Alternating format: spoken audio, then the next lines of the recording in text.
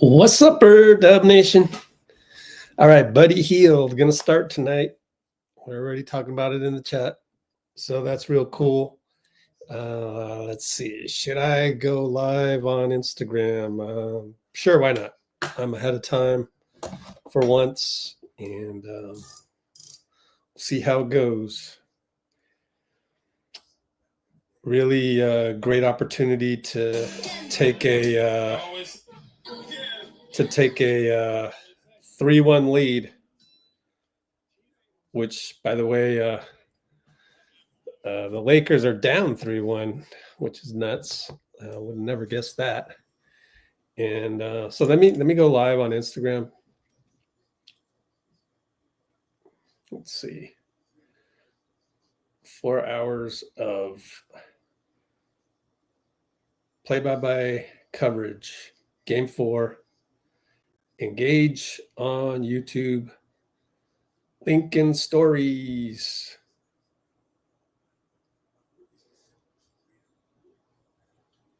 Update details. Oops. There we go.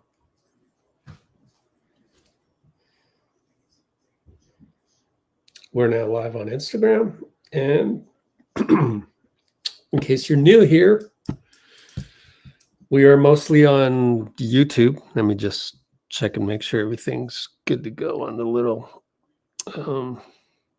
screen there. I'm a little cramped here with the desktop. I don't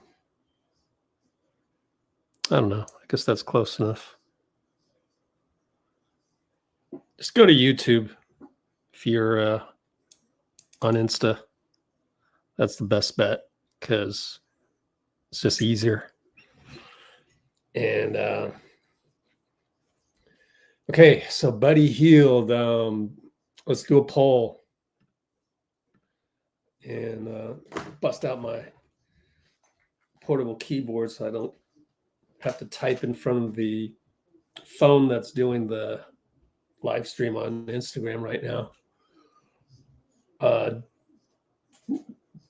Do you like the Buddy Hield move?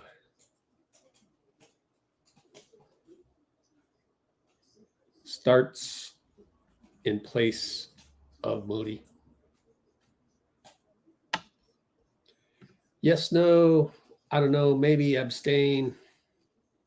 Start poll.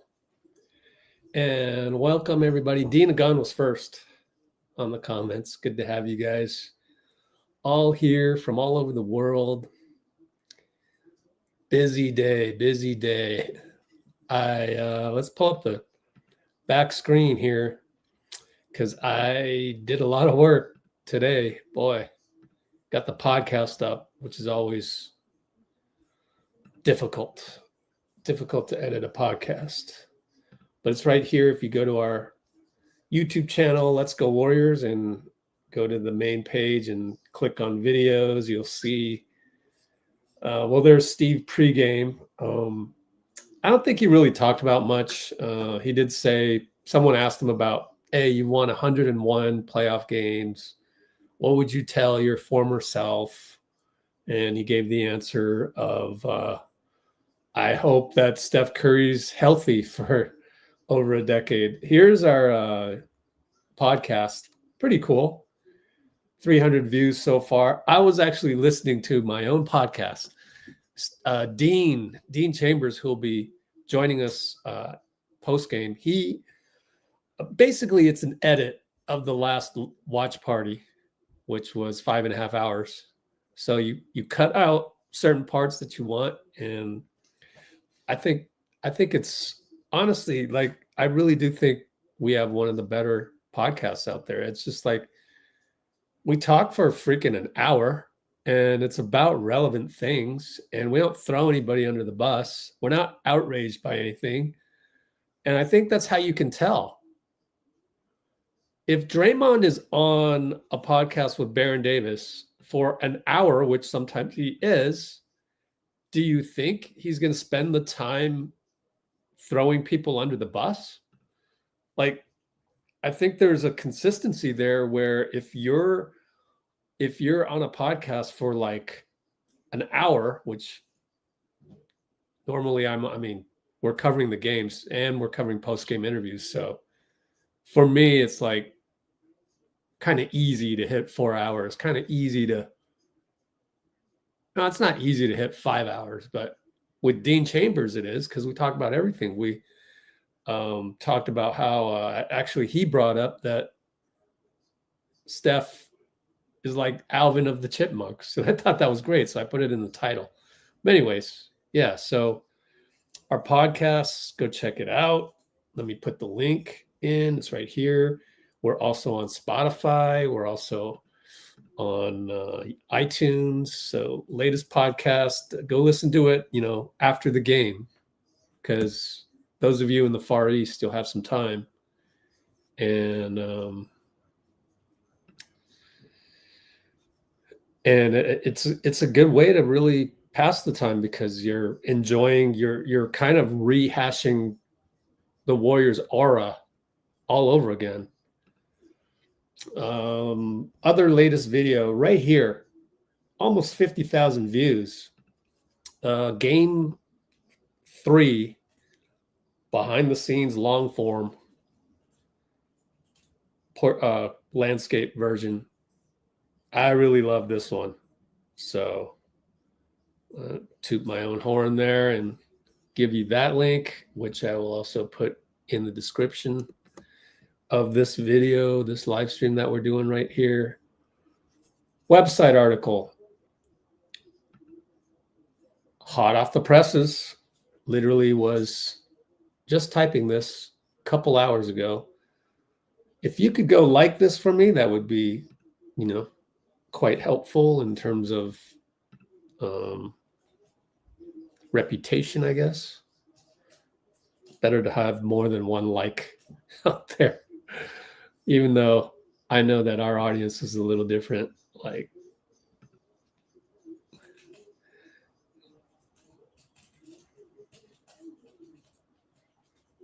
our audience is a little different in that we are not thirsting to leave a comment, which I commend you for not being addicted to that crap. But anyways, this is entitled The Wildness of Steph Curry Examined, which I've been talking about ever since pregame of the last game, right? So that's nothing new. The website is kind of the last place to put content on, because I think everybody else on YouTube should go and, subscribe to the channel and get the feed for our YouTube, and then consume all the videos on YouTube first. That's just the best way. Referees for tonight. I don't like this, but at least we're up 2-1. John Goble, I'm not a fan of. He's the lead ref, oddly enough, and it's not Bill Kennedy. So John Goble is mid and liable to give Draymond a technical, even if Dray does not stalk him. Even not requiring, even if it's not a stalking. Bill Kennedy, who he's a comedian up there on the reviews, but looks like he's been demoted. So he's been getting a little mid lately, although no chance of calling a tech on Dray, but he has been shoddy with the technicality of the calls. And has he been demoted? Strange that he would not be the lead official. Boy, I'm really digging into the weeds here, but these are important things. If you play your men's rec league, you want to know who's reffing any other night, right? Or as Jonathan would say, every other night, every night. Has he been demoted because Goble is the lead? And the last guy, Pat Fraher, actually the last guy's Trey Maddox. He's my buddy. But he's the alternate in case someone gets injured. Pat Fraher is mid. So this is a very, very mid referee crew, and I'm a little worried. The other problem is we're wearing our cursed San Francisco jerseys. Do you like the jerseys? I like the way that it looks. It's just bad luck to me. But who am I to say? Games are not determined usually by superstition. So luckily there's that.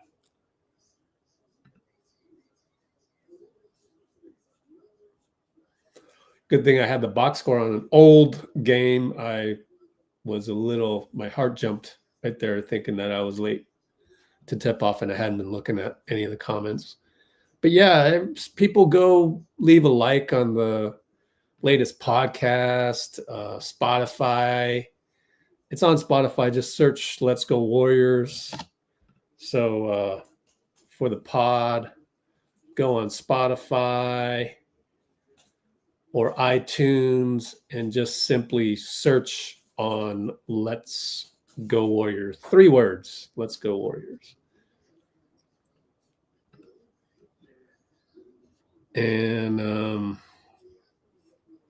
Cholo's going to watch and jinx us. I don't like Goble either. Facebook Filipino page. Right.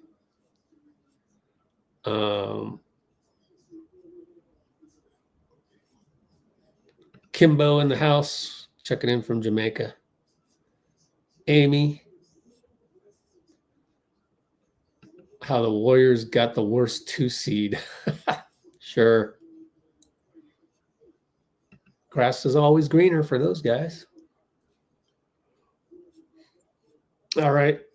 Hopefully we'll get some more Island boys on here, namely Bruce. We had a new one the other live stream, Mario Boyce, because I remember that because I literally edited the last live stream and it was a lot of work. Superman Ridge. Butt pad time. I would ask Steve, you know if Jimmy's going to wear a butt pad?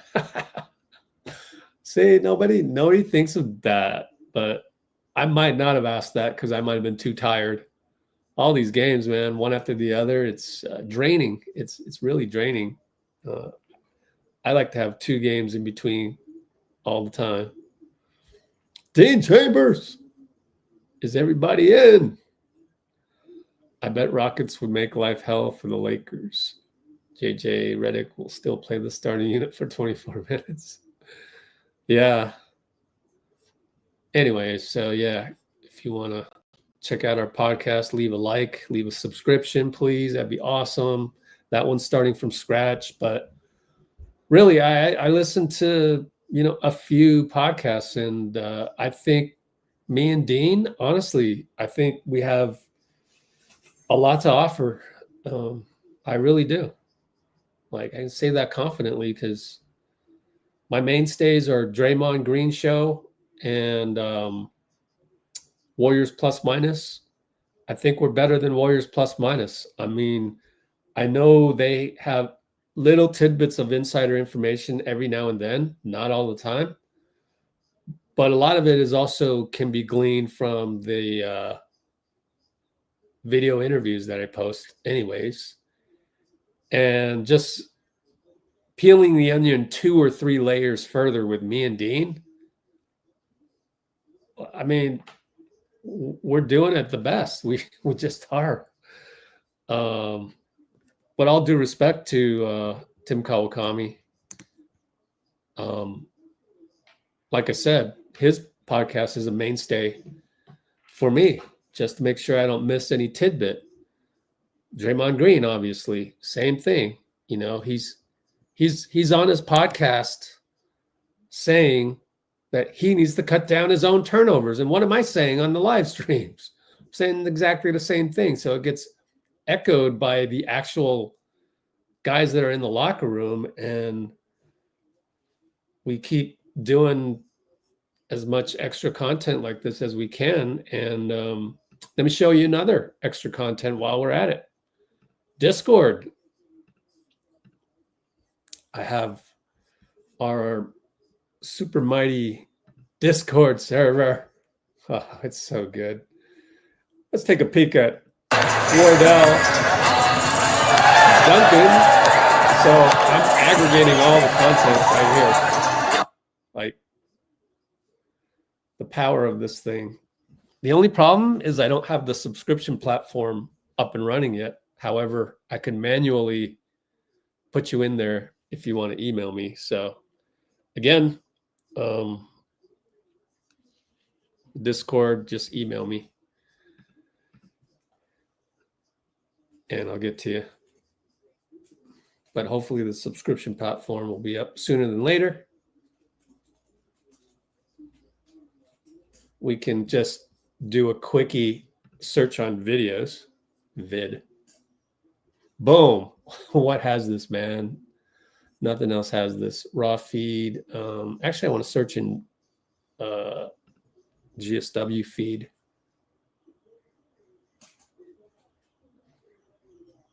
Boom. Let's look for videos. So there was the dunk. Here's Jimmy. Just a quick look. I don't want to. This is the cable channel, so it might be on TV, which will present a, broadcast rights issue. We got Jimmy back. He looks normal, and more Jimmy. Yeah.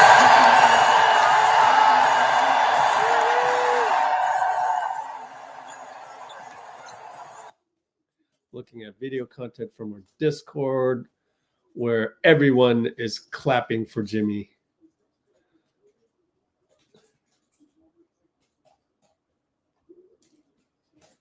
For access to our Discord server, which can be sorted by video. That's not possible anywhere else, man. Think about that for a second.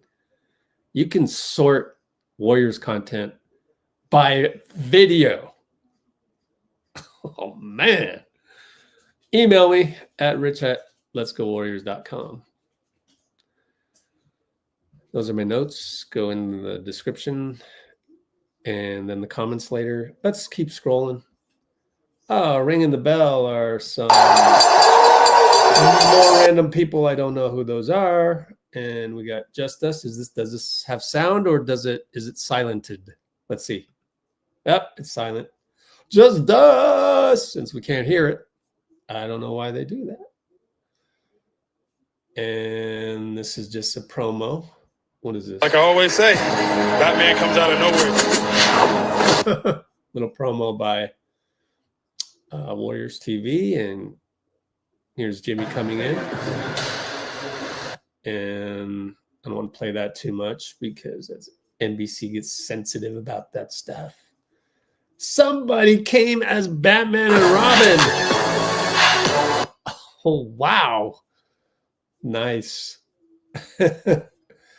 Now, did they get outraged?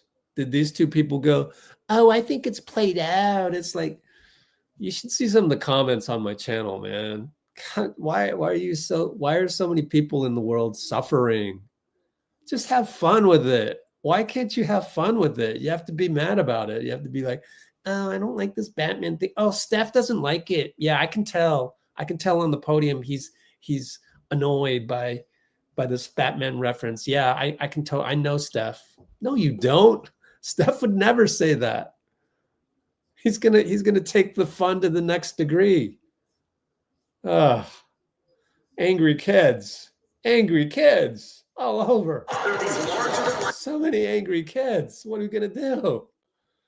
Well, the only thing you can do is ignore them and just stay high vibrational. As we approach tip-off, I want to remind you to stay high vibrational. Here we go. This is what we're doing until we tip off. Boom. Money. Take it away.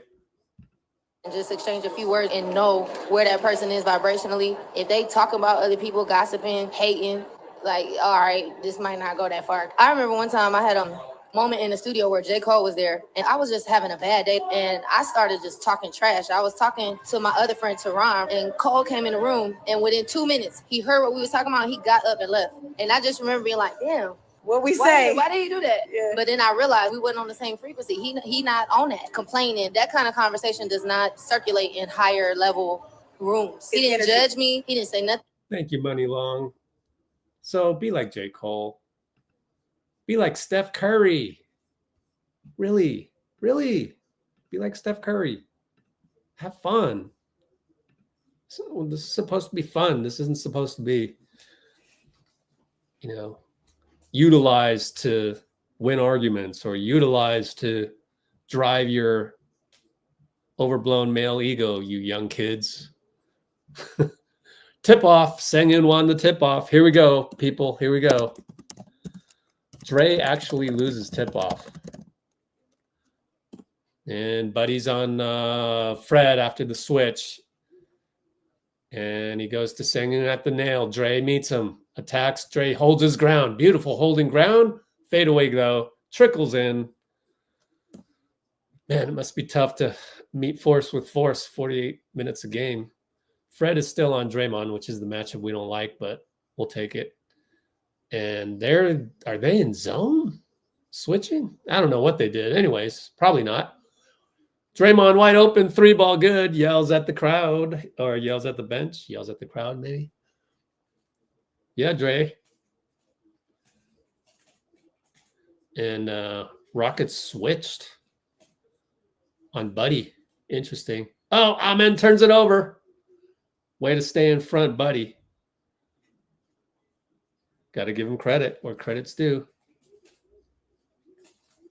Amen TOV. Pods up top.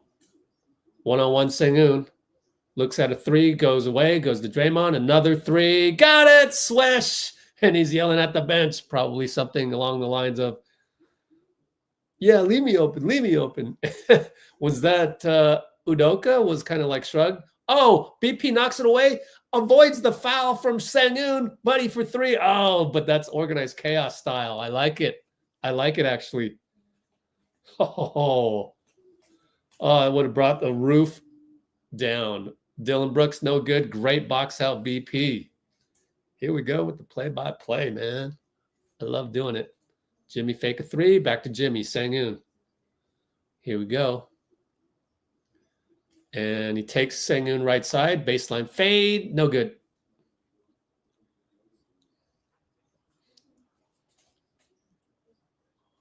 And here comes Fred. One-on-one Steph to the nail over to Sengun. And left side Jalen Green. Hand grenade. Missed the 3 over Buddy. Good job, Buddy.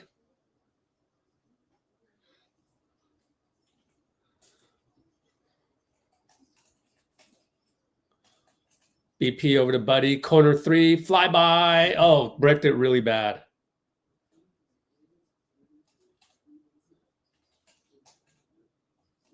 And here comes Fred. Fred to the elbow. Kicks it to Sengun. One-on-one Draymond. Not helping. It's one-on-one all the way. And Sengun misses it. Good physicality. They didn't call it. He wanted a foul. BP on the break. 3-ball corner. Good.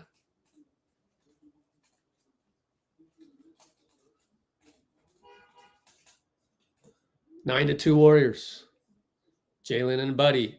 Buddy steals it. Buddy steals it. BP attacks. Misses a dunk. Foul. Jalen Green foul. Buddy Hield steals Jalen Green at the half-court line.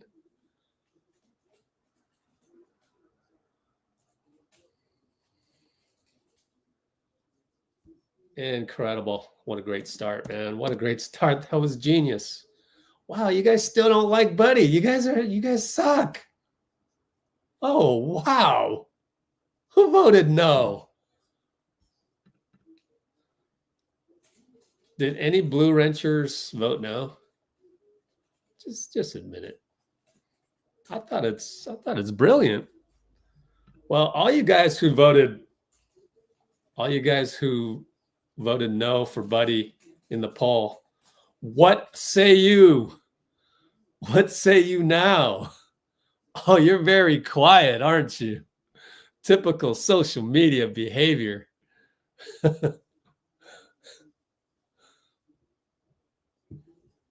Typical social media behavior. Moody's been slumping, and his point of attack, I heavily criticized last game. BP makes the first.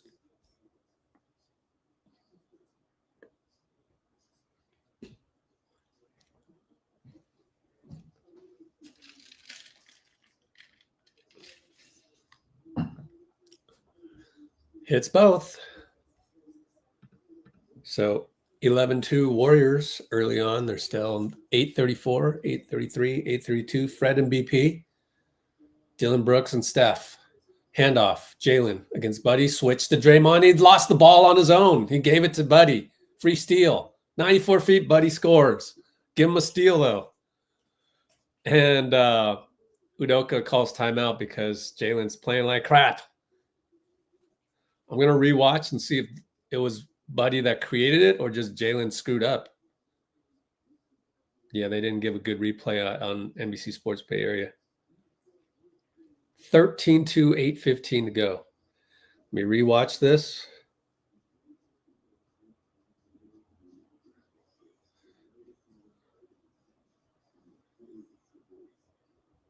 It went with an interesting set. I don't know. Oh, man. If it was Buddy, he sure fooled me. I really can't tell. Anybody? Anybody get it? Was it Draymond? It might have been Draymond. It was like when Draymond threw the pass to Klay and it disappeared on the screen. It's one of those. Like, I can't tell what happened on the screen. It's definitely not Buddy. I think it was Draymond. Draymond has a penchant for doing things that disappear on a TV screen. That's amazing. If he got that steal, if he picked it, wow. Did Dray pick Jalen? If so, it was like the pass to Klay that disappeared. Let me clip that for you. My fault. I just didn't think about it. We got some time as still in commercials.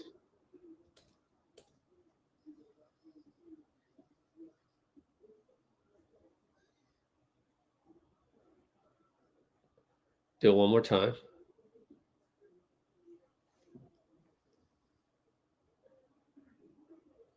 This is the fourth time I'm watching this.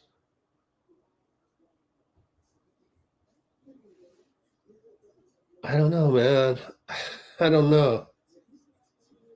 Who did they give the steal to? Send it over.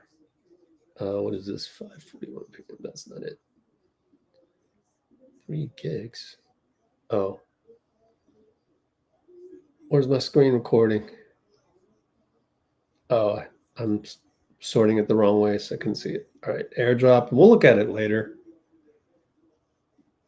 Anybody got the link for the pass to Klay Thompson 2 years ago or 1 year ago? No, 2 years ago, that maybe 3 years ago, that disappeared from the screen. That was weird. Why is Draymond always getting in those? Let's look at the play-by-play, see who got the steal. If it was Buddy steal. So I think Jalen just fumbled it. It would have been Reed Richards. We have Reed Richards on the team as well as Batman and Robin. Would have been a Reed Richards thing by Draymond.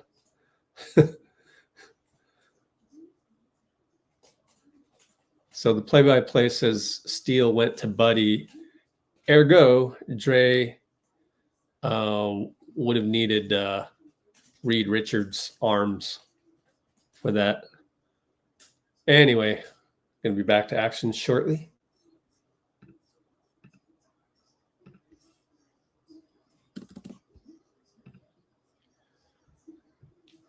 Dray spooked Jalen. Yeah, I know. Sengun and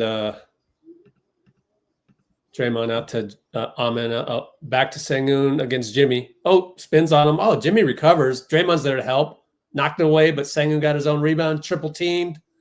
Dillon Brooks in the trees, if you will, and got his own rebound. And Draymond had to battle with Amen, so that made it a little tough. But good job by Jimmy and Draymond to stop Sengun the first time.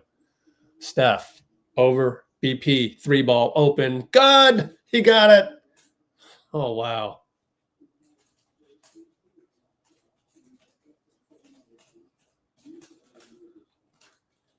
Amen inside. Got the lane. Missed it. Jump hook. Just missed it. 16-4 Warriors. Fred is stuck on Draymond. Draymond nearly elbowed him. Luckily, they didn't call it. BP feeling it. Shanked it. You got a heat check. Oh, well. And Dillon gets in the lane against Buddy. Scores. Banker. Needed that one. Steph right side. Jalen. BP. Held by Sengun. Ooh, that's 2 fouls on Sengun, I believe. And he had his arm out. Nearly poked Steph. And he apologized to Steph. Good on him to at least do that. And that's only 1 foul? I thought it was 2. Oh, well. So BP went to set a screen. Sengun did what you're supposed to do, which is apply physicality. But it was a little too much. And I agree with the call. I mean, just subjectively, like, that's a little bit too much, even in a physical game. Draymond misses a 3-corner. Bit of a heat check as well. Amen, 94 feet. And 1 over Buddy. So maybe you rode the Buddy wagon a little to its end by now, I think. But we'll see what they script.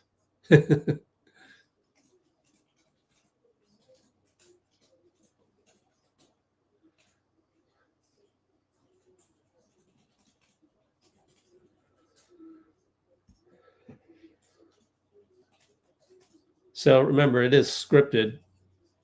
So, but in the playoffs, you can go away from your script. Oh, we got GP2. So, yeah, GP2 in. He'd subbed in anyways. So he's in. And suddenly 16-9. Jimmy out. Gingerly sat down there. Steph, crowded by Amen, dribbling around for days. Doesn't fire the hero ball. That's important. I'm glad he didn't. And BP will try the grenade and missed it.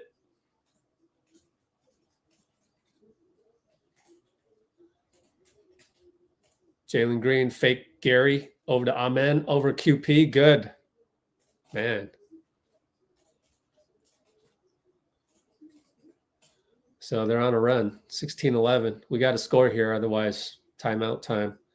Sengun crowds QP and he throws it away and it's a hold. And Houston bench is pissed at John Goble. So John Goble gave us a call.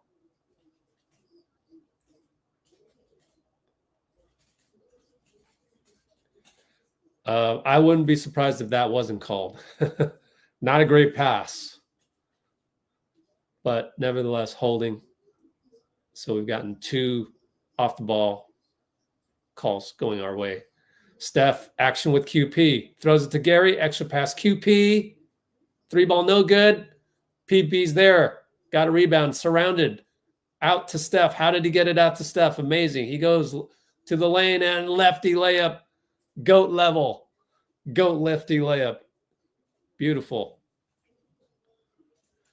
And Jalen tries to go 94 feet on QP. He's fouled. Probably Gary reaching in as Goble pointed at Gary.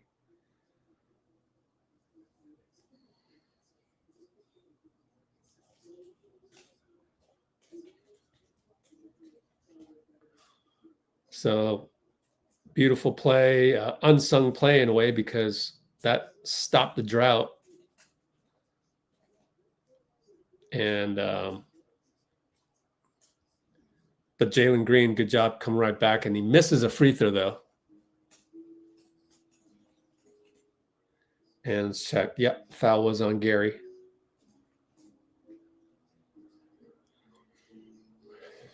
So now they got Van Vliet on Steph.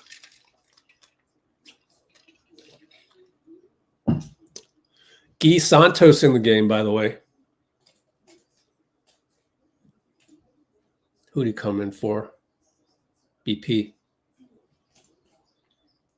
Interesting. Steph fakes a hero ball 3 over to Guy. Kick it one more time. Another. Down low, Draymond. Draymond Dillon's going to have to finish. No, he finds QP. Adams swats. Draymond. Grenade. Guy gets it. I think Steven held his arm, but Steven knocked it out of bounds anyway. So Guy saving the day yet again. Great job, Guy.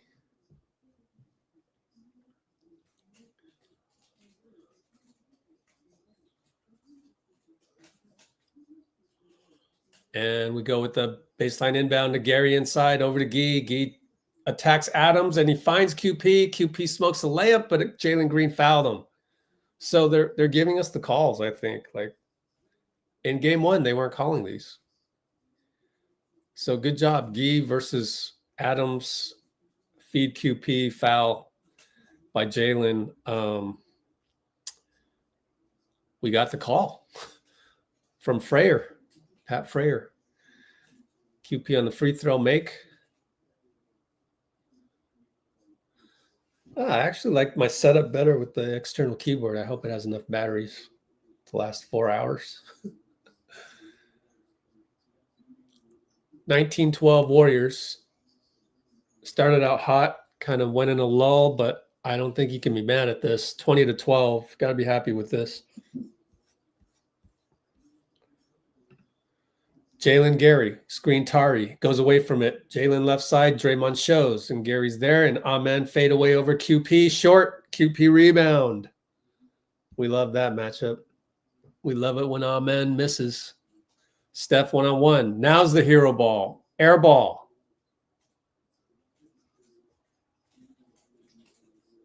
Wow. So you gotta choose your spots. Oh well. Missed it. He'd passed up 2 hero balls already. Passed up 2 daggers. Jalen gets 2 screens. Pulls up for 3 in rhythm over QP. 2 screens. Wow. 20-15. So that's the modern NBA for you. No lead is safe. Timeout, Steve.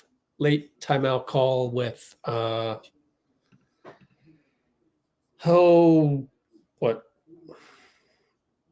on the clock, 15 on the clock. Q1353.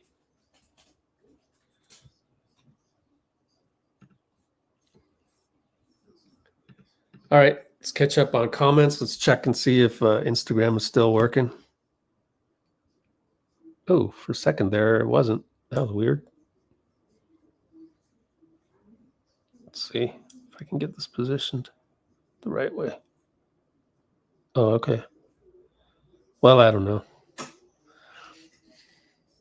Let's do this. Can you see me now?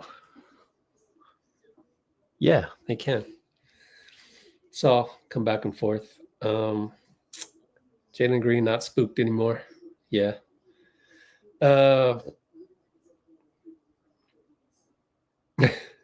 Curry drives in the paint, no call. Jalen drives in the paint, no instant call. Let's look at more comments. The yeses have taken over on the do you like the Buddy Hield move? I should probably close that. I'll take 4 more votes to get to 50. Call it a day there. Stay away from any of those. Dinagon stays away from something, and let me guess. Oh, it's Facebook. Let's go, Warriors.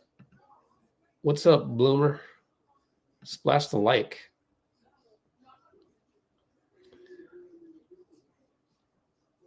Dean Chambers with some wisdom. Didn't expect them to roll over. Well said.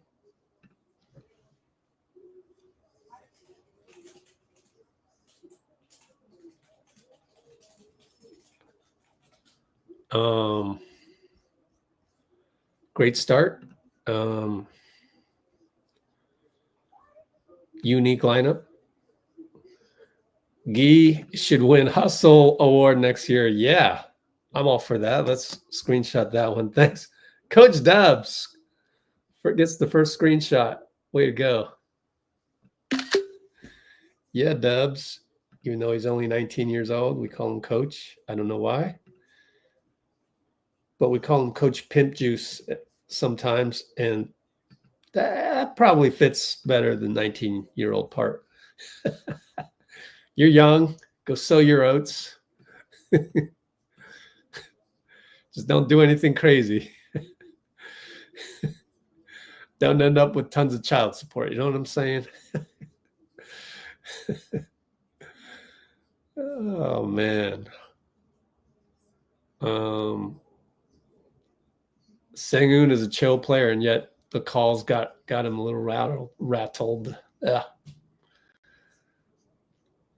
Oh, Dubs had some trash talking days, like a year ago, 2 years ago. We're due for a Pods game. Well, he had a great game, game one. Don't forget that. And then he was sick. So YouTube Shorts, Dean.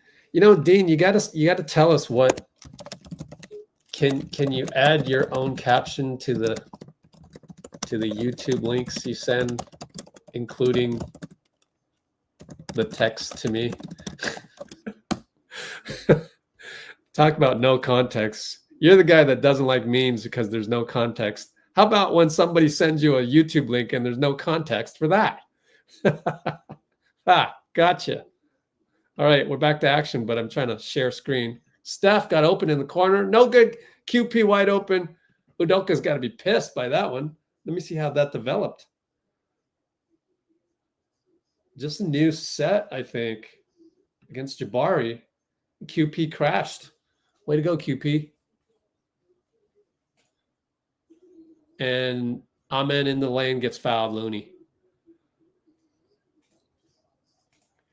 New pin down set with, was that Jimmy's in the game? I thought Buddy was in there doing the pin down. Maybe it was Looney. Yeah, it was Looney. And we totally fooled Jabari. Interesting. I wonder if there's just genius behind that. Did we pick on Jabari? Wow. Steph Flair, open versus Jabari. Interesting. Did we strategize? Did we play? Let's call it. Did we play chess with Jabari? Anyways, miss, then QP crash, put back. All right. Dillon Brooks on the line, by the way. 22-16 now. Made one of two then. Here comes Steph, calls out a play. Yeah, Buddy's out there.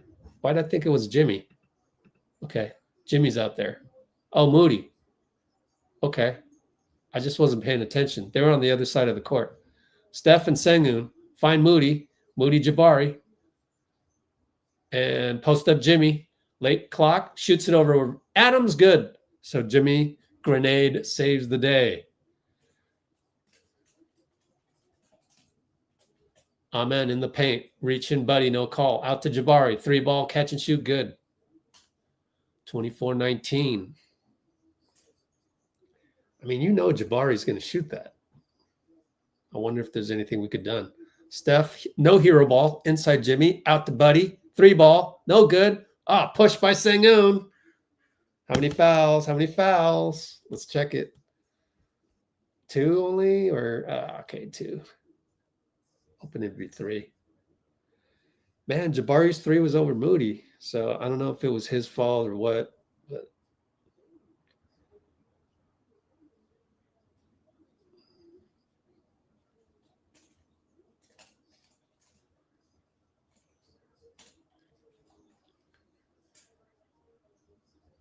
Jimmy hits a line drive free throw, as we've grown to love.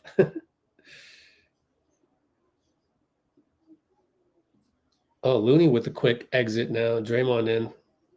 So Looney with a quick stint. Steph is out.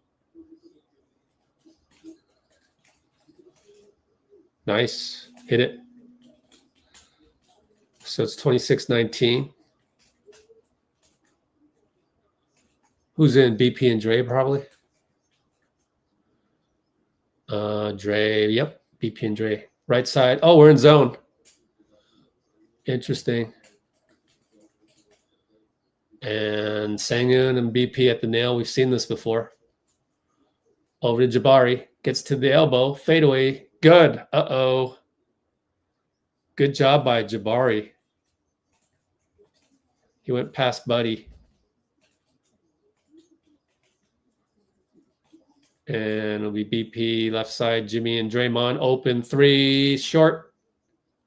26-21 only.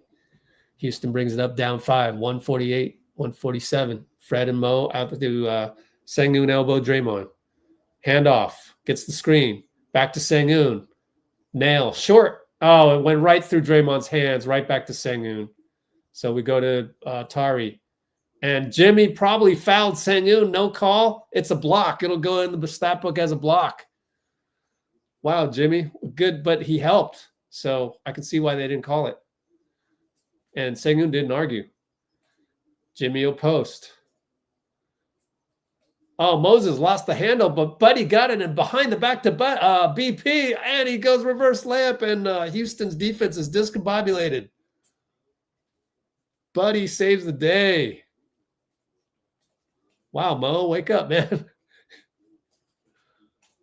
Fred from 3, hero ball, good. Oh well, under a minute. That was kind of fun, honestly. Jimmy on the roll, dribbles pass, gets Moody, corner 3, no good. Man, that had some hang time on that shot by Moody. Fred up top, probably wants a 2-for-1, 34 seconds. Fakes a 3 on Buddy. Buddy, good job. Looking for the handoff. Oh, yeah, Sengun, third foul. He pushed off on Buddy on the DHO. Oh, yes. Great defense by Buddy. Just hustling, staying active. Huge play. Credit Buddy. Huge, huge. 3 fouls. Love it. Buddy saving the day. What was that? Buddy Santos? What happened, man? They had a Freaky Friday. What's up with that? BP and Fred gets a screen from Jimmy. BP Dillon. Physicality. Throws it to Draymond, and Draymond throws it away, but it's BP's fault. 94 feet. Amen dunk. 10 seconds. So bad pass by BP. But then he threw it to the other team. He'll get the turnover, but it wasn't his fault. BP, physicality by Fred. Into the lane. Blocked by Tari. 2 straight bad plays by BP. Buzzer sounds. Steve doesn't show any motion on that. It's only 28-26. So Houston salvaged it. Tip your hat. It's an ugly one, but oh well. We weren't going to pitch a shutout, you know. So we played good. We played bad. So what do you guys think? What do we need to play better? You know, I don't even really know myself. Let me check the play-by-play. Let me do this so people on Instagram will feel like I'm giving them some attention. Which I am. I mean, let's see. We're up 13-2. Then it became 16-11. Amen going 94 feet a couple times. Can't complain. I mean, that's +5. And then we got Steph made that GOAT level filay lefty lay when we needed it. Stopped a drought, which was a 9-3 run on their part. Yeah, Amen is doing some things. Imagine if he made all of his jumpers in the half court. Sheesh. He's just running the floor like mad. It's 20-15 after timeout. After Jalen Green hit a three with the two screens. Out of the ATO, we had a new pin down set. QP crashed and got the putback. Jimmy hit a grenade, so we're back up by 8. Jabari got hot again.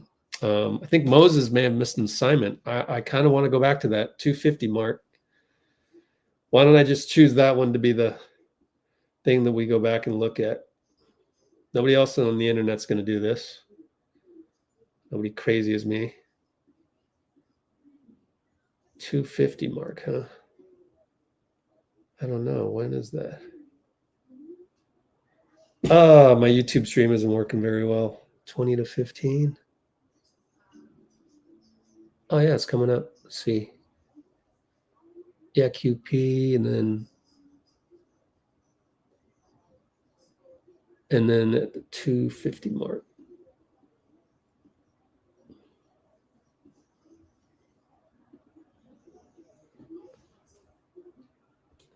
All right, let's see if I can catch this one for you and see where the breakdown was, because you don't want Jabari to start getting going.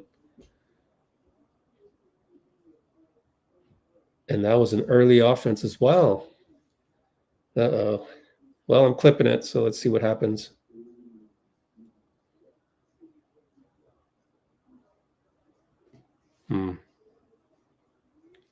Just forgot. And you could see Jerry Stackhouse kind of upset by that. Like, Moses thought there was a loose ball or something. He just lost track. And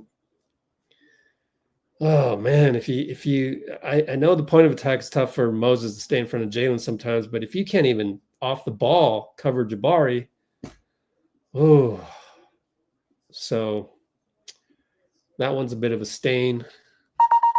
I won't have time to show it, but just mark my words on that one. So bad news to report on that one.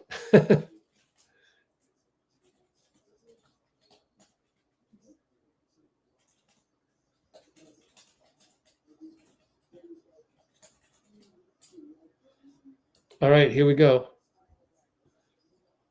Jimmy. QP open. Steph set the pick. He hit it. ATO. We got some new sets, man. This is crazy. I love it. This is basketball at its finest.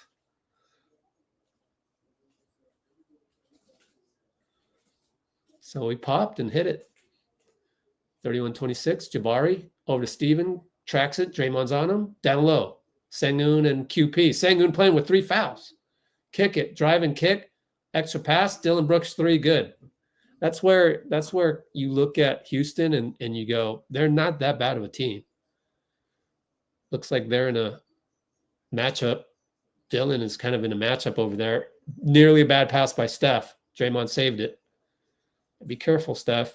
Jimmy over to QP. Late shot clock. Him and Dillon over to Draymond. Running out of clock. Buddy's going to have to create. He does. He gets in the lane. Lefty layup. No good. Oh, well. And Fred brings it up.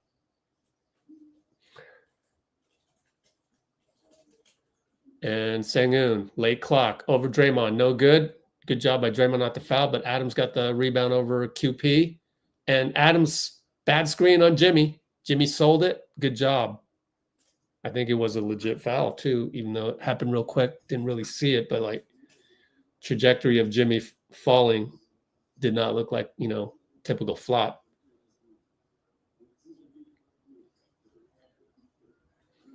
Oh, he sold it. Didn't look as bad on the super slow-mo. That's an unsung play, too. Oh, what a find by Buddy. Found QP across court, but he's on Dillon. Dillon hounds him. Over to Buddy cross court again. Buddy and Fred over to QP. QP, hand grenade, air ball, fadeaway, so nobody could get open. So that one looked super ugly.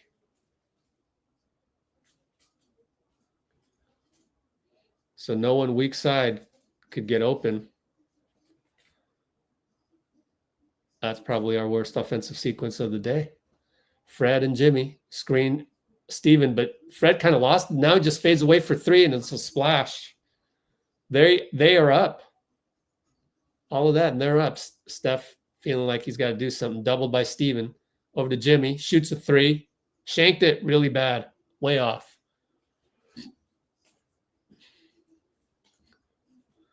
And now Fred left side. Buddy tracks. Draymond's there to help.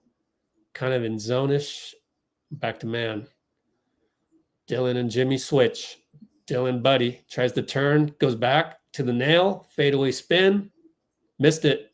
Steven Adams. Draymond knocks it out. Buddy wasn't there. Dillon fouled on the bump. Shooting foul. So Dillon Brooks showing me he can still play basketball instead of football. I'm glad to see it, though. Those were some skillful plays. I'll give it to him. He'll go to the line. He's been active, so...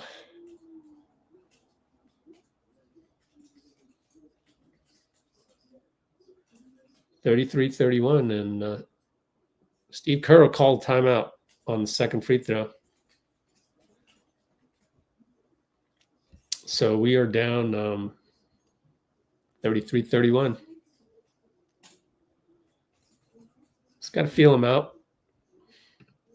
Just got to feel him out. I forgot to show you the box score. My bad.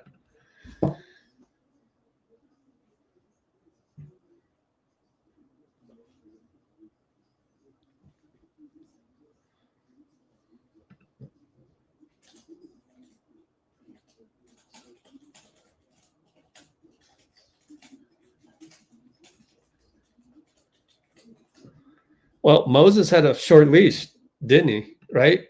Interestingly enough. Put Buddy back right in there.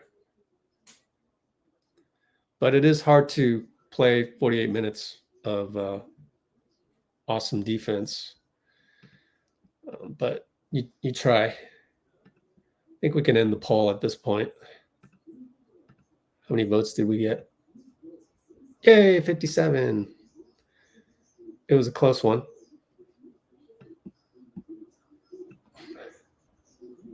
Well, they're all must-wins. Tyrese, they're all must-wins at this point. Let's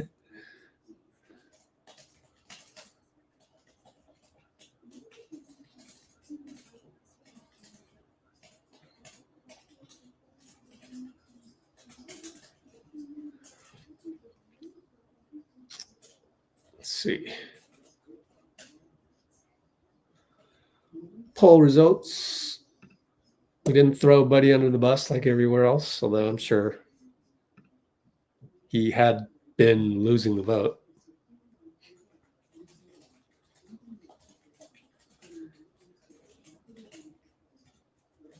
Then we got more positive people to vote, I guess.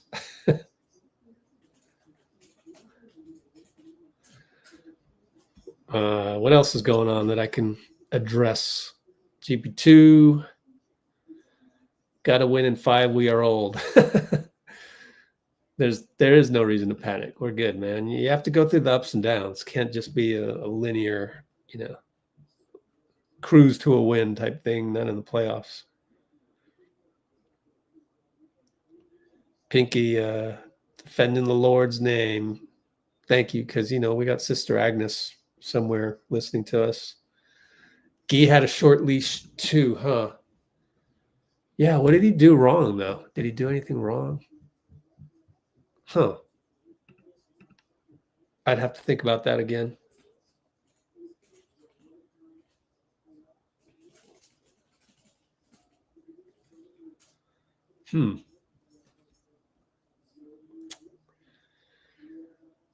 I think Rockets offense is much better. Like they're hitting some shots. Fred, and then now Dillon Brooks, right? So that's been the pattern for today.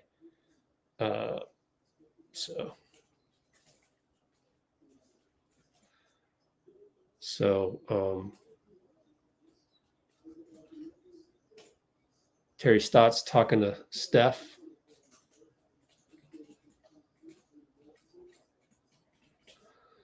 So Jabari, then Fred, then Dillon.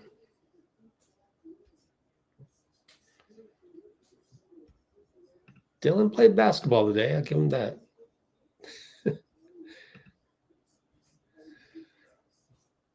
We're going with the Buddy Quinton lineup. Remember, that was effective the other night. Although I can't remember who else was in there. Maybe BP. Yeah, it's BP. So we're going away from BP, going with Buddy, seems like, with the QP lineup. And we go to Buddy, back up top, Draymond. They're in zone. Dillon Brooks, 3-2 zone.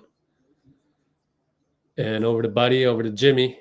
Over to QP, up. Jabari screwed up. QP airballs it. Oh, no.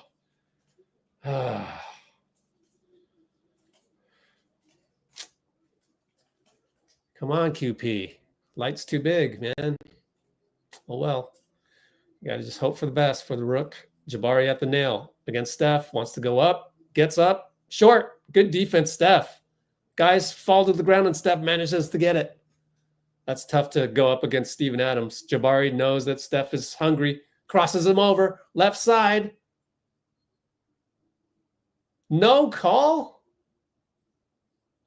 Oh, I think Steph heard the whistle and he thought it was a call for him. Pat Fraher points the other way. Horrendous no call. Horrendous. And Steph yells at the ref.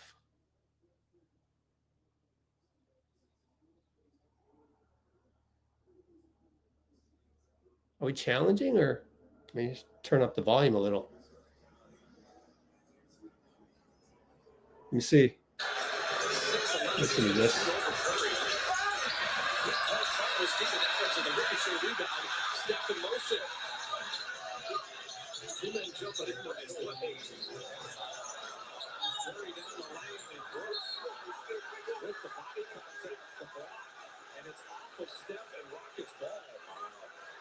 Dillon Brooks was ready to help. Going after Barney Smith. Steph. Yep, he's challenging it. It's a challenge. Come on, Pat Fraher. Oh, man, I told you. Got the middest of mids. Golly, how can you be so blind? You think Steven Adams is there's it's freaking bowling pins out there, man. How is that not a foul? You got bowling pin reactions. You don't, like, if you didn't touch Steph, how did Steph bounce off of him onto the baseline? Literally physically impossible. Hey, Adam, you need to enroll your refs into physics for poets classes.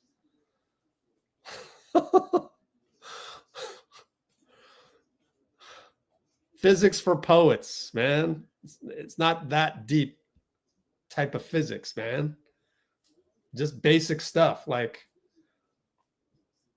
an object goes this way and another object goes that way. If object A flies at that trajectory, that is a foul. Wow. Like, the guy never played billiards.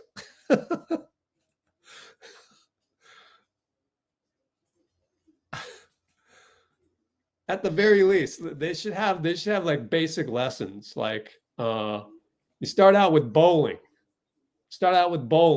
Let's start from the beginning, Pat. You know, I got to come up with a deck. Tell my NBA agents I'm coming up with a deck, because that's the whole thing. Deck. You got to get a deck. We used to call it a PowerPoint, but now it's a deck. You get a deck. Let me present my presentation to Adam Silver. My deck will include a training program for every referee. It starts out with bowling to understand the very, very, very basics of physics. Then you mature and you go to billiards. And then after that, you take physics for poets, where my physics in engineering at Cal was like this thick of a book. Physics for poets it's like a handbook. You guys can handle that, right? You can handle the handbook. So what's the call anyways? Yeah, Dillon Brooks hammered. I thought it was Adam. I mean, I thought it was Steven Adams, but jeez. Oh, sorry. Is G's a bad word? I mean, golly, man, golly. That's ridiculous.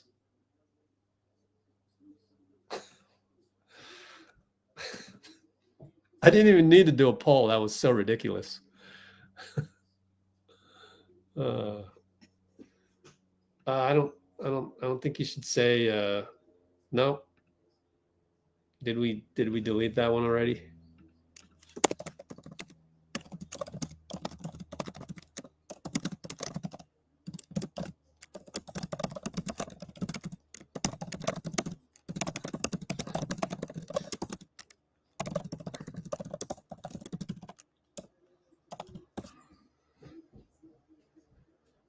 You guys can get rid of Matt Mills if you need to. And don't call people stoned. That's rude. They turn it over. Draymond with a DPOY steal. I looked up and it was a steal. QP inside out. Moses attacks against Steven Adams. Can't finish.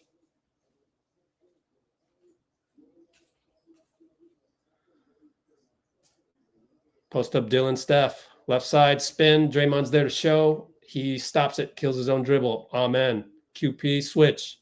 Amen and Steph, left side. Grenade time, 4-3. Attacks the paint. Draymond's there. He's stuck. Over to Jalen Green, has to shoot it, missed it. Good defense, Steph. Two guys converge. One of them, Steven Adams. So he escapes and he pulls up from three. No good. Out of bounds on Jabari. Good job by Pods. Houston bench wants a push on Pods. Didn't get it.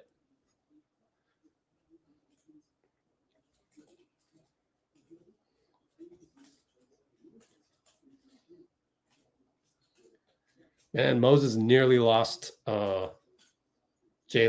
QP pick and pop on the sideline inbounds, and he looks at the sky as if finally up by 2 we are. What a game. Tight one. And amen. In the paint, Steph has to go on him and go to Dillon, and he attacks and he scores. Pull up at the free throw line. That's the more respectable Dillon I prefer to watch, not the football player. Steph splits it. Foul by Amen as he tackled him with the and then there's an altercation between QP, Dillon Brooks, Draymond. I will replay it to see what I can get, but I don't know. And they finally, Steph and Dillon Brooks are face to face. Although you know nothing's going to happen there, but still, Chris Weems comes over. So Dillon Brooks with a heavy foul on Steph. Yeah, it must have been it. And then all I can see is the feet. The feet of Draymond and Dillon came together. They're going to replay this. Let me see. Do they run the replay some more? Oh, Dillon went after Steph's ball, and Draymond just said, no. Shook his head and said, no, you don't do that. So all kinds of weird stuff happening there. So hard foul on Steph, pick and roll with Dray. They're going to have to review this.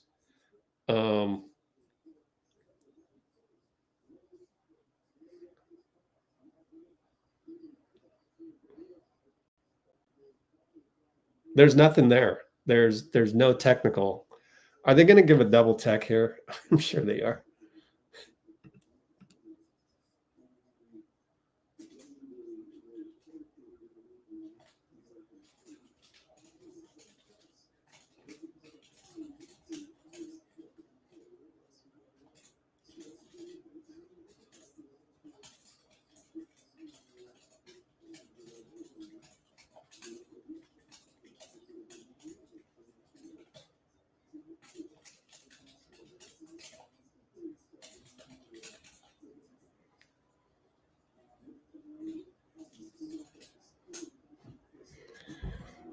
Matt Mills, you can unsub anytime you want. I don't really care if you're a subscriber or not. And actually, YouTube doesn't care either. But right here, again, I'm going to have to play this for you. What happens is when you're high vibrational, most likely, those people are going to bring you down. You're not going to be able to bring them up.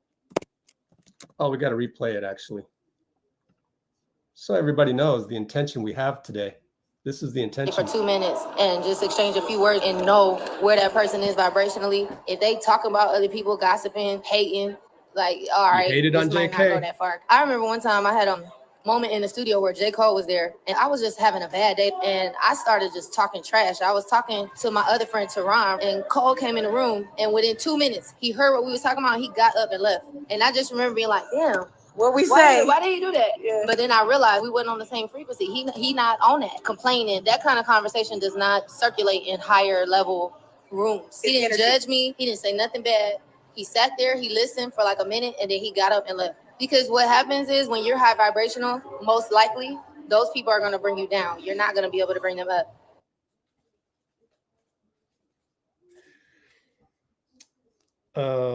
So just try to keep high vibrational, because would Steph have described Jonathan that way? No. Let's exude Steph.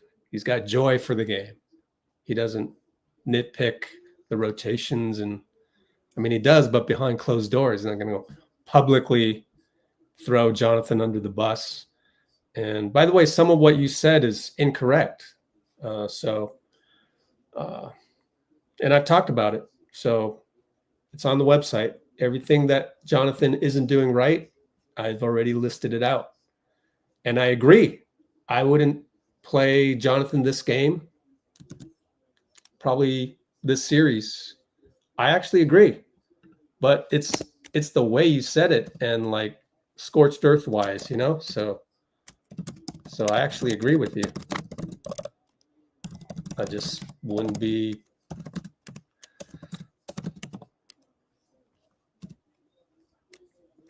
talking the way you did.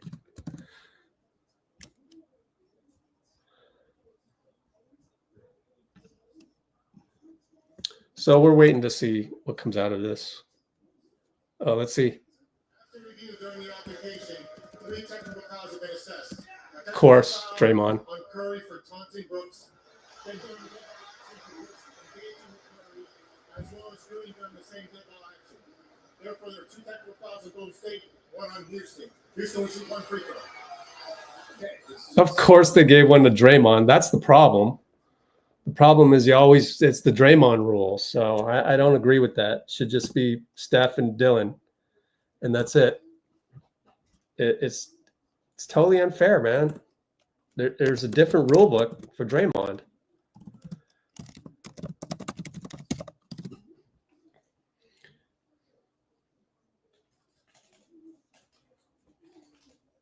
So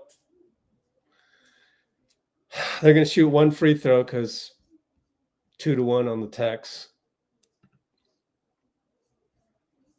Well, Dillon Brooks, you let Dillon Brooks, this is how I would explain it. I would go to John Goble and I would say, you let Dillon Brooks, who hard fouled me, you let him get away with this because that's what he wanted. He wanted a tech on me and Draymond. Don't you think that's what he wanted? I would explain it that way. And I'd say, John, you fell for that. You fell for Dillon Brooks.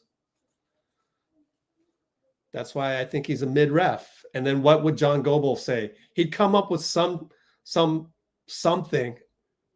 out of his derriere, and he'd come up with something to explain it all. Jalen Green misses the free throw. Ball don't lie. You fell for Dillon Brooks's tricks, man. That's just.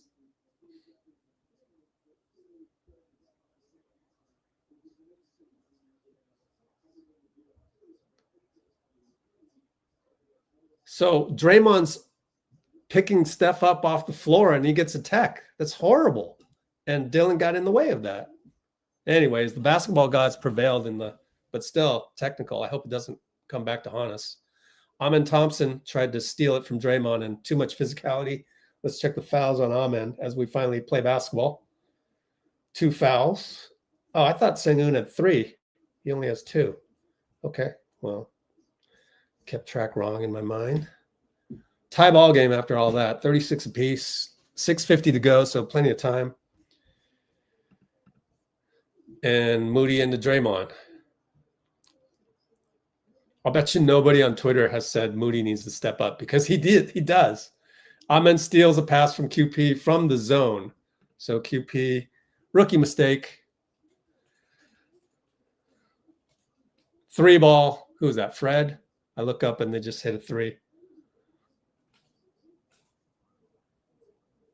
I'll rewatch it. Oh, maybe it was Dillon. Now another bad pass. But BP saved it from Jimmy. Wow. Jimmy, bad pass?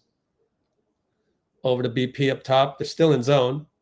Jimmy inside QP. Jump hook. Good. Oh, it fell. Didn't have the trajectory. Yeah, that was Fred with the 3.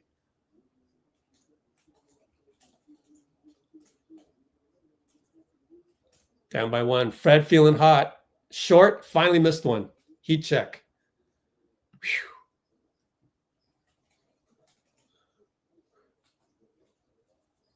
We work it around. QP finds Moody. Moody hits. There you go. So he stepped up. Finally hit one.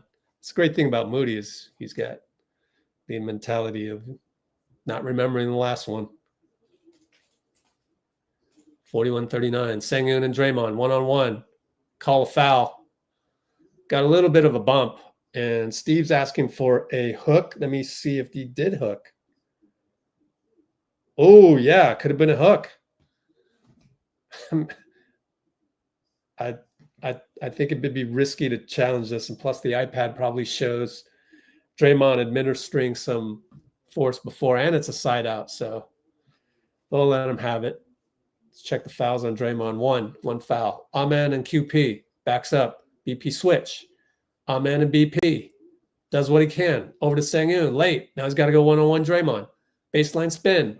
Push shot. Good. It's tough to stop that. Really tough. 41 apiece. Guess we're up by 2.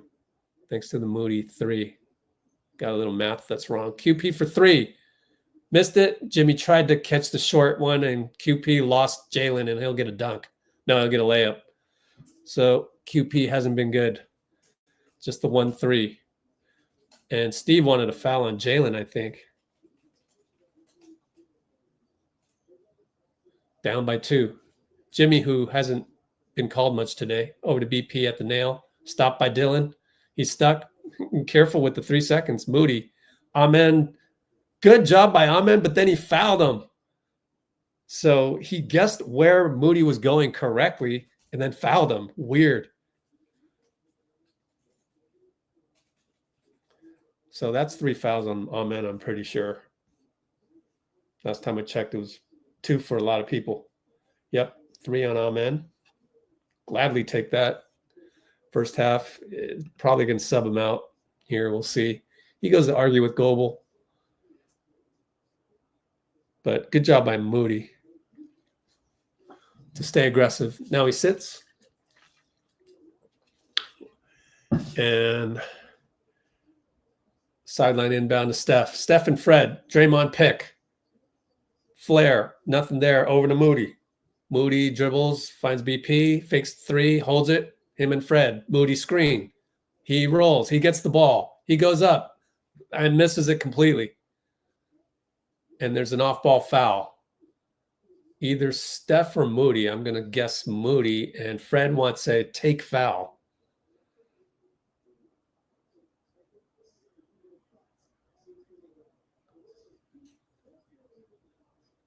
I didn't see anything on the replay, so I don't know why they stopped the fast break, but thanks, Bill Kennedy. Whatevs. BP was late on the pass on the roll, though.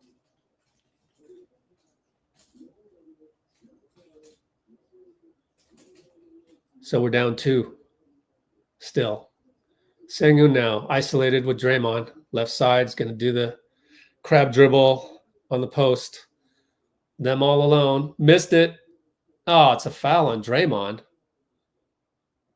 Wow, I didn't see it. Draymond knows not to argue because he's already got a tech. Wow. Maybe it's iPad time. I didn't see anything. What? Ghost foul on Draymond. We're not going to challenge. They're having Steve and Draymond are talking to Bill Kennedy. So did he even make the call? Yeah, he did. Wow.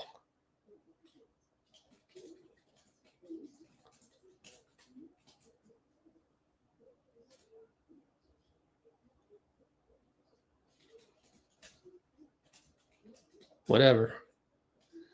Well, he made the first and second one is good. So 45-41. Well, Houston wasn't going to lay down. They're the one that needs to win this one. Steph up top, Fred. Gets into three people, lefty layup, beautiful. There's not a lot of guys that can do that. Another goat filay versus three guys. Sengun in the paint, shoots it, missed it. Gary rebound. Down by 2. Steph brings it up. Screen Draymond. Sidestep 3. Flyby. His foot's on the line. It's a splash. I don't know if they counted it. They gave 3. I thought a foot was on the line, but we'll see.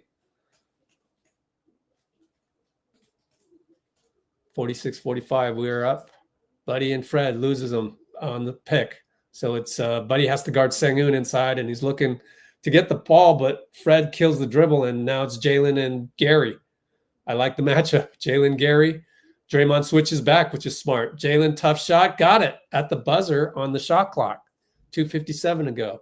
94 feet later, Buddy against Dillon. Over to BP, fakes the 3, gets in the paint, kick it back out. Draymond looks at a 3, doesn't shoot it, looking for somebody. Tari overplays him and steals it. And there's going to be another foul on Draymond. And then there's more grabbing, and I hope there's no double T would be disastrous for Draymond. And Draymond's going to argue to John Goble to say, what is Tari Eason doing? Yep. I don't know what Tari Eason's doing there. But they'll find a way. They'll find a way to blame Draymond on this.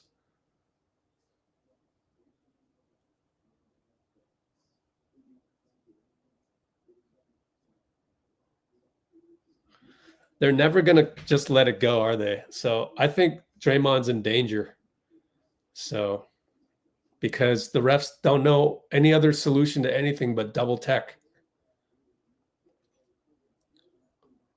So that's the problem, is they don't know any other solution than a double tech, even though when there's literally nothing. They could just call a foul. I guess they did call a foul.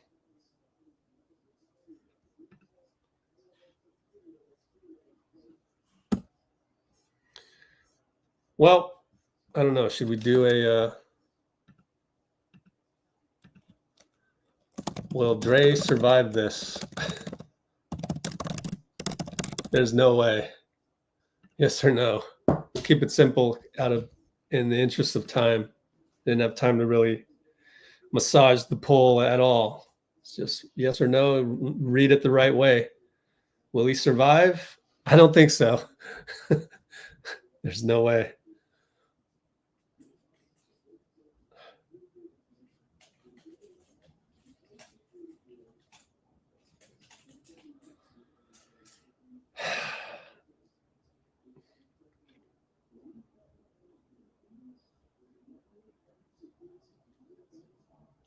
It's going to be a double tech.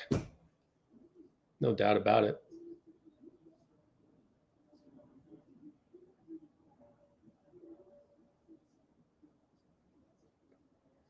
So we got a long break here.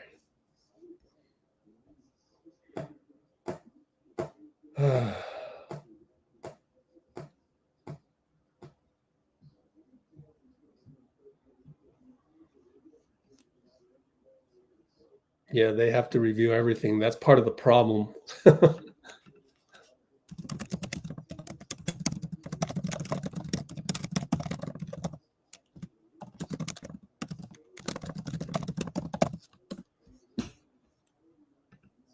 The only way that I think the only way Dray would have survived this is if Scott Foster was reffing.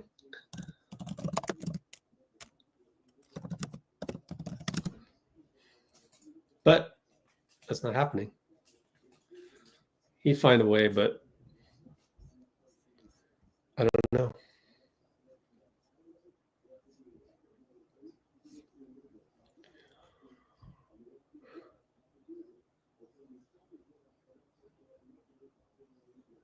I think the part where he grabbed the jersey was the part that, first of all, don't get it stolen. So it got stolen. So if I'm Steve, I'm starting to think, okay, who do I put in instead for Draymond? It's just, they got Dray, and Dray needs to be better, but this is Draymond's. This is exactly the same reaction we have when Steph throws the ball to the other team. Don't forget that. So in case you want to go ballistic on Draymond, like, don't go ballistic on Draymond the way the one guy did on JK if he's ejected. So this is no different. Here we go. And uses left leg and pushes Easton space into the ground with force. This contact is deemed unnecessary. A flagrant foul penalty 1 has been assessed on Draymond Green. After the flagrant foul, Easton's push to Green has been assessed for technical foul. Therefore, we shoot the technical foul first, and Easton will shoot 2 for the flagrant foul penalty 1. Wow, he found a way out of it. He found a way out of it. John Goble. Okay. John Goble just earned a point. But anyways, this is no different than being mad at Steph for throwing the ball to the other team. So, yeah, John Goble. Okay, I tip my hat. Goble found a way to not eject Draymond, which was a flagrant foul 1 on the initial hit. And yeah, Arbel says Slater feels the same way as I do.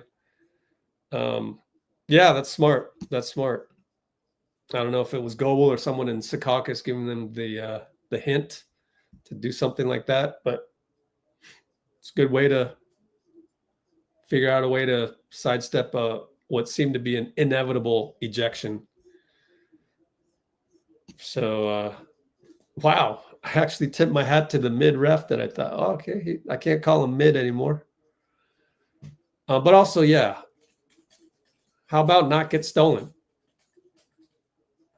So technical on Tari, score the tech by Steph, but they will get 2 shots in the ball back. And we subbed out Draymond. Looney's in there.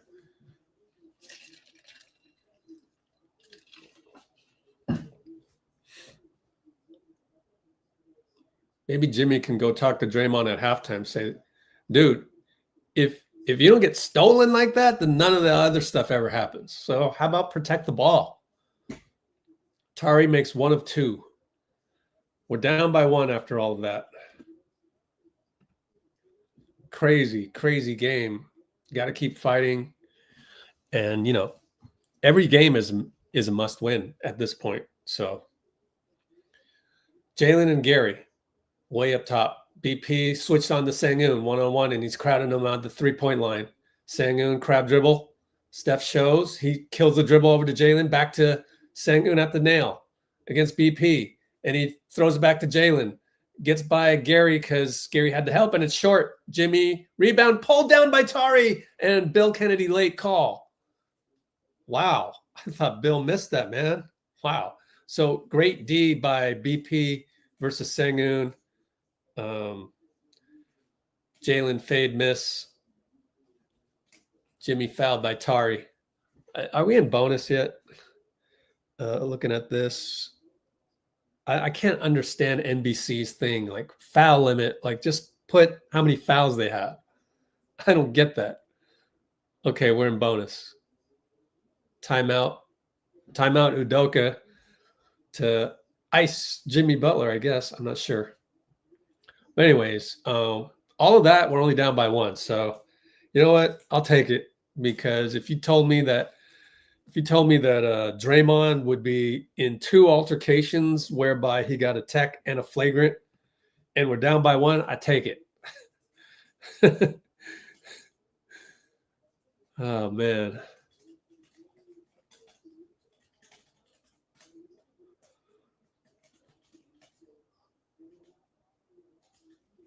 Now, how do we adjust to this? This is a 90s basketball game, so it's tough to really dissect. Well, we're getting open shots. QP's missed a bunch. 2 for 5. That's not a bunch. Still 40%. Feels like the 3 misses were all like air balls or something, but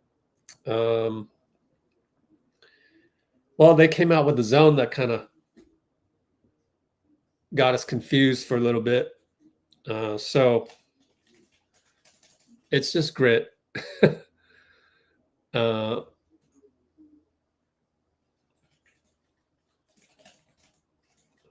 How's Moody doing? Moody is 1 for 5. Yeah. I mean, you can make the argument that maybe Jonathan Kuminga would be helpful here, right? I don't know. It seems a little stagnant. So I don't know. Let's put a poll in there.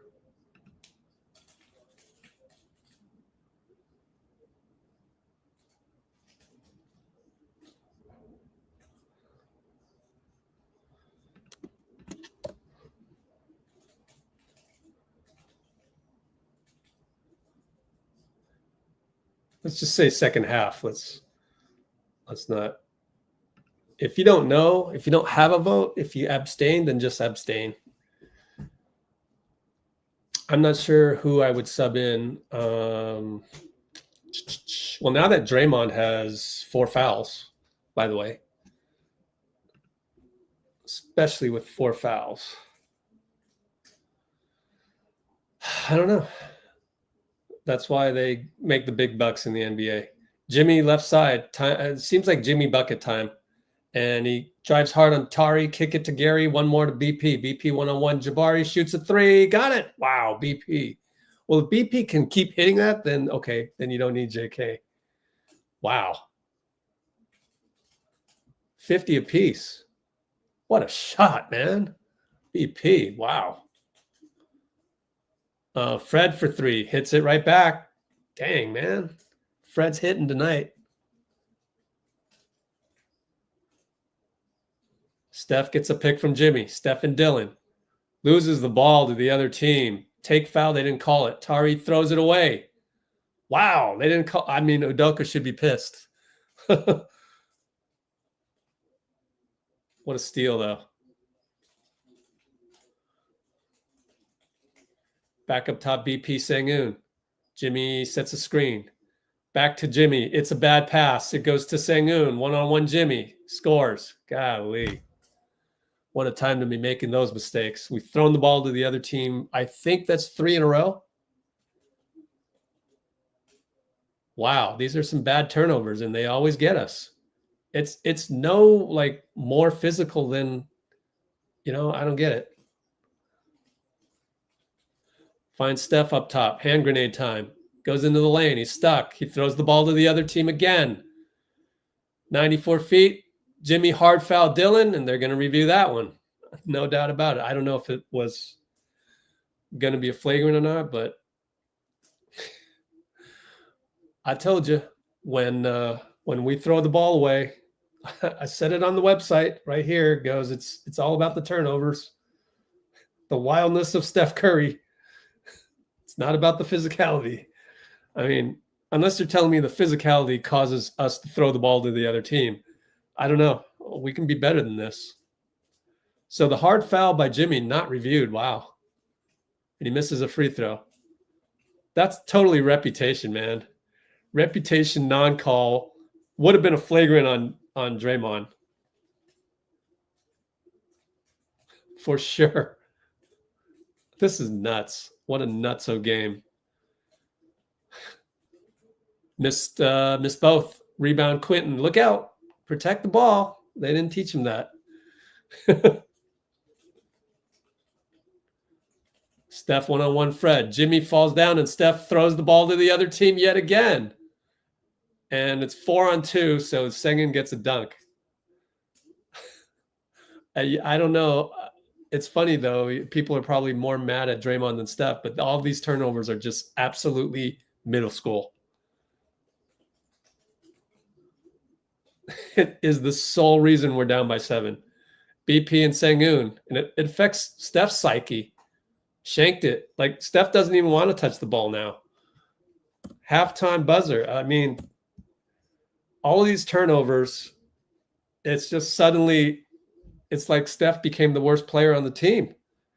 It's just, I just, wow. So bad. So bad. I know there's a lot of physicality and whatnot, and maybe somebody else can help him out as a teammate, but I have no idea how to explain this one.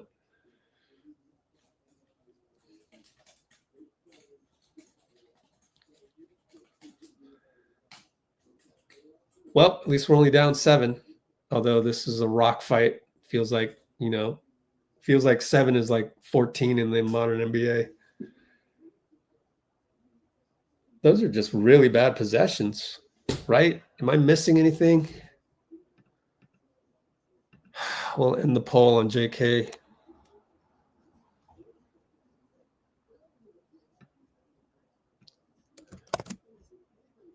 I don't know about the calls for Pat Spencer, though. Come on, let's stay within reality. I mean, third string guy is going to go in.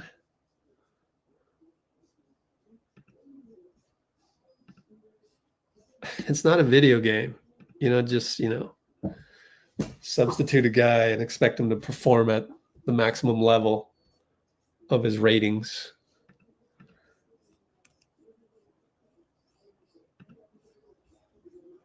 Anyways, I think Steph's performance here warrants you not to be mad at Draymond for anything, because that's what they are. That's what they do.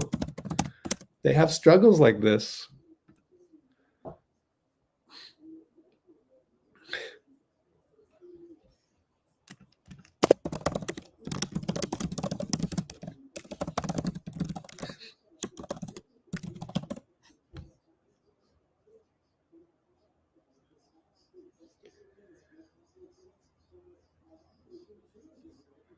Yeah, that's the most important thing is we just got to play through it.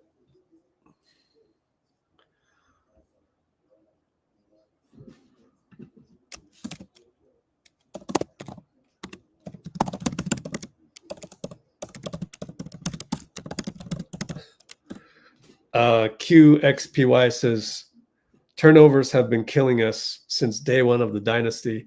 I submit that they have not. That's why it's still a problem. Turnovers didn't kill us when we had KD.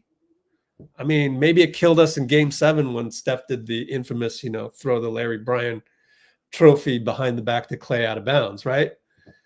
But he's gotten away with it all these years, except recently, because I did the math. And if you go look at this article, we're 1-5 in the last 2 years.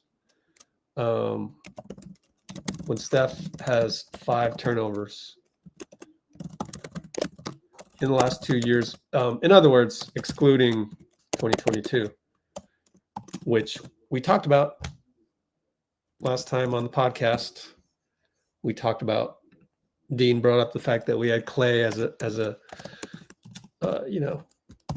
way to avoid ridiculous turnovers. So if we hit 5 turnovers, like I said, we're 1-5 whenever Steph has 5 turnovers. He's at 3. So I don't like our chances if he hits 5. Now, if he stops all that nonsense and stops throwing the ball away, then and keeps it at 3 or 4, then we got a chance. But we hit 5, I don't like it. But it comes back to just how are you playing on the floor? And he's bothered. He's bothered by this zone. I think the Houston zone has worked. I want to look at that last play and see maybe I'll clip it for you guys and just try and see what he saw. Like, how do you throw the ball to the other team? There must be a reason.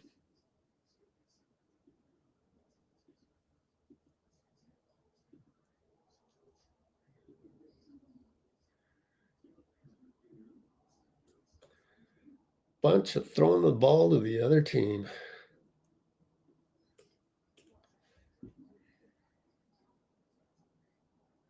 And he just got picked on that one.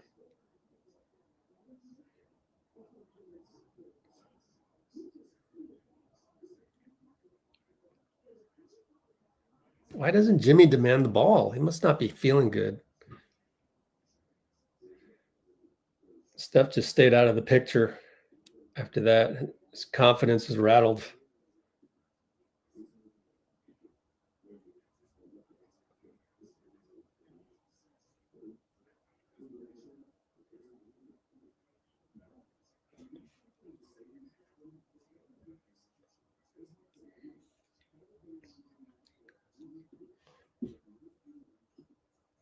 All right, we'll take a look at this.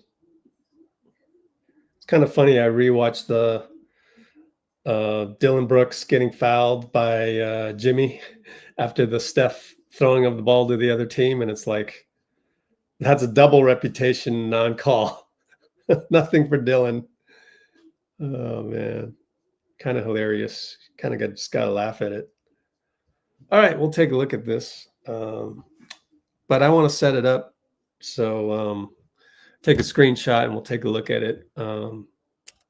So analyzing Steph's TTB, TTOT, throw the ball to the other team, turnover before the half. Oh boy. Curry needs to do this and that. You're saying you really said Curry needs. Wow.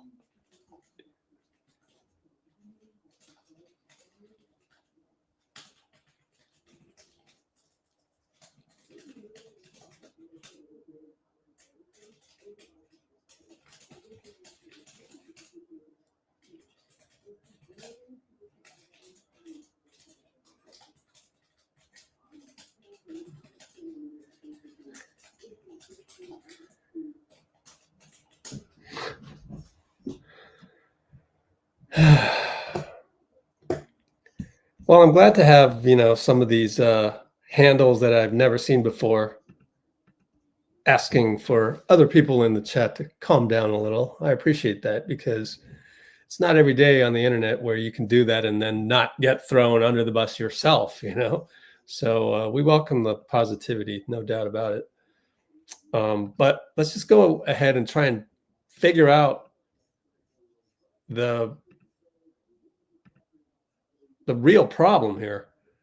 Are the other guys not spaced well or what? 3 guys, BP over there. It's really strange.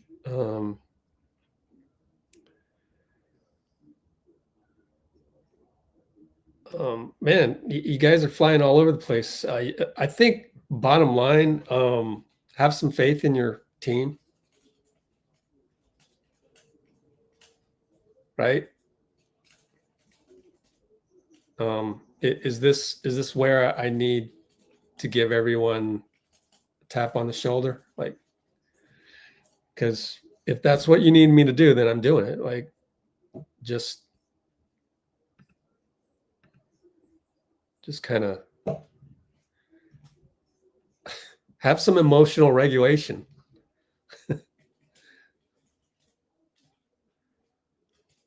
Because when you don't have emotional regulation, then you come up with all these crazy solutions and all these, quite frankly, what the hell do you know? That's, you're telling me whatever Steph is doing in his mind right now to correct this, I'm going with that. I'm not going with your suggestion of what Steph should do, right? Just think about that basic, talk about the possible, greatest player of all time in some circles, right? Arguably type deal. I'm not saying, I've said it before, I'd rather have Michael Jordan save the planet if we had one game against a bunch of aliens, because he doesn't turn the ball over. But at the same time, I trust that Steph will figure it out. So yeah, think about that. Wouldn't you rather have Steph figure it out on his own rather than all these, Steph needs to do this, that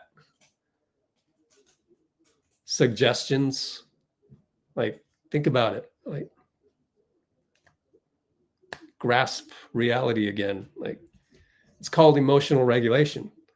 Because if you're stressed out and you're stressed out about other things coming into this, you got another thing. Maybe it's like you have a health issue. Maybe a friend has a health issue. Maybe someone at work stabbed you in the back on some issue. Maybe whatever. Maybe you had a tough relationship with your parents, whatever, sister, brother, whoever. There's some deep-seated thing usually. How do I know this? Because I went through it. I cured my relationship with my dad, and that solved a lot of things. So once you learn the process of curing a relationship like that, you can go a long way. So it's just a suggestion for a lot of you out there, because when you get out of sorts and you get a little emo by things not going your way, that's a signal that there's something deeply rooted that needs to be addressed. So anyways, I want to now move on to actually looking at this particular play. But I also want to do a little marketing, because so analyzing a couple of Steph's turnovers to see what's going on. Houston zone or Houston defense, bad spacing, just bad reads. So let's take a look at that and throw that up and take a screenshot, and let me do some marketing for about 5 minutes while you guys all kind of breathe, take a deep breath. We'll figure it out.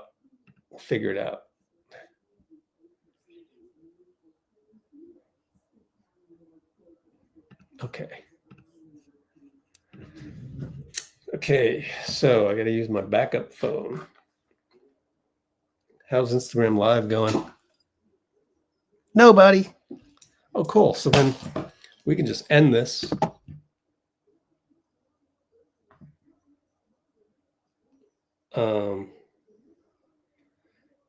End the live there, because they're probably talking smack about everything. And let me see. Engage 10 accounts. Okay. Don't know what that means. But yeah, let's see.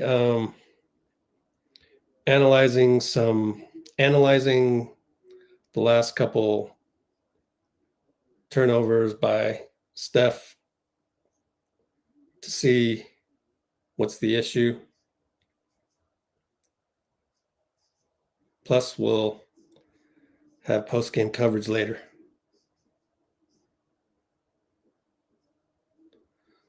Okay, get the link. Boom, boom. Videos.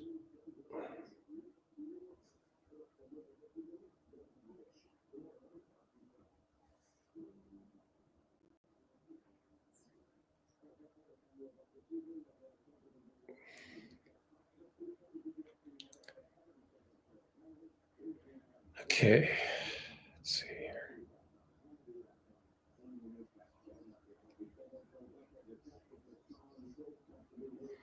Save photo. All right, let's do this.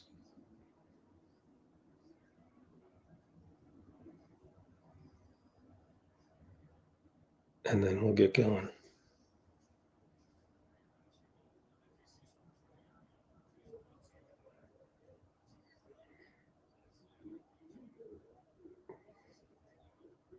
Hope they don't start play before I'm done. It's always a possibility. Posting on Blue Sky, even though nobody reads it.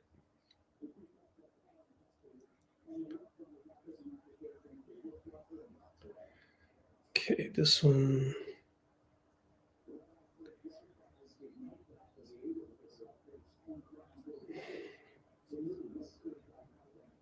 Probably one more commercial if I'm lucky. So I got to hurry here. I realize that. Oh, maybe not. I heard a whistle blow. Might be too late.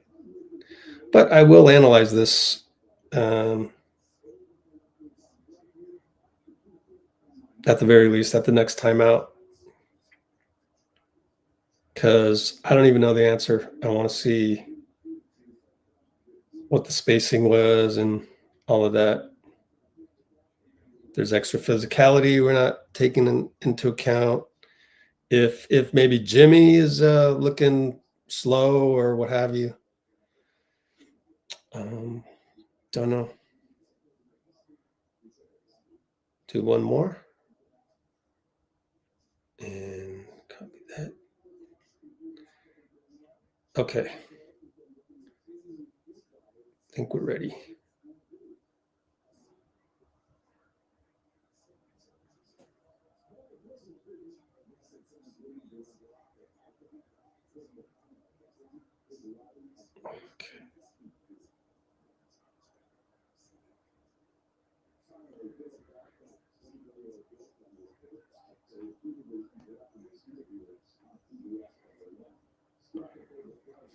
Okay, I sent that along. Let's take a look finally. What timestamp are we at? 1:52:15. Okay. He's stuck. You just throw it right at the other team. Let's see. Just didn't read it, but like, is Jimmy just standing around? So I don't know. I mean, it could be a couple things. Well, BP took his time clearing out. Got to have a purpose. Good screen by Gary. He slipped the screen and he rolled. Pretty good defense by Tari. Pretty decent defense by Tari.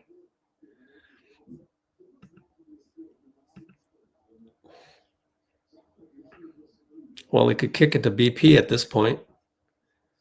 Spacing in there with Looney and Gary isn't good.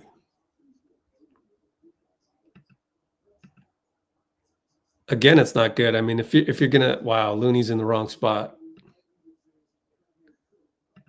You can't stand next to Gary.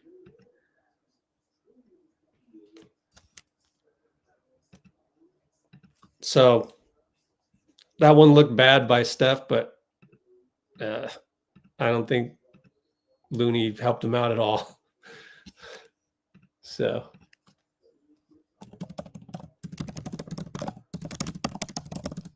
anyways, here we go. Jimmy. Up top, Buddy. Attack Fred. Wow, Buddy scores a layup past Fred. What a great opening play. Wow. I don't know, man. You can't hate Buddy anymore. You just can't. And all he was doing earlier, the only thing he really ever did wrong was, Draymond stopped Sengun, blew a layup.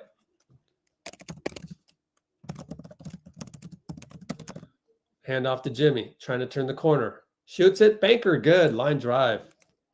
Good handoff.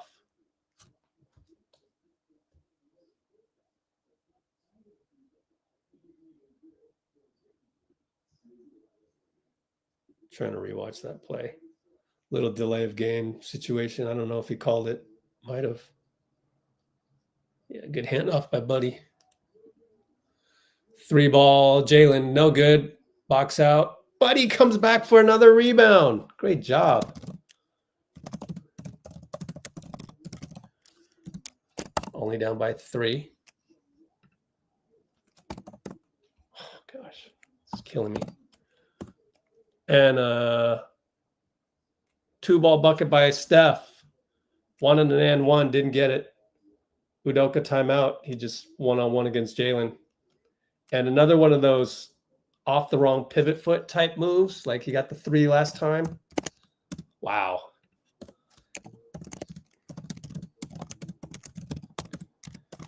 One-point deficit. Steph versus Jalen, 1v1. Pop off wrong pivot. What a shot. 56-57 timeout.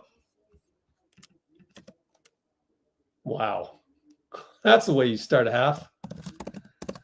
Q 3:10:37.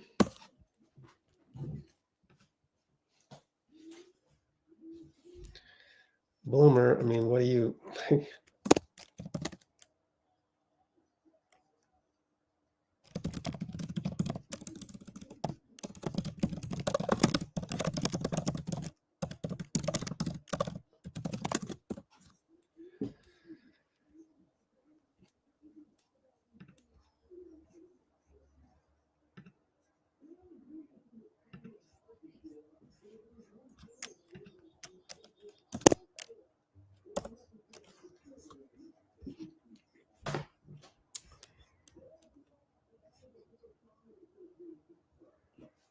All right, playoff Jimmy.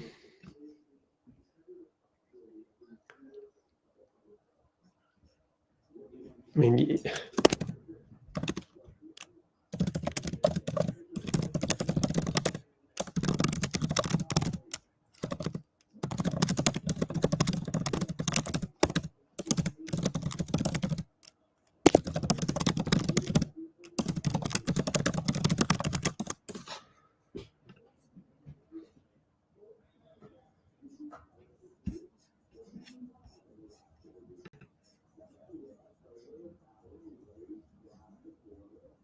yeah, close the bakery is the main thing.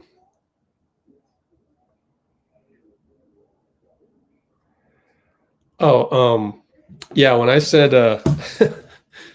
bring in JK, I only meant, off the bench, with Draymond, in foul trouble type deal. And I'm cool with whatever they go with because it's a tough call.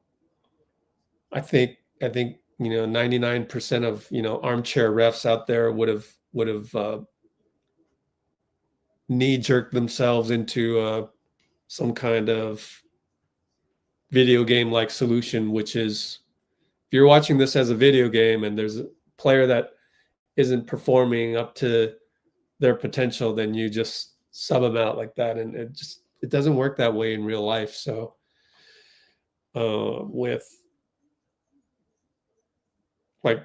I just showed you a replay of Steph turning the ball over with terrible spacing around him. So I don't know if JK solves that. And so, I mean, at the end of the day, it's just a decision. So probably a gut decision. So we're analyzing a personal decision. So sometimes not worth it to analyze to that level.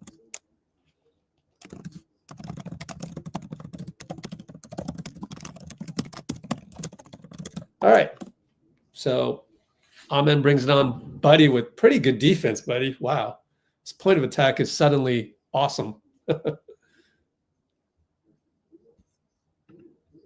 And Fred attacks BP. Draymond's there.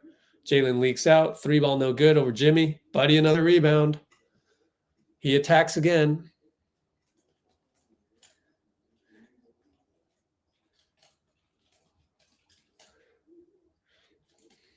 And Jimmy takes it. And he foul hunts and he gets it on Jalen. Love it. Isolation. Everybody was out of the picture. Like everyone was, you got to see the replay on that. Everyone was outside of the arc. That was nuts. Jimmy foul hunts while 4 teammates are outside the arc. Incredible. I don't think I've ever seen that. Actually, I have on other teams. Let me put it this way. I don't think I've ever seen that on the Warriors in a Warriors game. hits a free throw. Other than Steph, you know, obviously Steph being surrounded by four guys, but that's different. That's him surrounded. Like, I don't know.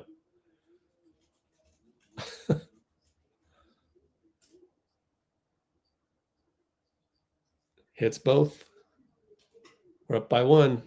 Seesaw game here. All right. Fred up top, Buddy. We're in zone. 1-3-1. Slap the 1-3-1 right back on them. Dillon shoots a three. Quick shot. No good. Buddy, another rebound. Nearly throws it away, but Jimmy's there to catch an errant pass.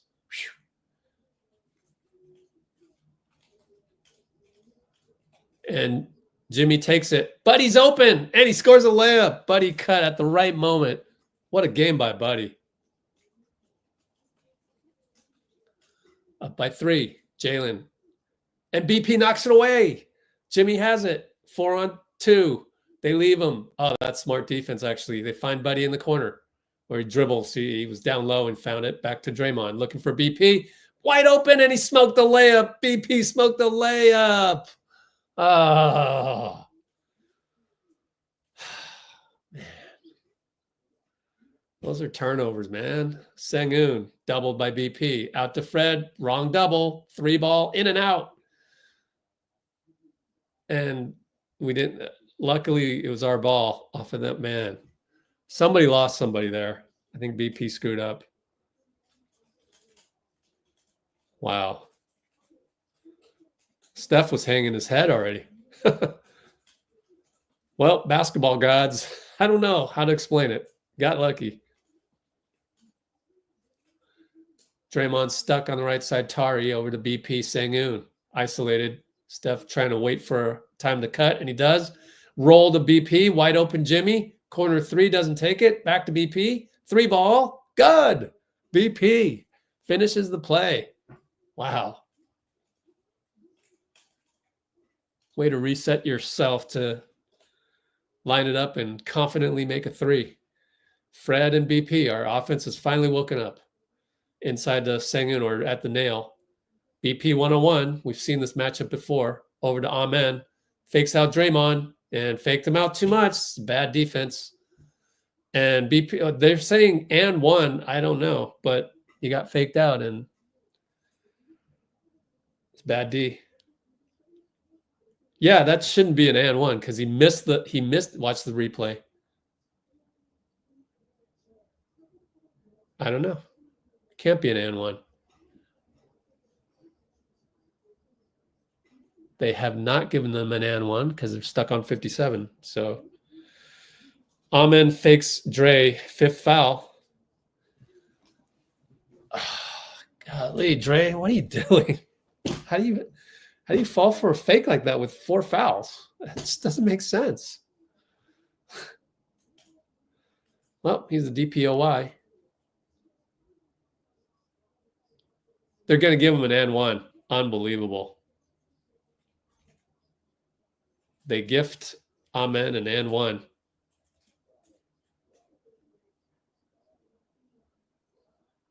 That's a rebound, you know? You can't count that.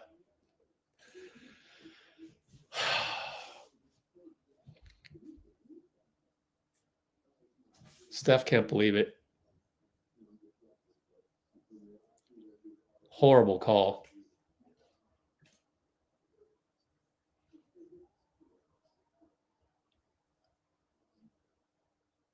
I don't know if Bill Kennedy's like, yeah, I know, Steph, but John Goble is in charge tonight.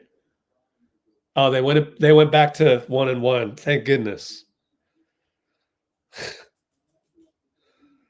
Maybe next time just go to the TNT booth and go ask Reggie or whoever's doing the game. Like, you know, don't be a disgrace to the game, man. We got announcers here from decades. And he misses one. Guess who got the rebound? Buddy again. 63-58. Steph says, bye-bye, Fred. Went right-handed. Finally. Steph blow by Fred.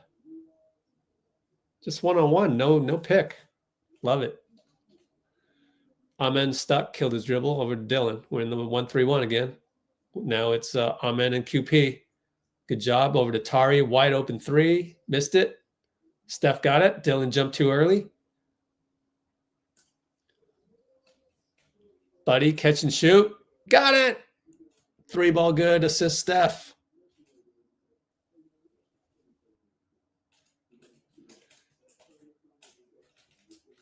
(68-58). We're literally up by 10 suddenly.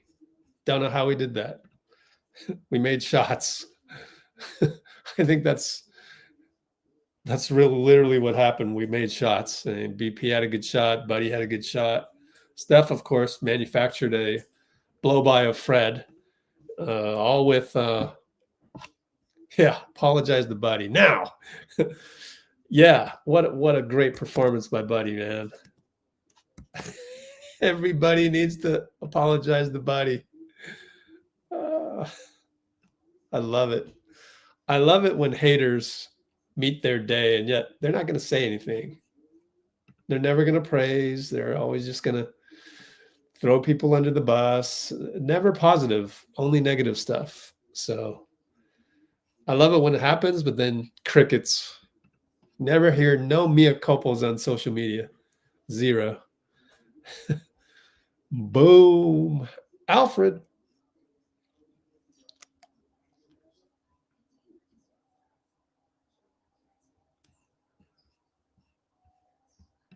Let's see. Alfred.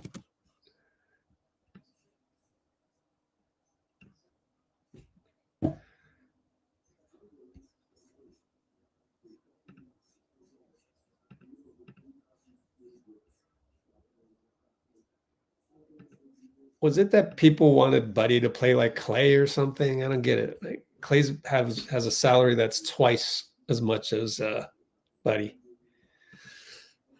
Why have that expectation? That's a little much. Buddy Hield 3. Buddy doing it all. Yeah. Love it.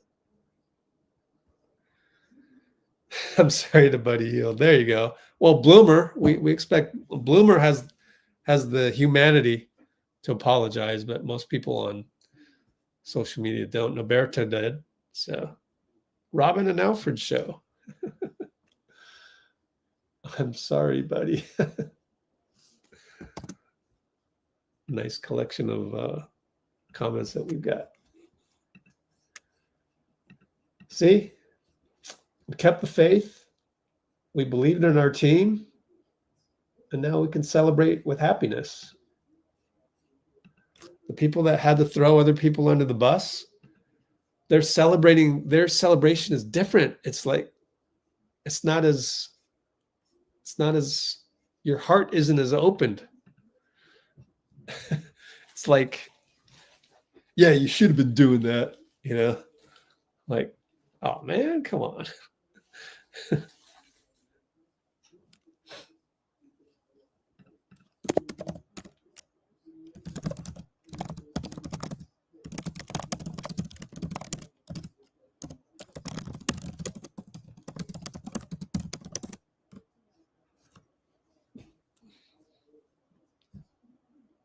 Alfred is Batman's butler. So Jimmy and Buddy are one and the same, right? Yeah. Oh, we have someone on Twitch. Buddy Hield probably got the expectations. Yeah. Yeah. Good point.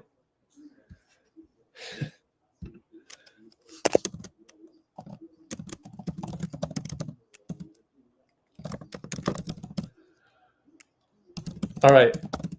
And we're still in the zone. Sengun gets free and dunks it. No Draymond there to help and walked right by QP with the big step. Because they got Steven Adams in there bodying up QP from behind. So basically it was a screen. BP gets in the paint, kick it to Quentin. Make one, kid. Short. Steven rebound. Steph stays in front of Fred and Buddy reaches in and fouls Fred. I thought it was a foul on Steph the first time. They didn't call it. Bill Kennedy.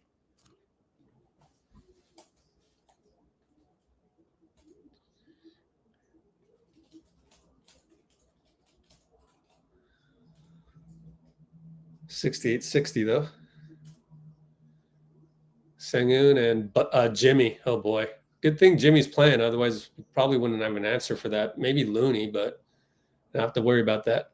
Steven got free. Wow, this defense is porous right now. So I'm rewatching it on the laptop. Well, Jimmy's trying to guard two guys. It's a tough one.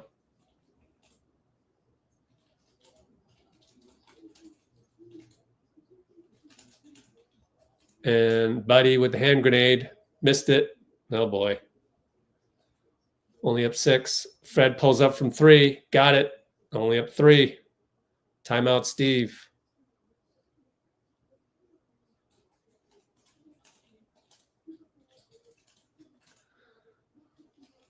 Make or miss league in that case.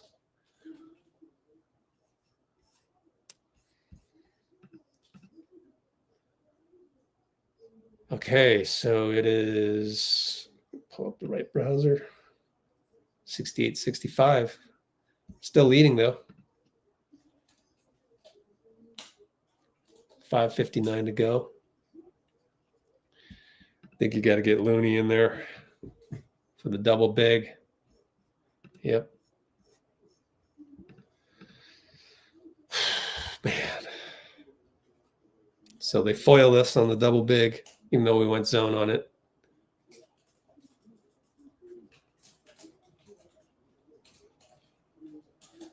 Draymond's got 5 fouls, so can't play him until the final 6 minutes or something.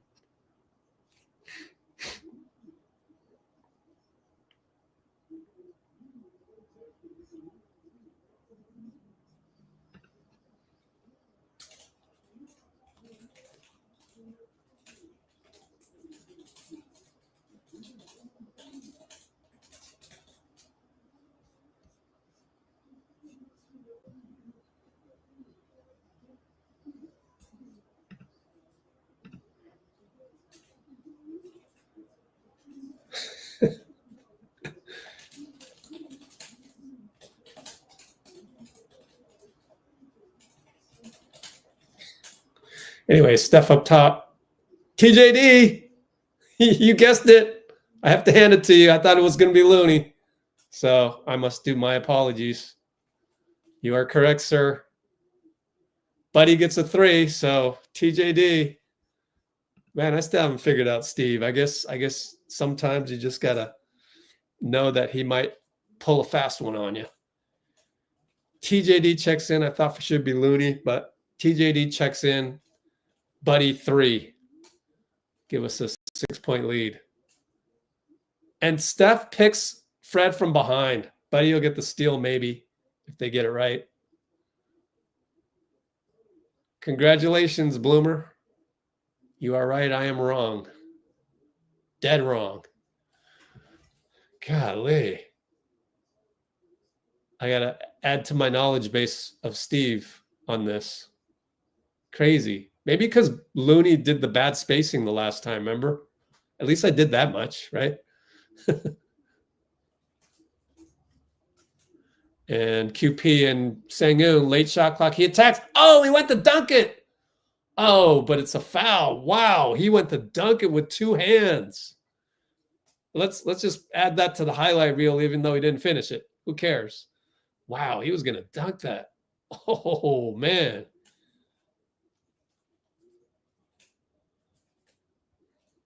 Wow.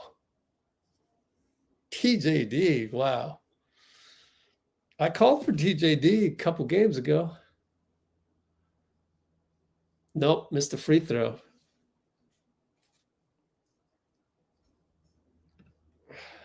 Oh, well.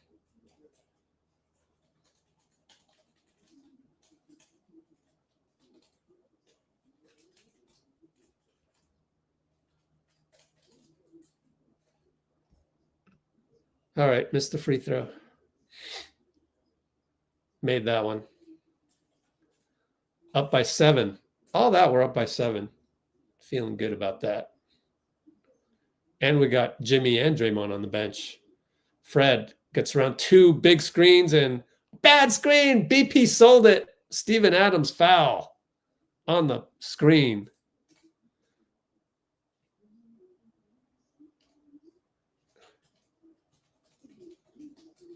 Unsung play. Steph, pick and roll Trace. Nearly walked. He walked. Oh, man. Well, that's what you get for not having Looney in there, right? So 4 turnovers. Uh-oh. We hit the 5 mark. I don't like it. So, you know, I could make a fair argument to say, Steve, you should have brought in Looney, right? So, but he went with Trace, and I was wrong. Uh-oh, 3 ball open. Fred, he's hot tonight. And Buddy looks mad, and BP doesn't know the assignment, I guess. He wanted to shit. Well, is Sengun posting up Trace? I don't know. QP, right side. Handoff. BP shoots a 3. Nope. Those only last so long. And check foul by BP. Not good point of attack. 3rd team foul.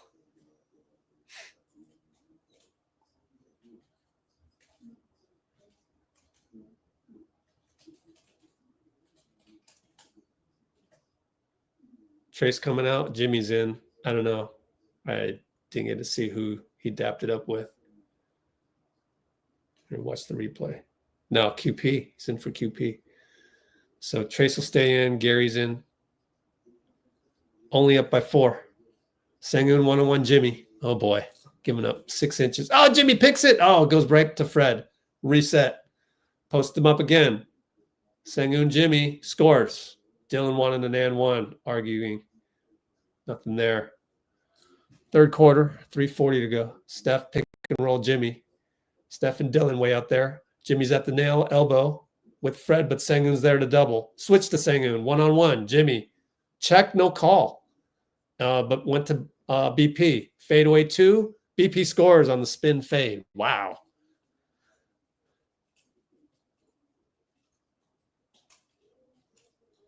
Up by 4. Man, BP. Not bad, man. Pick and roll. Fred loses Gary, so it's Fred BP. Another screen. Nope. I'm going to go Gary against Sengun at the top. Isolated. Jab step. Crab dribble inside. Trace helps, but he fouls him on the arm. So Sengun will go to the line on the help by Trace, who, you know, Trace had to deal with Adams, so it's a tough matchup. In fact, Adams screened off Trace the way that he does, so kind of Trace had no choice. There was only one way to help, and that was to foul, because Adams had created so much space with the screen. And BP talks to Steve, and Steve nods his head, says, okay, whatever they're talking about.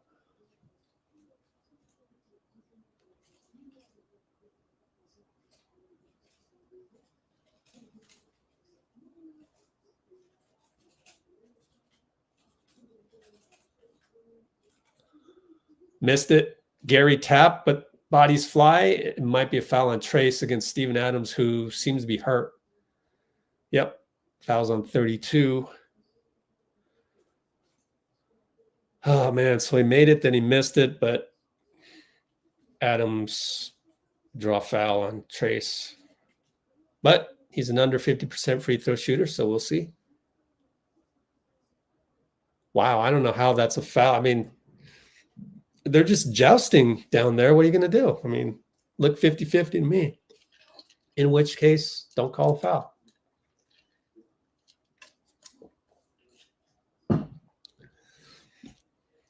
Tough to tell on that one.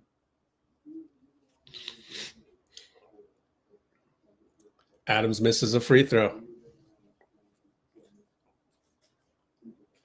Up by 3 we are. 3:02 to go. Trace ready to box out Sengun. No easy task. Aquaman, complete with tattoos.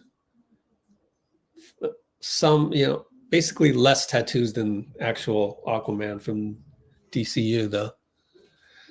74-72 Warriors. Steph brings it up. He's got 28 minutes played, so probably hit 40. Steph and Fred. Dillon's there on the 1-3-1 defense. Switch around and see how Jabari's playing zone. Find Trace. Missed a dunk against Steve. Wow. Oh, man, you got to convert. Oh, no. And now Sengun gets the step on Trace, scores. Could have been an and one. Steph wanted a carry of the ball, didn't get the call. So I'm kind of like, should have gone with Looney. Switch, Steph, Dillon. Dangerous between the legs. Gary fakes the three, got the ball. Over to BP. He'll shoot it. Wing three. Good. BP. Stepping up a la Manu Ginobili.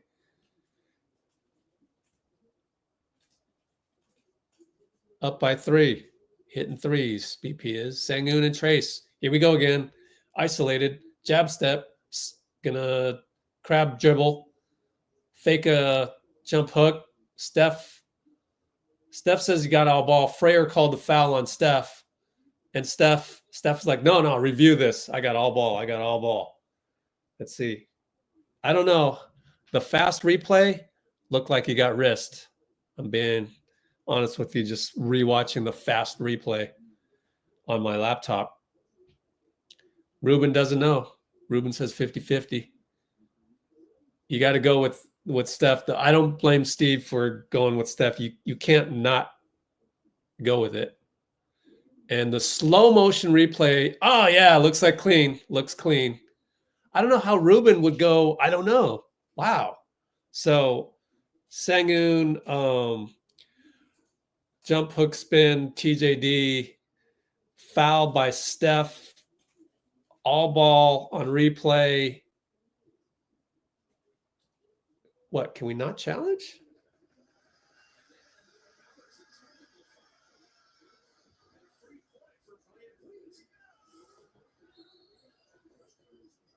What? Technical on Steph, maybe? But he already got a technical, so you can't call it on. Was it on Gary? Van Vliet, team technical foul? You call it. Wait a minute. So we can't challenge? Someone explain this to me. Did they change the rules on us? Did we use our challenge and we lost it? I can't remember. I never remember the challenge. Wow. They call it tech? Sengun, basketball gods, misses a free throw. What? Fraher? Fraher's horrendous. What? I don't understand what just happened. Anybody? Delay of game? Are you sure? Wow. Delay of game. I guess we had 2 delay of games. I remember the first one earlier when Bill Kennedy missed both. Gary rebound. Wow. What a rebound by Gary. He's got to box out Jabari. Steph behind the back against Fred. Find Gary in the corner. Jabari's there over to Jimmy. Fake an elbow shot. Goes up. And one against Steven Adams. How did he make that? That's all power. That's all strength. Holy, what? Jimmy elbow attack from Gary and one Adams. All power. And he's walking around like he knew that was going in. I mean, like, that's incredible. It's incredible strength. You just did that on Steven Adams? How is that physically possible? He's playing quantum basketball. 80-75 somehow. Fred and Gary trying to catch up to it. Jimmy's there to help, and they've got to double him. Okay, so now Jimmy's on Sengun. Spins, gets by him, scores on a reverse layup. All-star move by Sengun, man.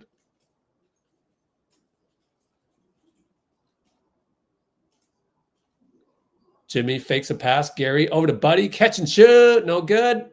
Gary leaps. Adams got it. Outlet Fred. Fred and Gary over to Sengun. Sengun, Jimmy. Draymond has 5, so he's on the bench. Sengun, Jimmy again. Fred looking to screen, but Gary does a good job, and Sengun spins away, and it's a foul on the elbow before the move. Sengun's arguing, but you can't challenge a non-shooting foul, bro. But we're in the penalty, so he'll shoot 2. And so foul on Jimmy. Man, he's got to guard a guy that's, got what, like 50 pounds? Seems like. Sengun hits. What a game, man. This is nuts. Still going with the double big lineup. That comment was so long ago, and they've stuck with the double big lineup ever since. I should have kept the comment up, but it's so long ago that I can't find it anymore. Steph against the zone. Deflected pass, but Buddy's there. Jimmy's going to get the ball left side. Jabari going to go one-on-one. Between the legs goes to Gary. Gary attacks. Elbow, has to shoot it. Missed it. Amen rebound. Only up 1. Houston brings it up. So they're down 1, 30 seconds to go. 12-second differential. Shot clock at 13. Fred shoots again. Missed it. In and out. Rebound Jabari. He's right under the rim. Foul on probably Gary.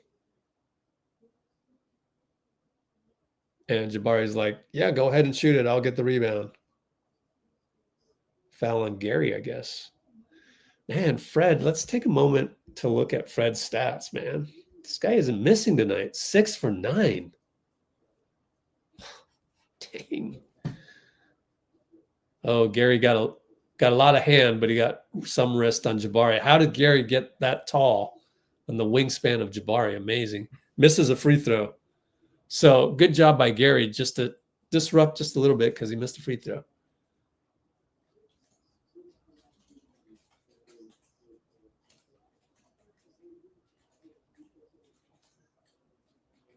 What hops? I have some copious notes. Hopefully we pull it out so I don't have to go back to the play-by-play and dissect it for the problems that we had. I'm taking copious notes, but I don't want to look at them. But he has to bring it up on Dillon. Crosses over. Good job. Good dribbling. And he uses a screen, and it's knocked off. And, Fred knocked it out. Might have been a foul. They didn't call a foul. They said, gave the ball to us, and this will definitely be challenged, right? We got the ball in, and then Jimmy got fouled by Tari Eason. So Tari Eason with the young player mistake, and he'll shoot free throws. Wow, what just happened? We got lucky. So Buddy, dribble up court, knock away Fred, off Buddy, no challenge. Quick inbound, Jimmy fouled by Tari. Ooh, bonus. Oh, man, free throw game. It's got to make free throws. He makes it. First one. Looney will come in. So they got Jabari, Sengun now. No more Steven Adams.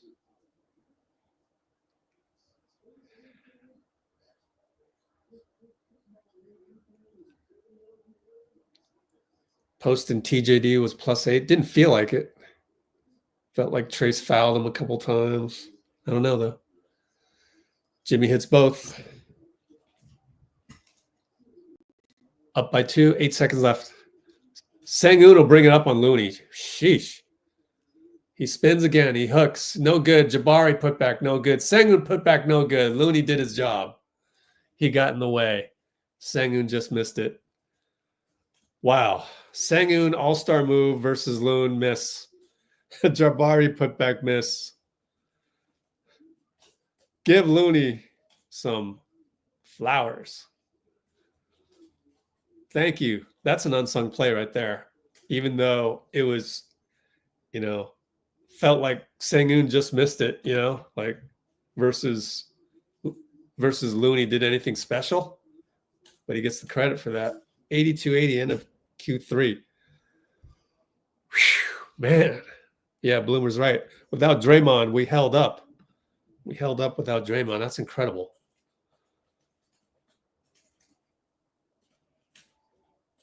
I'd love to look up when he got subbed out, but I don't want to look it up. Oh, okay. So Bogus says that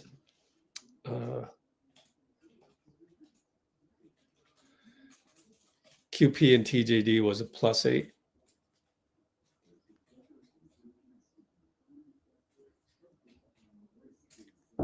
Well, they don't have Steven in there right now, so he made cussing out Tari, yeah. Rookie mistake.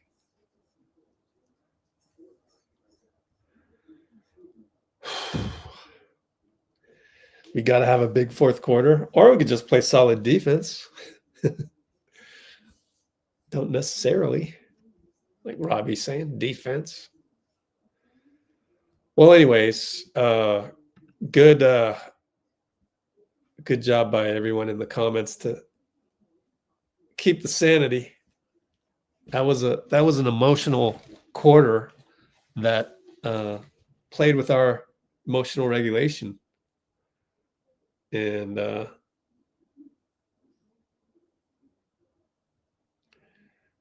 good job, everybody. I gotta charge my laptop. Oh man, do we still have a challenge? I have no idea. I'm so confused. My challenges, that's the one thing they're missing on the graphic. It's how many challenges. You can only screw up on one, but even that one I can't even remember. You gotta keep a little notepad. Oh.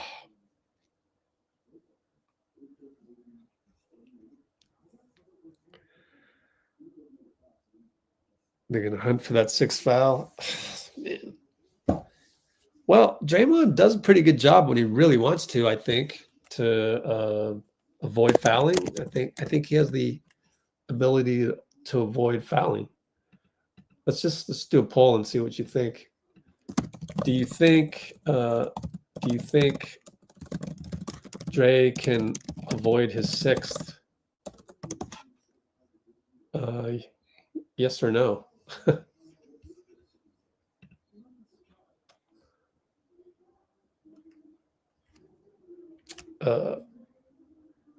I mean, it's tough, right? Especially if they're bringing the double big. I don't know if they're going to go with that. Well, I think he can avoid it. I would vote for it. I think he can avoid it.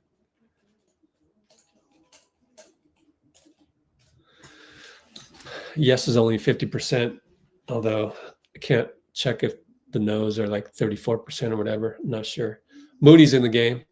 Amen down to Sengun and QP. Isolated. Spins again. Hook, no good. Tap Steven Adams. They went with the big doubles. Oh boy. QP. Sengun kicks it to Tari. Charges into BP. Bill Kennedy calls it for BP. Bad choice by Sengun, I thought. Why pass it to Tari? Wow.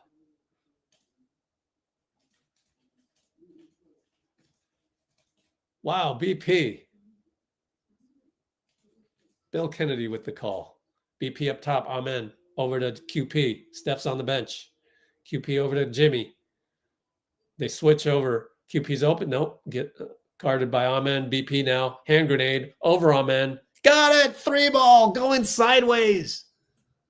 BP, right wing grenade over amen. Going sideways. 85-80 Warriors. How? Amen. Crossover on Moody. Pretty good defense, but he hit it. That time, Moody stayed in front, but he just scored on a banker athletic. 85-82. BP brings it up. Screen QP. Good screen. Switch amen. Good switch. Stuck. Over to Gary. Now Gary amen. Jimmy. We love that right hash mark in front of the bench. We're stuck there. Jimmy goes in. Kicks it to Moody. Open 3. No. You can see the TV angle. It was off. Amen rebound. Outlet Sengun. Sengun's going to bring it up on QP. Jimmy's there to shade over. Basically guarding Steven Adams. QP and Sengun. One-on-one. Playground style. Jump hook. No good. Steven and Jimmy. They're going to call it on Jimmy somehow. Jimmy goes up to the ref and goes, yo, yo. And we don't know what he said after that. I would love to. And John Goble's going to argue back. That's what I don't like about him. You know what I mean? Like, just no rapport, man.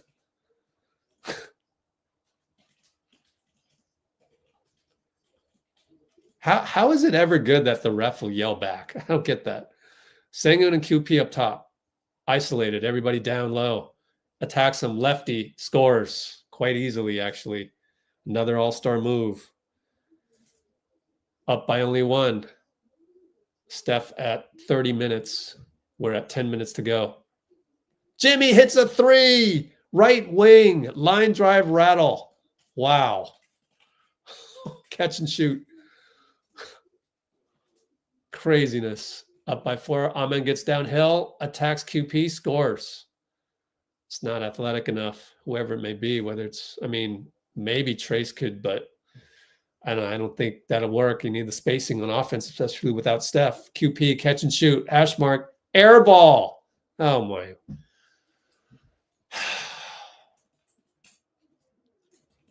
That's not good. Not good at all. Only up by 2. 9:23 to go.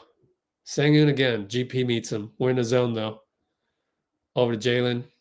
BP meets him. Matchup zone 1-3-1. Sengun up top. GP. And he's dribbling, using his arms to create space. Spins right. All-star layup. Sengun again. Third time scoring, man. And Jimmy gets a screen from QP. Jimmy and Tari. I mean, he's the weakness on the Houston team right now, but actually Jalen probably on defense. Anyways, Moody and Steven. Jab step. Find Gary. Blocked by Sengun. They're going to say it's a shot by Gary that, nope, not blocked. Steph checks in when after the Gary miss against Sengun, which hit nothing but foam and shot clock.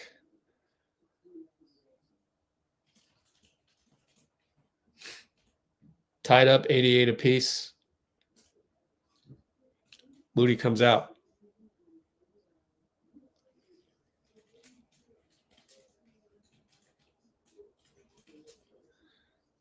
And Amen Thompson goes downhill and scores.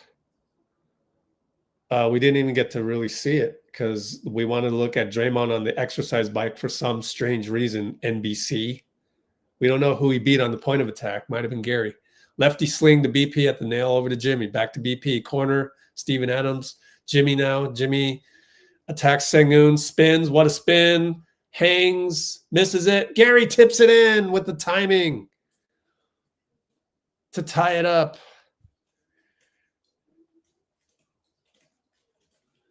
$90 apiece.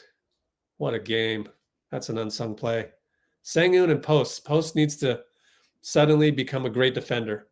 Sengun left side. Blocked by Post. Oh, they call a foul. Bill Kennedy. The one time Quentin got him. And we're in kind of a zone help defense. Steph couldn't do anything. Man, that looked clean to me. Are we going to replay this? NBC, you know. Wow, that is all ball. All ball, but I don't know. We must be out of challenges.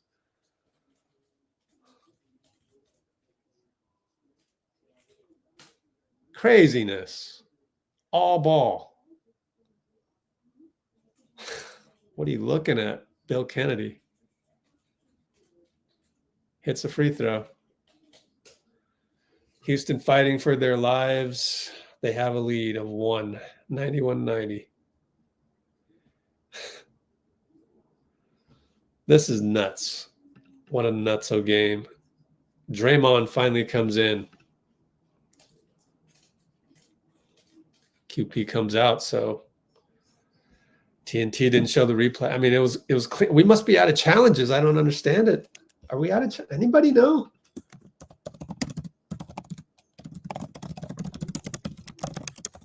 We must have been. Anyways, made both.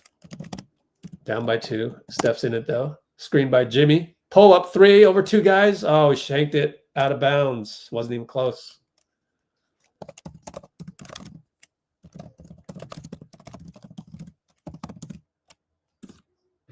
Oh boy. Amen. Crossover. Downhill on Draymond. Euro step. Wow. Why doesn't he do that all the time? Amen has now made 3 straight downhill. 2 of them bankers. Pods gets open to the nail over to Draymond. Draymond barely, his sweat is dried by now. BP, tough shot and 1. He got Jalen Green. What? Wow. Wow. BP is saving our butts tonight, man. I would use other words, but I know there's people in the chat that would prefer that I don't. BP right side, lefty banker and 1, Jalen. Jalen's late on the closeout. So he screwed up the defensive assignment. Misses a free throw. Oh, no. Down by 2. Oh. Amen and Steph. Steph shades with the Sengun screen, so avoids the switch. Sengun over Draymond. Missed it. Same team. Gary. Oh, BP's there. Oh, that was so close. Steph didn't quite have it.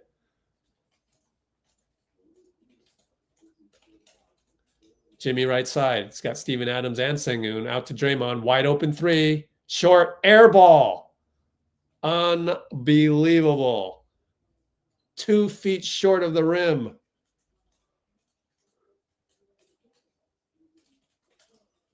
Timeout.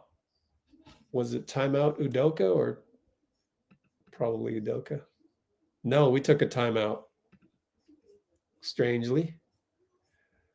Dead ball. Any team can call timeout. Man. How many timeouts we got? I don't know. It doesn't say. Down by 2.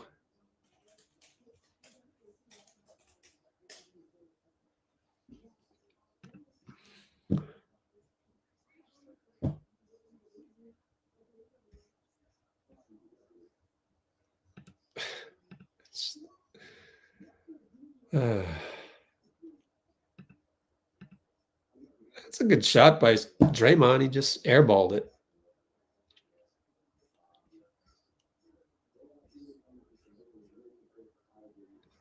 I just like if you built up more equity,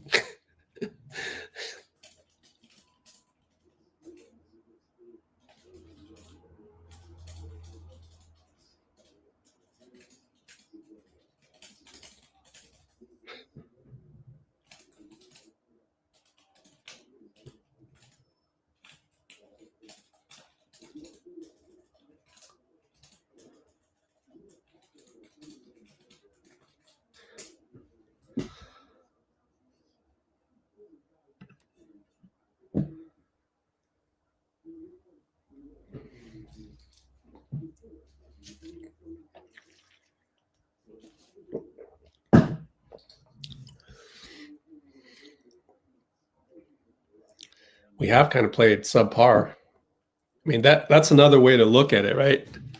One way is to say something about Steph that isn't very nice to say in his face if you were sitting next to him on the bench. The other way to say it is like High Thorn just said it. What an opportunity. Like all it takes is an adjustment of the words that you use. But I get it. I think you're under duress in your daily life out there. So it prevents you from doing that. I would love for you to prove me otherwise.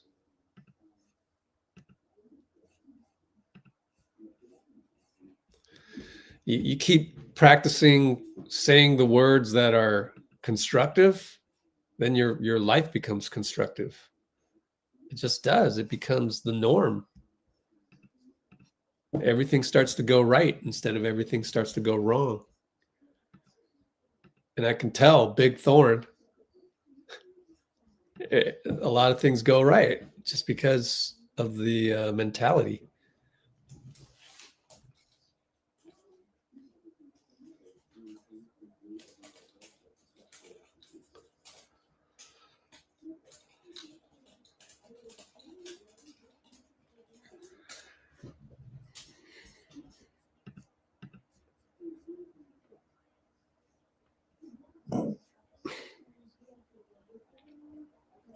How'd the first 3 quarters go? Wow. Pretty much the same as it's going right now. It's feels like, 2 teams fighting for their lives, although it's more of a must win for Houston than it is for us, obviously. But every game's a must win for both teams. That's the beauty of the 7-game series, right?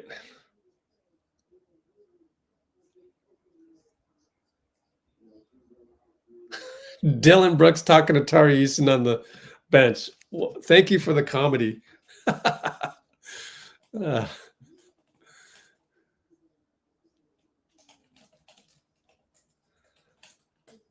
Amen again downhill. Misses it that time. Draymond taps it out. Sengun gets another chance. Got it. Draymond did all he could there. Just didn't have enough help. And Jimmy wasn't quite in the mix. BP will set the table against Fred. And deflected pass. Draymond finds Steph. Jalen's there. Steph back to Draymond. Fakes a 3. Attacks Sengun. Blocked by Steven Adams. Out of bounds. But 2.0 seconds on the clock, unfortunately.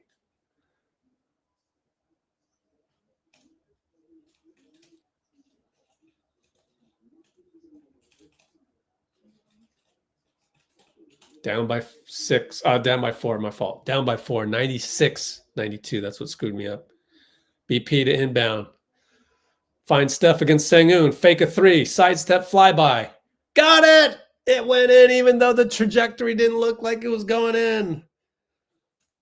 The blob. BP to Steph.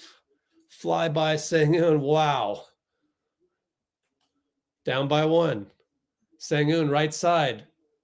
Steven Adams tipping over Buddy. Steph brings it in. BP finds Draymond, finds Buddy. Buddy up top to Jimmy. Found in the alley-oop to Jimmy. Good job by Buddy. 97-98. Houston, 5:27 to go. So, quote unquote, plenty of time. Sengun BP up top. BP doing what he can. Faces him up. Sengun. Just drop on him. Goes to Amen. Draymond's there. Amen short. Jimmy. Dive by Draymond. Finds Jimmy. What a play by Draymond and Jimmy. Mostly Draymond. Jimmy fakes a 3. Steph was wide open. Missed him. Draymond found him. Amen. Missed it. Buddy. Out of bounds. Out of bounds Jalen Green. Jalen wants a review. I don't think he'll get. I think it's off of him.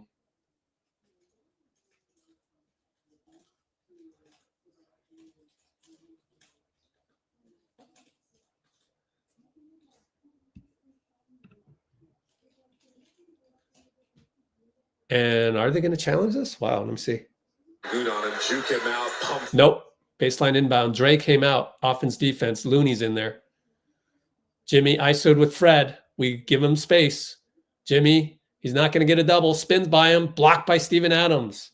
Bodies fall, but good block by Steven Adams. And Jimmy's like smarting a little bit as if he knows he could have made a different type of move. Maybe dish it to Looney.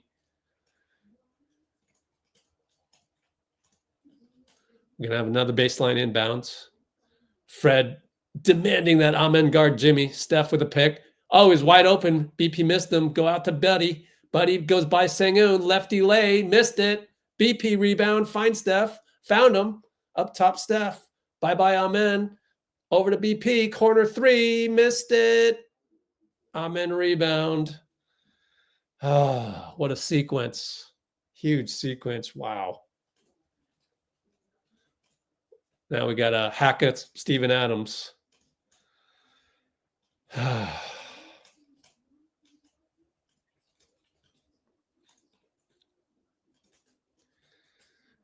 And we have 3 team fouls, so we're going to need to hack them 2 more times. 4:27 to go, dead ball. 17 on the shot clock. I guess Looney will collect the fouls because Draymond's out. Looney has to cover Amen now. Oh, BP, nice switch. Dillon and Buddy. Sengun shoots a 3. What? Let me listen. Looney went to do it. Yep. So that's before the shot. Okay, it's a hack of Steven again. My fault. That's why. That's why Sengun shot the ball, because he knew they were going to hack Adam. So now Udoka brings Adam out. Jabari's in. So we go Looney out and Draymond in. 4:25 to go.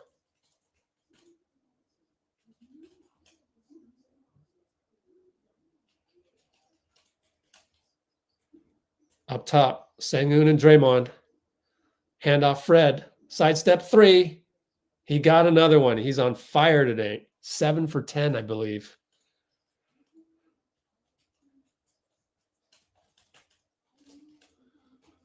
Down 4. Steph does not. He had the move, and he says, my bad to Buddy. He had everybody faked out, but he passed the ball on and knocked it out of bounds. Another blob coming. We're down by 4. 4:06 to go. Steph to inbound. Towel boy doing what he can. Good work. Up top elbow to Draymond, out to BP, up top Dillon. Inside to Dray. Tic-tac-toe Jimmy, got it. Great execution.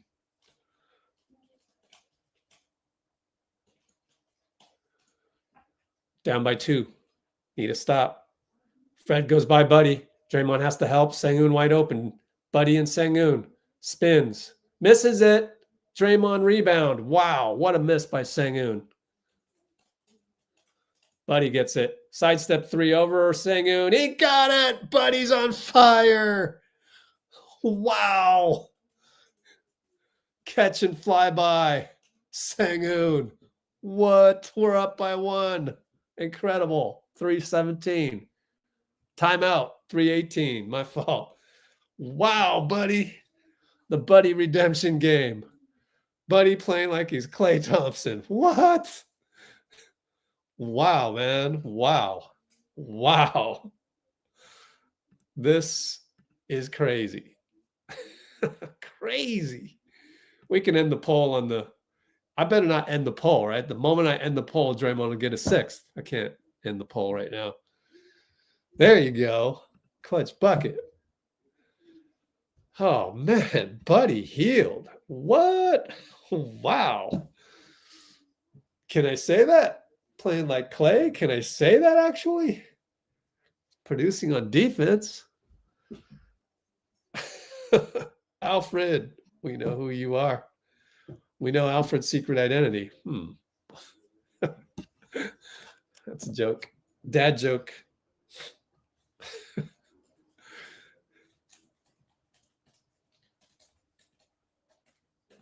This is craziness. Wow, we have exactly 100 people on the live. How about, I'll go live on Instagram, but how about you hit the like button? We have a paltry total of, first of all, let's put the score up there in case I forgot. No, I didn't put it up there. 51 likes.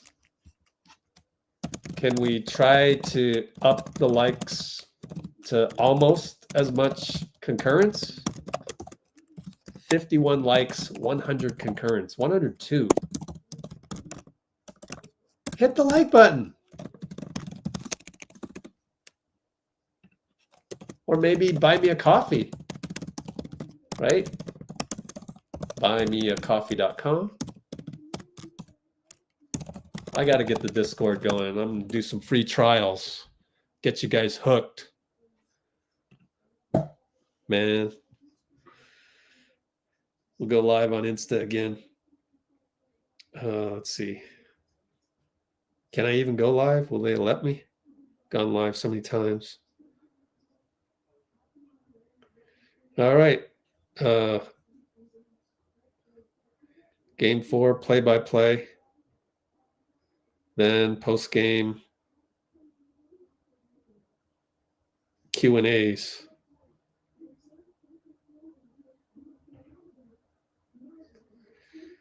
YouTube YT link in stories.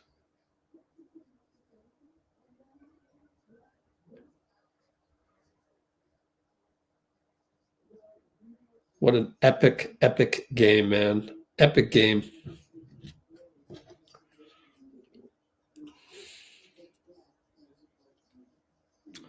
All right, still doing play-by-play like before.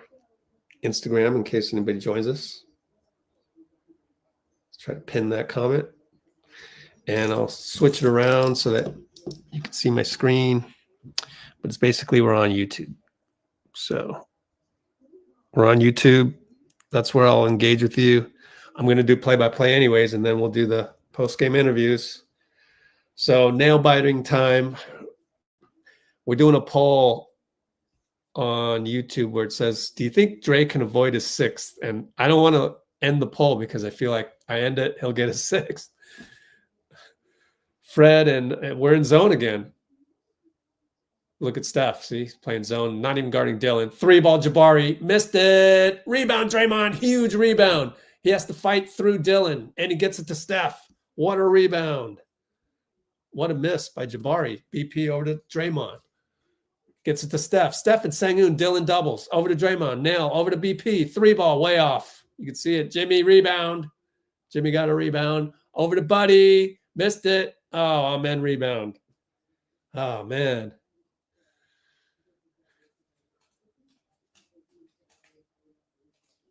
And sengun gets around Dray and passes the ball. I thought he had a shot at it, but they want to kill some clock. I don't know why. They're down. We're up by 1. So maybe they didn't need to just pass the ball away. I don't know. And BP blocks Fred's attack and runner. Wow. BP coming through. Jimmy down the lane. Uses his body. Scores despite Jabari in his way. How did he score that? Incredible. Down lane versus Jabari. And Fred, who's been hot tonight. Over to Jabari.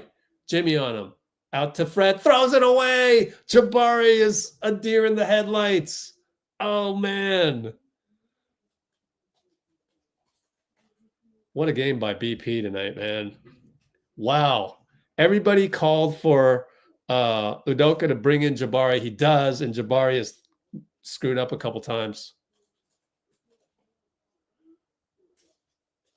Wow. The whole media wanted Jabari. BP, open right side, goes by Dillon, draws Steven Adams, dribbles away from it. Good job. Good dribble. Draymond to Buddy. Buddy jab step, nearly traveled. Draymond's pointing at him to go somewhere. Buddy in and out, can't hit the 2-ball. We're up by 3. Steph needs to touch the ball, guys. I don't know what happened there.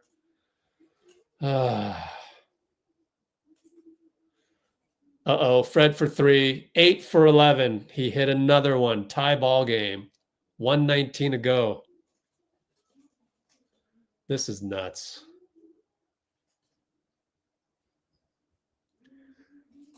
Jimmy could have handed off to Steph, didn't. He'll take sengun 1-on-1. Back to BP, looking for Steph. Hand off. Steph's against Steven. That's the matchup you want. Amen doubles him. Behind the back to Jimmy. Corner, has to shoot it. Missed it. Foul by Dillon Brooks. Wow. Man. Jimmy gets all the calls. Whew. Sheesh. What a game. Dillon Brooks foul. Yo, you guys on the courtside seats, you got to help Jimmy. You catch Jimmy. You don't just kind of go like this. Showing a replay there. What's going on? Let's see. They're going to challenge it. They're going to challenge. Okay. I didn't watch completely though. Let me just go back. Oh, he's got his hand on his waist. No doubt. There's no doubt. Okay, I can end the poll because now we can ask, are they going to screw this up? Do you have confidence they'll see Dillon left hand on Jimmy waist?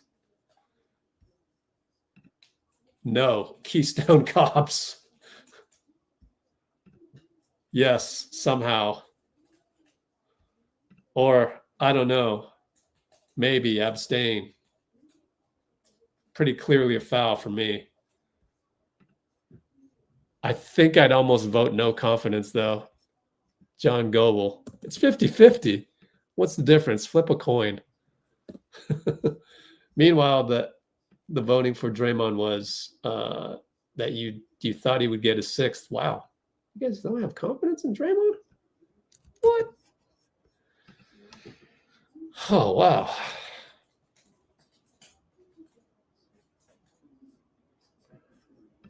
So, 104. Oh, here we go. Yeah, illegal contact.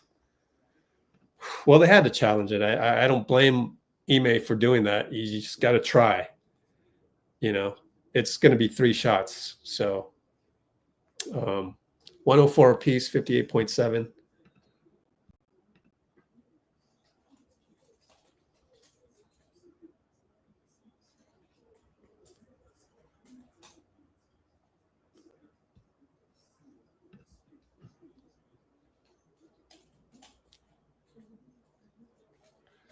All right. So thank you, Dillon. They've made some egregious mistakes, I think. Houston.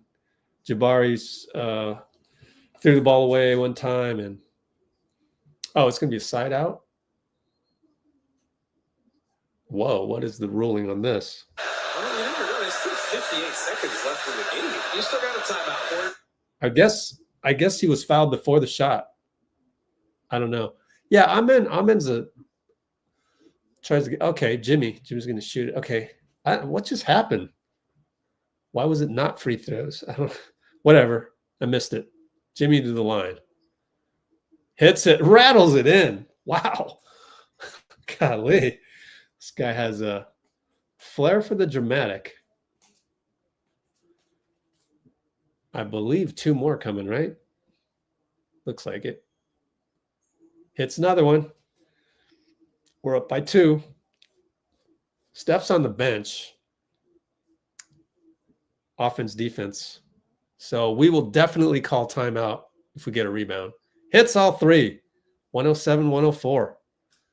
58.7. Fred back to Dillon. Why isn't Fred bringing it up? Dillon and BP. Good defense by BP. Shuffles his feet. Now it's Sengun and Draymond. Fred sets a screen. Got the switch. Sengun, Gary. Here we go. Sengun, Gary, free throw line. He wants to spin. He does. Right side and scores. 40.8. Timeout. Got to be timeout to get Steph in here.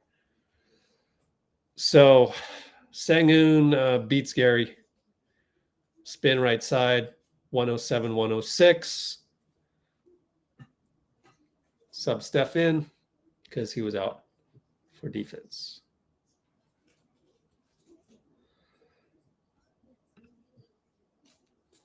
All right. 107, 106, 40.8.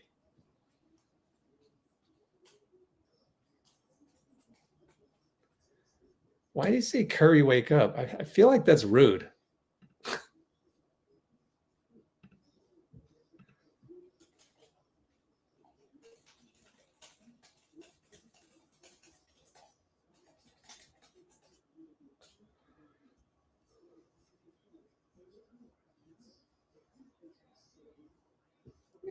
It's okay to like say nice things. I want to make that okay again. Like that's the whole point of this YouTube channel is to make it cool to say nice things.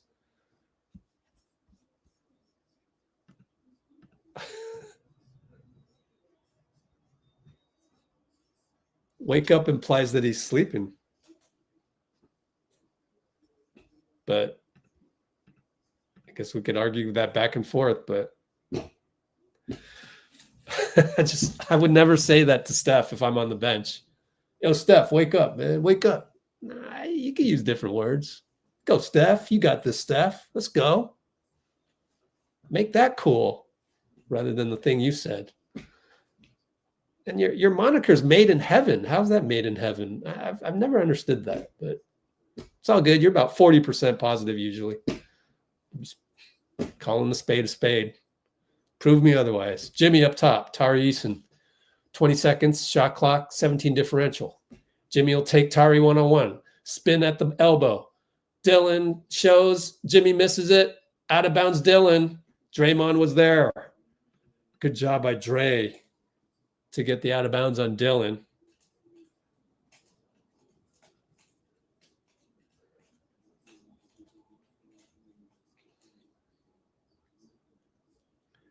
That's an unsung play, honestly. Jimmy again. Handoff Steph. Steph and Tari. Oh, he can take Tari, right? He does. He goes up top. Banker, no good. He missed the banker. Oh, no. We're only up by 1. 16 seconds. Fred and BP. Falls down, no call. Got it back up. Timeout, Ime. 13.1. Wow. Oh, man. Well, I got to clip that to see just, I mean, how did he miss that?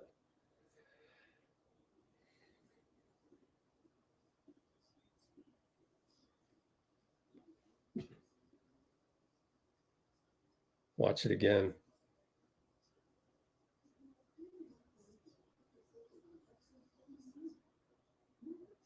Yep, just missed it. Just nothing really to clip there. He missed it. He missed it. What can you do?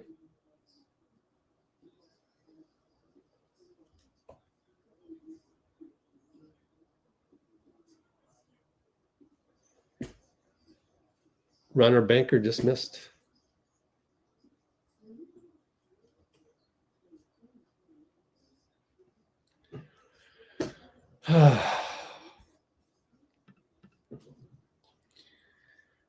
Well, yeah, you got to go with your defensive squad, I would think.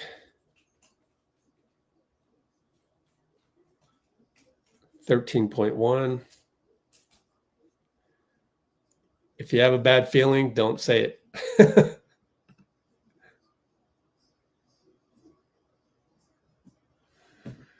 I think you got to go with your best defensive lineup, and it probably doesn't include Steph. So you get the ball, you time out, and yeah, it's Jimmy, it's Looney. Yep, indeed, put Looney in there. 13.1. Steven Adams in the game. So is Sengun, that double big. Got to admit, it works. Now we got Looney, though. Sengun, Draymond, doesn't let him get it. Fred got it. All back to Sengun. Okay, they want him to play point guard. Sengun on Draymond. Stays in front. Jump hook. Missed it. Jimmy, rebound. Fouled. Incredible. You just had to hope he missed. And he missed. And Draymond. Oh. So Jimmy will get free throws. Ime has the guys huddle up next to him. We'll sub in Steph. No, we can't sub in Steph. We're on defense. My bad. But what a stop by Draymond.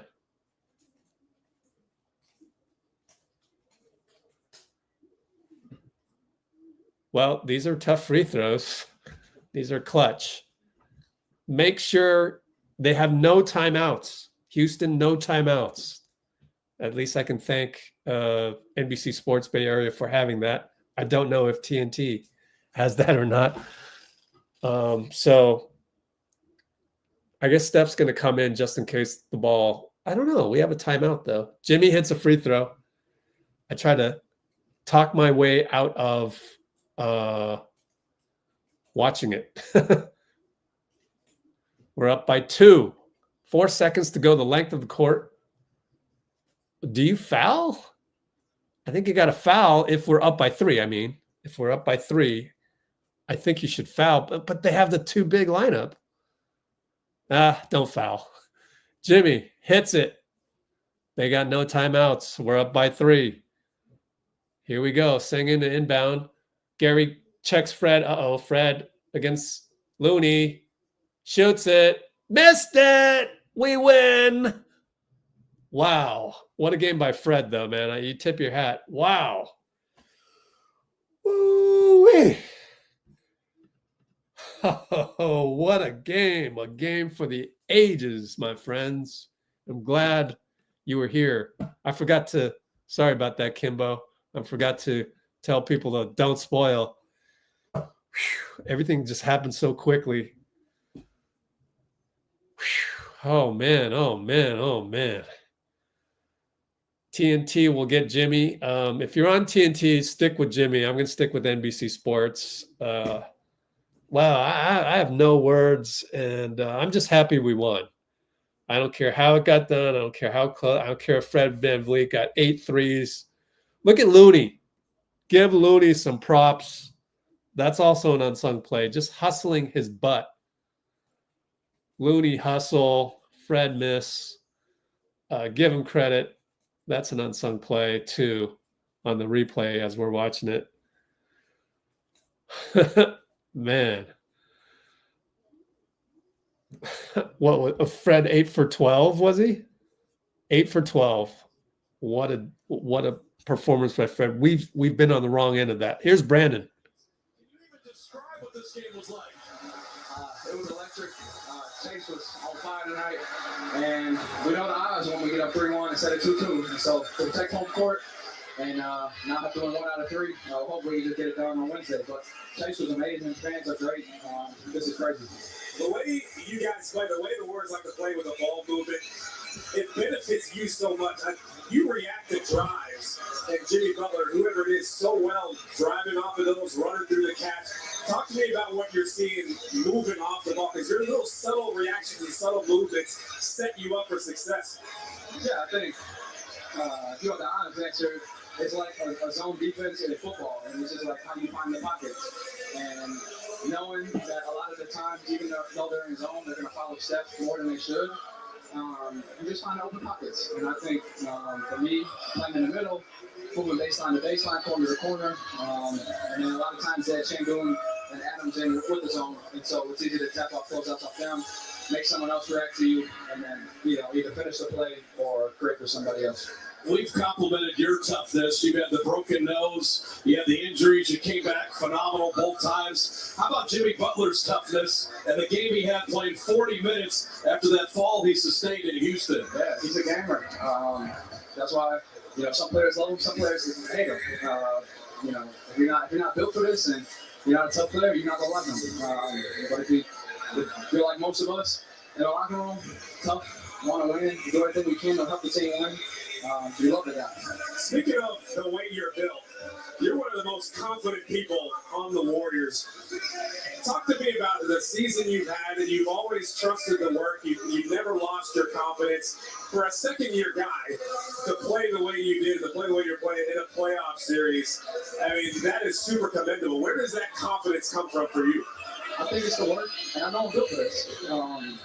Wow. Good players in this league, they want the moment. And they don't back away from it. And 2 threes I missed at the end, I'm going to take those every time.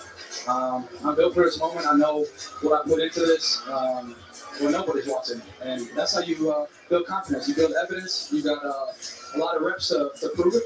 And so just by that, why doubt yourself? All right, Pops, we never tell you what to do, but no sushi in Houston. All right? Yeah, I bring my own food from home. There you go. Thanks for stopping, Brandon. We appreciate it. Thanks, fellas. Appreciate it. Does Fitz know that it's sushi for real? Was it? Anybody know? Was it sushi or that was a joke? Probably a joke. It's either a joke or he has inside information. Anyway, let's get the post-game interview lined up. What a game. That just ranks right up there. All of the playoff nail-biters we've had. And, I'm so proud of Pods, right? Obviously. What a game. I mean, he's built for this. So who else is built for this? No way. Buddy Hield is built for this? He might be. Wow. Wow. Just amazing. Whew, man, a big sigh of relief and a big, my heart is open, man. Feels good. Jimmy Butler, 40 minutes played. Fred 8 threes and a total of 25. Felt like way more than 25 for Fred. That was crazy. What a game. That was insane. That was insane. Well said. Collective master class. Wow. I am just speechless. Alfred Buddy. Oh, man. Yeah, credit Steve for forcing Adams to come out on the hack of Adams.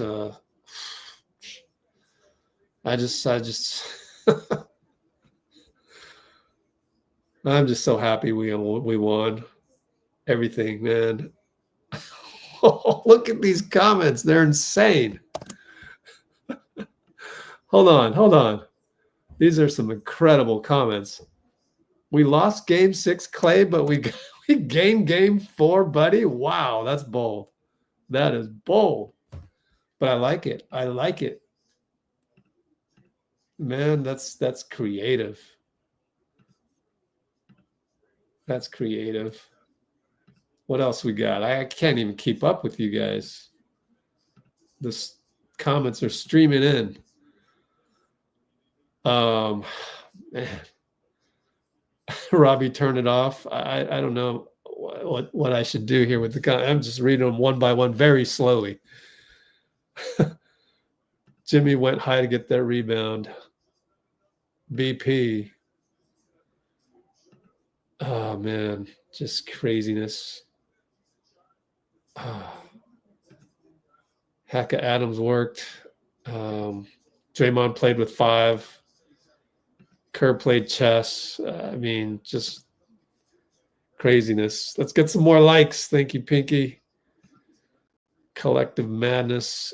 Confidence booster for the whole team. Like you could say QP didn't play that great, right? But it boosts his confidence. Heck, it probably boosts confidence of JK even, just being a part of this, right? Wow, I mean, so I would say even for QP, even for JK, I would say.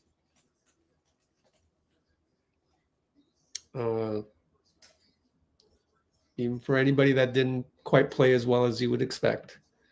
Defense, Draymond, LFG, let's go on Twitch, which I won't show because we have people in the chat that prefer not to have that. I guess I can say that. Yeah, he should have been DPOY. Let's see Chuck's face. Yeah, Houston's awesome. Steph only scored 17. Isn't that crazy? That's crazy. That's crazy. Steph only scored 17? Crazy. How did we win that? Man, strength in numbers. And it's funny because media was like, on the podcast that I listened to, oh, it's not strength in numbers. And yet it is. Everybody proven wrong tonight. One more to go, though. I thought Draymond was gone. I voted that Draymond was probably going to be gone. I already sent you the link, Dean. Check your email. Pretty sure I hit send. Yeah, man.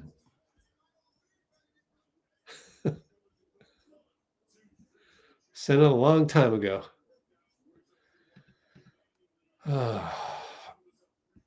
Dray is our DPOY. Yeah, Dean, where are you at? Pods is Dean. Don't be saying Pods is white right now. Come on now. You know better than that. I just deleted Dean. We don't want no green jersey wearing references on here. Wow. No, I'm kidding. Sort of. Yeah, that was incredible. Look at that. Props to Kerr. for believing in Buddy. Yeah. Yeah, buddy. We gotta screenshot that one too. I should just make a whole litany of Instagram stories with all of these good vibes and tell people, hey, this is what you missed on YouTube tonight. All of these good vibes, like collectively as a group, you know, the quantum energy, the frequency. Yeah, it adds up, you know, it really does. It's a constructive interference, you know, double slit experiment. Go look it up. Steph low-key being a menace. Oh, wow, what a game. What a game. 3-1. QP will settle in. JK, well, you feel for JK, but then again, he's on a winning team that is on the brink of advancing the playoffs. So a lot of people would love to be in his shoes. So don't forget that part. It's absolutely true. A lot of people would want to be in JK's shoes.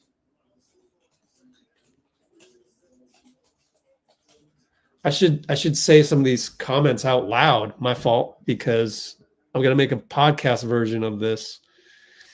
So we also said QP will settle in as the games go by. Yeah, he will. Even Trace got minutes.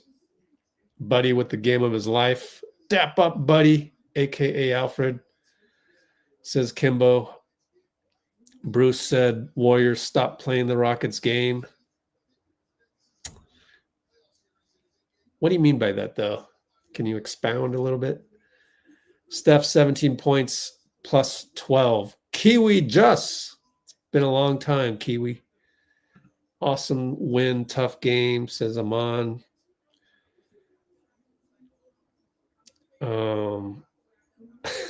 Dubs shouldn't have brunettes over. Game was oh man. Dubs with the PG-13 comment there. Curry's still the GOAT. Jimmy jumped out of nowhere and grabbed the rebound. Dean says, love playing Houston. Really tough team. Western Conference Finals level defense from them. Yeah, it is. I agree with that. That is some super high level defense. Let me make sure my stream is working. Yeah, it is. Okay, cool. Dean Chambers gets a screenshot. I should have got the Discord subscriptions going tonight. Hand out some free trials and whatnot. Oh, with 5 fouls.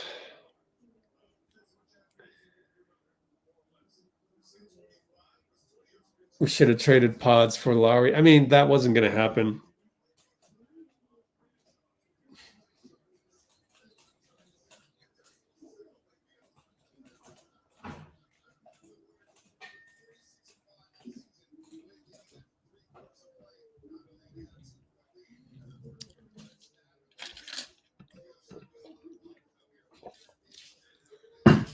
I guess Dillon Brooks came into the arena wearing something funny.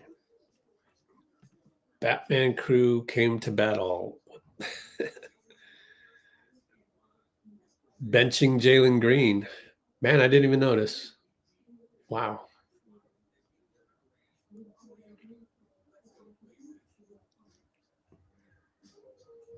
Paint your nails. Yeah, we need to do that. Nick wrong, Nick right, Nick wrong. One-legged Buddy 3 on the one from Curry. Wow. I know, huh? Yeah, I think Highthorn may have gotten misread. But nah, like I said, JK's happy right now. I would think he's happy right now. It's a good team win, man. Good team win. Too drunk to type. Wow. Yeah, there you go, Kiwi.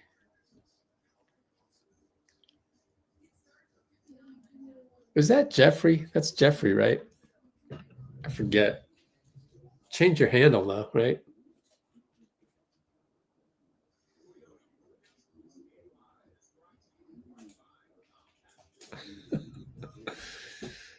Oh, it took you so long to get back here. Playoffs have been epic. Yeah. Warriors stopped playing the Rockets game. And I'm just thinking back to the possessions that we had.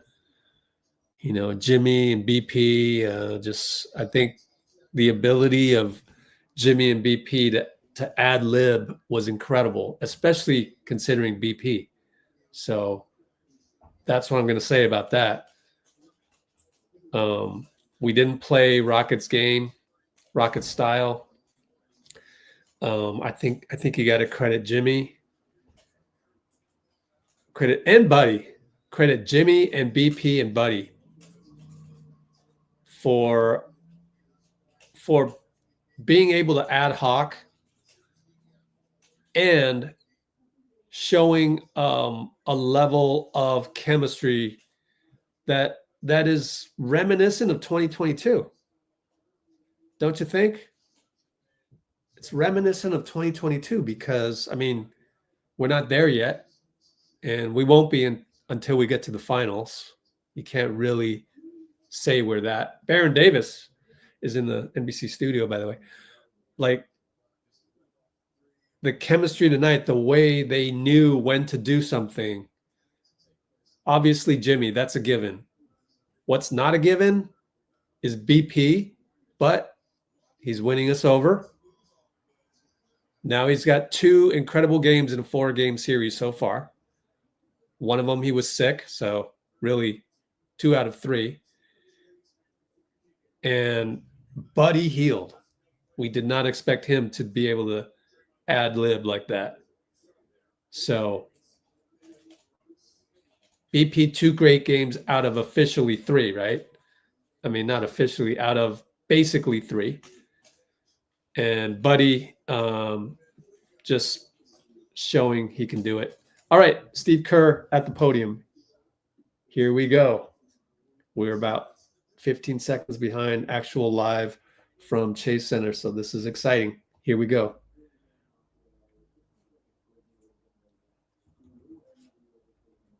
Let's hope this works.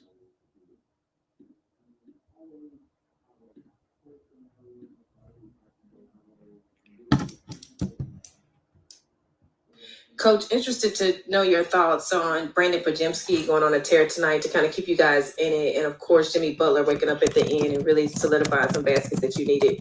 Both guys were amazing. Brandon's big time, second-year player, but plays like a 10th-year guy. I mean, he's just got so much poise and confidence, and he was obviously a key to everything. And then Jimmy getting to the line 12 times really carried us, especially in that fourth quarter. It was just an incredible performance by our guys against a great team that gave us everything we could handle tonight. So it's a big-time win. A little specifically on Jimmy, he definitely looked like he was not 100%, at times limping even out there. Did you notice that, and what do you think he went through? And you played him 40 minutes, you just couldn't resist. You just had to have him on the court. Yeah, we had to have him. I mean, if this were the regular season, he'd probably miss another week or 2. But it's the playoffs, and he's Jimmy Butler. So this is what he does. The rebound at the end was just incredible. The elevation, the force, then of course knocking down the free throws to clinch it. Jimmy was just amazing. What was going through your head when you saw that the final defensive stop unfold with Sengun versus Draymond and then the Jimmy rebound? Well, what was going through my head was call a timeout. Either way, made or miss, we wanted to get the timeout so we'd get Steph back in. I just thought, Dray played phenomenal defense with 5 fouls, most of the fourth quarter. He's out there. And so he did a brilliant job, and we we were able to get Sengun forced out a little bit further than he'd been for most of the fourth, so it made it a tougher shot. And as I said, Jimmy made an amazing rebound.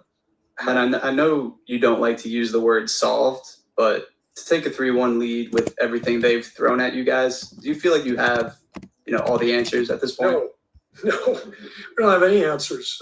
Every game's different. Tonight they just hammered us with Adams, 26 minutes. I bet that's a season high for him.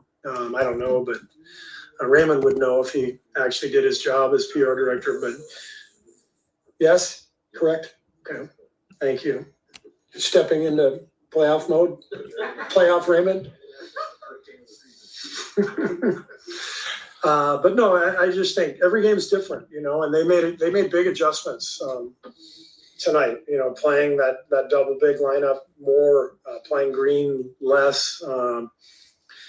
But next game could be entirely different as well. So all these things unfold differently each game, and you have to adapt and adjust while it's going on. Not to kind of over dramatize that rebound that you're talking about, but how difficult is that come baseline? I think it was Adams that he had to leap over. What type of play is that? Just looked like he was coming in slow motion, and just the elevation. I mean, he was looked to me like he was just head and shoulders above everybody, and that's a massive team they have out there. So, that's kind of. What makes Jimmy who he is he just does so many things. He makes so many big plays, and that was, he gets fouled by Brooks in the corner on the push, makes the 3 free throws, gets the stop, makes 2 more free throws. He's playoff Jimmy for a reason. Steve, you talked about how Jimmy Butler has kind of clarified roles, and especially how Brandon has benefited from Jimmy's presence. Tonight, was there a way that you could tell that Brandon was, benefiting from Jimmy being out there and helping him, score 26? We got off to a great start.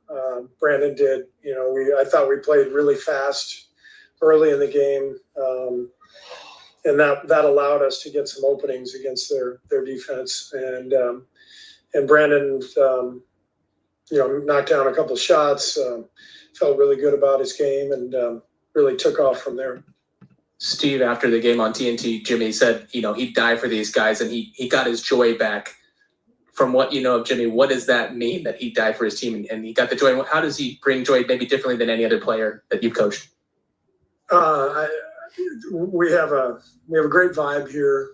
Steph sets an amazing tone. And, when Jimmy arrived, he was instantly welcomed by Steph and the group and vice versa. I mean, Jimmy really wanted to be here, and it's just a great match. He was exactly what we needed, and we've given him a group of guys to play with that I think he really enjoys, and it's been fun to watch it all unfold. Hey, Steve, over here.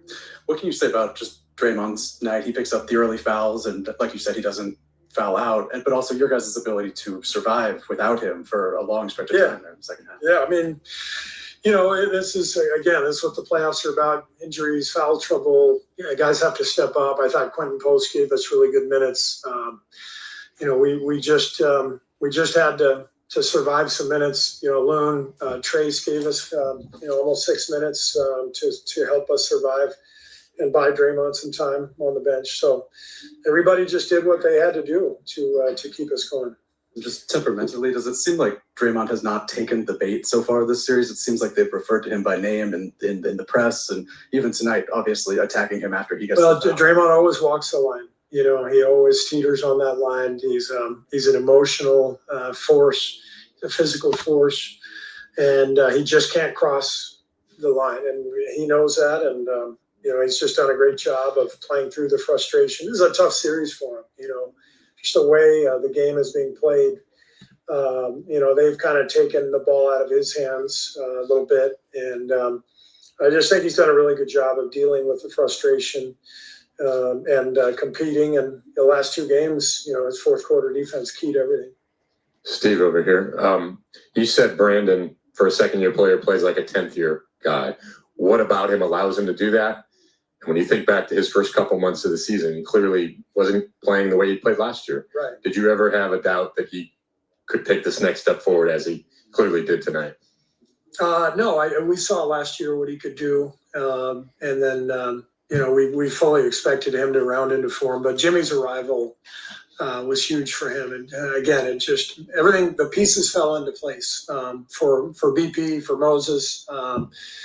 They were able to play off of Jimmy. The thing with Brandon, we know he's at his best when he's secondary playmaker, playing off the weak side, running through the catch, creating shots in the paint for himself, for others.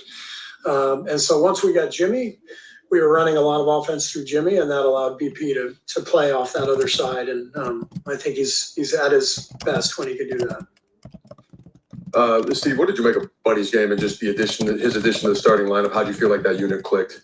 That unit was great. I mean, great start to the first quarter, great start to the third quarter. So I think that unit gave us more speed, more shooting, and it forced some matchups for them to make the game a little more difficult for them. And then, of course, they counter by bringing in their monsters together, and we have to deal with that. So there's a lot going on in this series for sure. And then close out the situation now coming in a couple of days. What challenges do closeout games inherently present? They're always the hardest one. I mean, every team that's in the playoffs, especially a team like Houston, a 2 seed, 52 wins, big time team.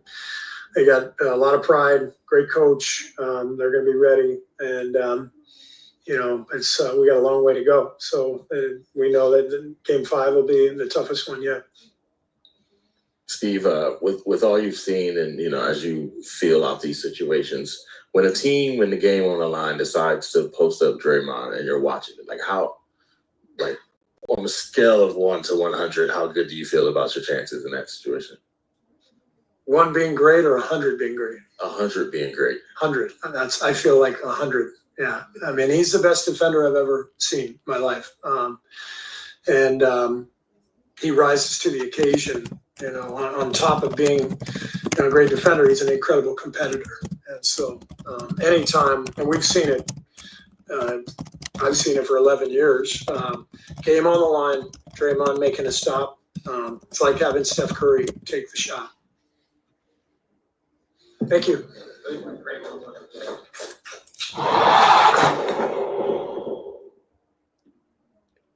So we're going to hear that little audio logo by the NBA feed every single time. Okay, we'll see who's next.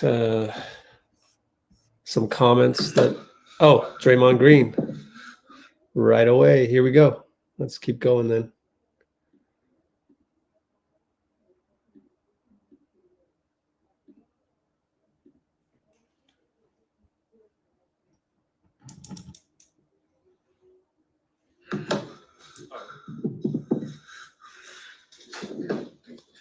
Draymond, interested to know, when you went back in with those 5 fouls late in the game and they needed you on the floor, what was kind of going through your mind? What got you mentally there so that you could stay out there as long as you did? Just not pick up a cheap one, but I'm never going to be one of the guys that just because you got fouls, you don't defend. I feel very confident in my defensive ability to defend without fouling. And so I'm going to contest at the rim. But in that situation, you just got to make sure your fundamentals are clean. And so that's what I try to do. If I'm going to go vertical with 8-man at the rim, or if I want to guard sengun at the post, I just try to make sure that my fundamentals are there, But yeah, I can't be a guy for this team just because I got fouls I lay off. I'm our defensive anchor. You got to beat it. And if I foul out, I just foul out. I'm better served. I can better serve this team just playing. And if I foul out, I'm going than staying out there and just giving up baskets. What did you see on that last play against Sengun?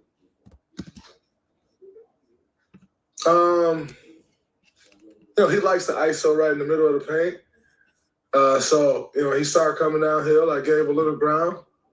And Stack always tells us it's a time that you have to get serious. He said it's time to get, and you just try to pick that point. I want to pick it too early, where he's facing me, and now I'll pick up a cheap one. So just try to find that sweet spot and where to get serious, as Stack says. And I thought I found a good spot. He took a deep jump hook. You said sometime, I think it was a couple days ago after last game, about your technicals and how you sometimes strategically use them. Yeah, I got a technical tonight, and there was guys way more aggressive than me. So, yeah, that's crazy. Well, what happened overall in that second? And I think it was the second quarter from the technical, and then they were trying to muddy the game up, but it's fine. We kept it pushing. Draymond, I'm curious your thoughts on Podziemski, and not so much his shooting or his skills, but for a young guy, as Steve said, he's a second-year player who acts like plays like he's a 10th-year guy. What about his makeup allows him to have a game like this on this stage? I think it's his heart. Skill is, the skill is there. That's why he was, what pick was he, the 14th pick or something like that? 19th pick. That's why he, coming from a smaller school, was 19th pick. The skill is there, but it's his heart. And I like to call it irrational confidence, although he puts work in, but he has irrational confidence. It's one of those things that I actually wish I had. But he just has the ultimate belief in himself and his abilities. And he went out there, he showed it. And quite honestly, he's been showing it for the last few months. Since he came back from injury, he's pretty much been lights out, and tonight we needed it in a major way, and he stepped up. He answered the call, 26 points. Just, he's one of those guys that you want on your side.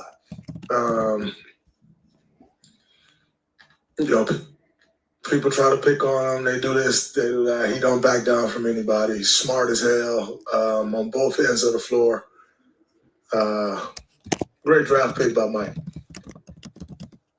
Draymond, when it comes to Dillon Brooks, obviously he's always after the mental game. He's always talking on the free throw line. Anytime the ref is not paying attention, he's throwing a shot maybe. How do you guys ever have to actually calm the other down? Don't let him get in your head, or have conversation about Dillon Brooks and what he's trying to do to kind of take you guys out of your game? No, they do that. Oh. They be calming each other down, telling them, don't worry about it. We don't get off into that. We just do what we do. What did you think about Steph's taunting technical? All he said was, that's two. There's been way more taunting than that in this series. But, hey, it is what it is. I like it. I think we all could see what Jimmy was going through out there, clearly not at 100%. What did you think of what he gave you guys, and what did it take for him to play like that? Well, his presence, number one, is huge. I've spoke about it over and over again, just the commitment that our ownership group and front office made to Jimmy. But not only to Jimmy, to Steph and I, and Steve. We've been here for many years and still feeling like we have a chance, but not quite there and need a little boost. And our ownership group made a 2-year, $120 million commitment for us to get that boost. And what he's meant since he's been here. Tonight was great. He played through the injury. It was beautiful. But it's just his presence. What his presence does for this team is humongous. The first 3 quarters, he couldn't move. Not sure how he started moving in the fourth quarter, but first 3 quarters, he couldn't move. And yet, he never complained. He stuck with it. And I think when it was most important, when the time was right, everybody on our side looked to get him the ball. And when you get him the ball, he made great things happen for himself or for others. And, it was huge. I think my favorite play was the last rebound. I looked up, I thought it was Kuminga out there flying. It was Jimmy. That was my favorite play of all of them that he made. You've dealt with, trying to get back from injury, and Rick, and how cautious Rick can be. Did you see Jimmy much over the last couple of days, and were you surprised he was able, basically to convince Rick to give him the green light?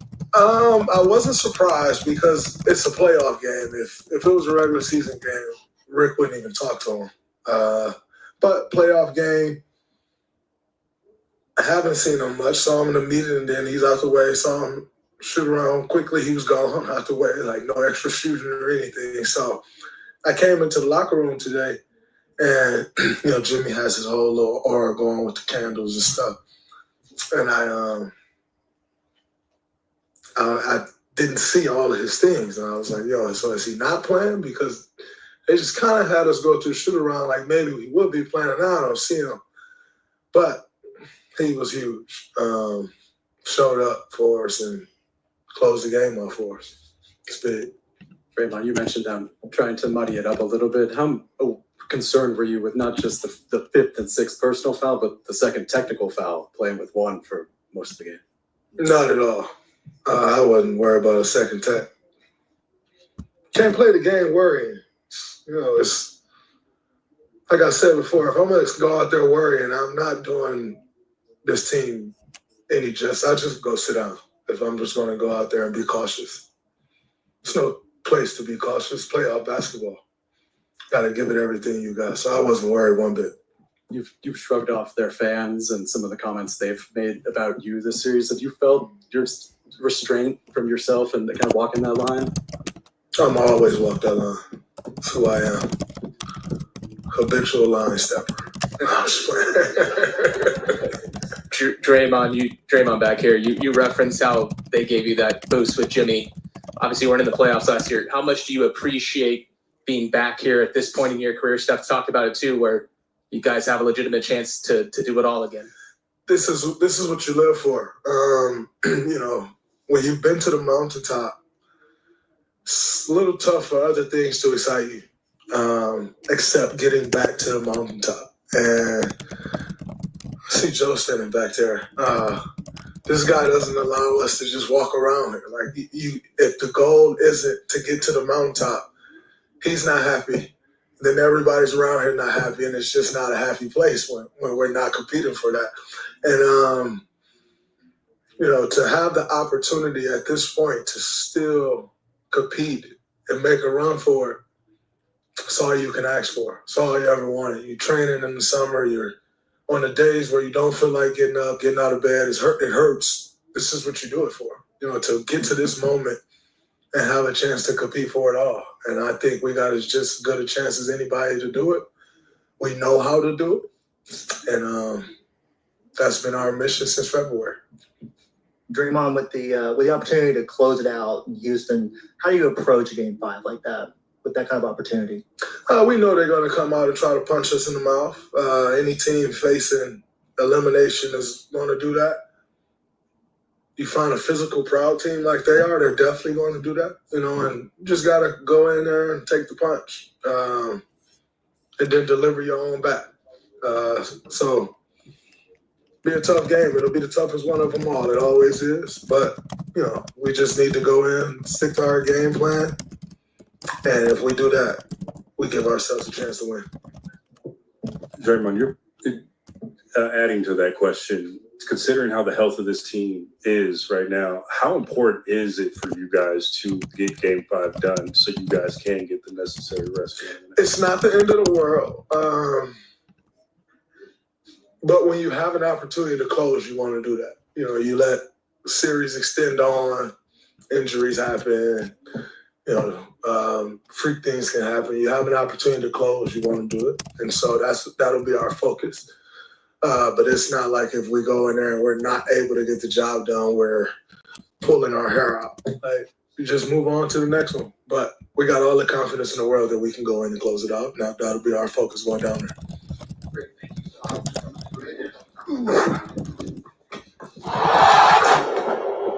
We'll stay here. Pods.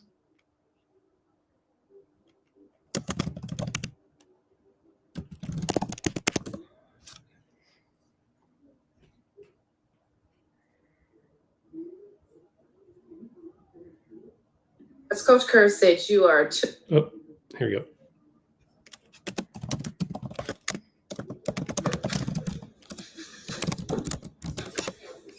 Pods, Coach Kerr said you are a 2-year player that plays like a 10-year player because of the poise that you show out there, and you showed that poise tonight, obviously having a big game. How big was it for you to have that big game, knowing that you had a few struggling early on? I think it was big just because we won the game. I seen some stat on ESPN today of the leading scorer in the series was Steph, and then a bunch of Rockets, and then Jimmy, who's only played one game. And so just try to do my best to help him out and end up getting the win, and that's all we really wanted tonight. Given everything that they threw at you tonight and in the series, how important was it to stay composed as a team throughout the game? I think it was very important. As the series has gone on, they've tried a bunch of different things with their defense.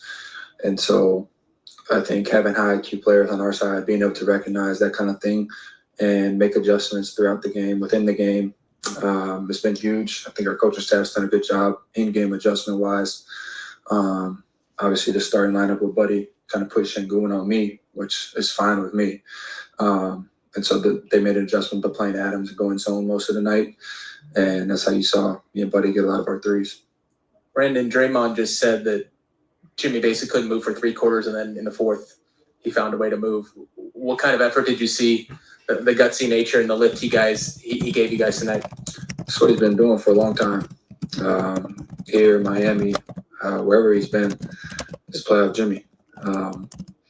Just to see him, do everything in his power the last couple of days to get back to this point, and just trying to be out there for game 4, even though we won game 3 without him, just to see his perseverance and do all the things he was required to do to get back.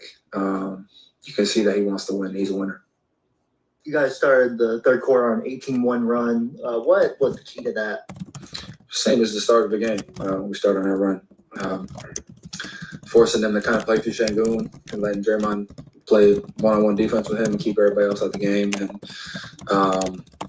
run in transition so they couldn't get their defense set. And I think the start of the first and start of the third were big for us. And speaking of Draymond on sengun, what were you thinking when they tried to post up sengun, put him ISO on that last possession? Why him? I don't know why you'd go after defensive player of the year. Brandon, over here. Draymond noted your skill and all the work you do, but he also, in explaining sort of why you thrive in this setting, said you have irrational confidence. Where does that come from? Where does your self-belief sort of trace to be on this stage?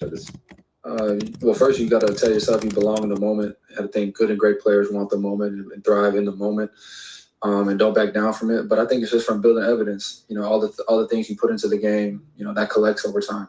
And from that collection, it's like, I've done this so many times. Now, just because it's a different moment, it's still the same thing. And so there's no pressure, and everything I do on there, I'm never going to have a regretful decision, and I'm just going to go out there and know and tell myself I belong, because I do. And one quick follow-up. How much of your scoring tonight was connected to them kind of bottling up Steph? I mean, Steph had even less room to operate, it seemed, than he has last 2 games. Yeah, I think that's what makes a team. You want to commit 2 players for 1 and leave your guys kind of in zones to help off. I think that's what a team's about. And I think we did a good job Steph did a good job of getting off the ball. When they're doing that for 48 minutes, there can be hey, I need to get a shot up, or hey, I need to do this. And I think he was just super cognizant, especially in the second half, of just getting off the ball. I think we had 1 turnover as a team in the second half. So we were just taking what the defense gave us. A lot of times, me, Jimmy were on the baseline or on the corners when sengun and Adams closing out to us. And so getting the ball there and driving the closeout, making a play. Brandon, as good as the scoring must have felt to you tonight, you've always been the guy that does the intangible things. You took another charge tonight. How good did that block that you got on Van Vliet feel? I mean, given the situation, obviously it's magnified a little bit because it was a key possession, but just understanding, watching film, understanding he's not the best finisher in the paint, and either he wants to spray it out or shoot threes a lot of the time. And so I wasn't too worried when he got past me. Just kind of rode the drive, and obviously he went for a floater, and I just tried to help Dray out a little bit and get a piece of it. Hey, Brandon, what's going through your head when Draymond picks up that fifth foul? And what adjustments did you guys have to make to survive without him? I think for me, as a point guard, it was just like, what can we do defensively to kind of counteract Sengun? Obviously, he got going a little bit when Dray was out. But I think it was just, if we can get a 3 and trade it for a 2 with Sengun and just kind of make him work for it, we'll kind of live with it. And I think for the most part in the second half, we kept the 3 out of the game, which is kind of how they scored if it's not Sengun. Can you sort of describe that sidestep 3 in front of the bench? I mean, most of your threes seem like you're set, you're square to the basket, but that seemed like you were moving more than normal. Yeah, low shot clock, got it on the wing. It's a shot I practice all the time. And so, like I said, good players want the moment and they want to take those shots, and it just happened to be my shot.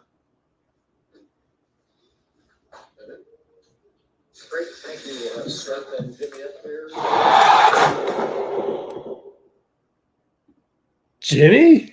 Jimmy at the podium? Yay. You know what? If he has to go up those stairs, I'd rather not have Jimmy at the podium. Let him rest. Don't go up those stairs at Chase Center. Okay, so that was a massive file. We can get Dean on here pretty soon, and I can use the restroom number 1. And then number two, the other thing is I need to get some water. Okay, so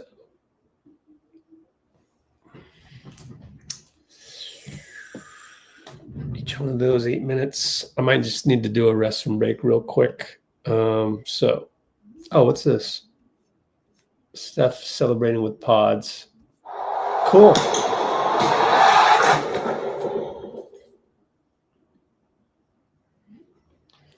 Shut that down a little bit. Oh, that has no sound. So restroom break. Be right back. Restroom break. What can we play here? He's the best defender I've ever seen in my life. As you feel out these situations, when a team, when the game on the line decides to post up Draymond and you're watching it, on a scale of 1 to 100, how good do you feel about your chances in that situation?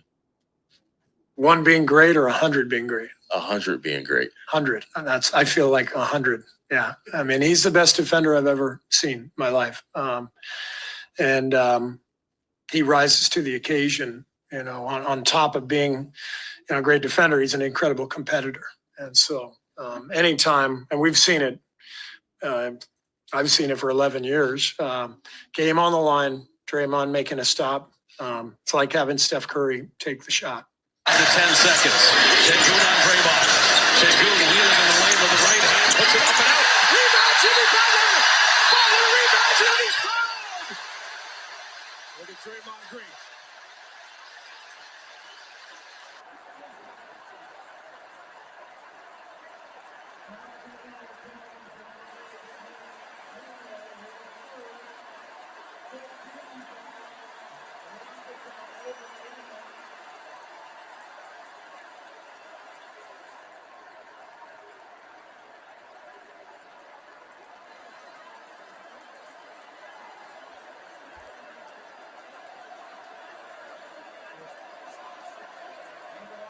I'm back. Hopefully that doesn't demonetize. I don't think so. A little bit there. Although, remember the one time I showed, it was game 6 in finals 2022. Showed a tiny little bit. That ruined it. Anyways, well, I'm back. Let's see. Don't play with your food. Yeah, I know, but we did against Memphis in 2022, remember? I was pretty ticked about that loss, but came back and won game 6 against Memphis. Also, I need to get some water. So, I mean, you guys remember that, right? So, I just knocked my screen out. Damn. Now I got to restart that and hope for the best.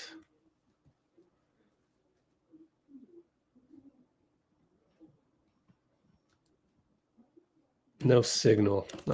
This is just so sensitive. Killing me. Killing me.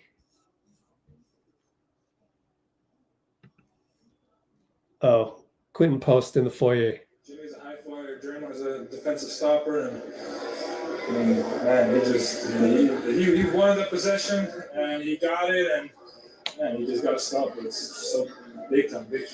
The Rockets were desperate. You guys knew this was going to be chippy. Lots of whistles, lots of stoppages. How did you withstand that?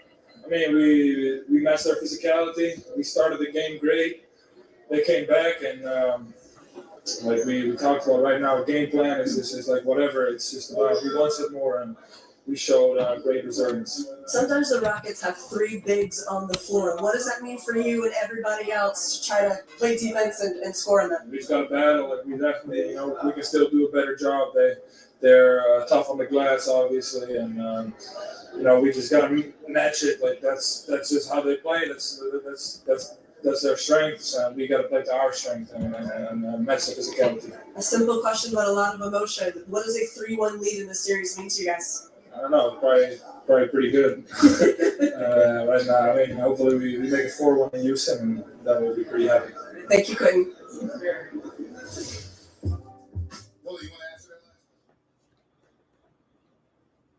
Okay, so I got some technical difficulties here. And it's killing me.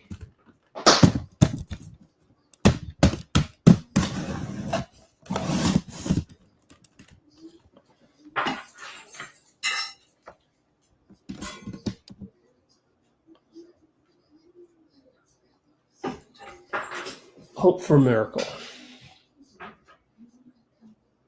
No signal again. Damn.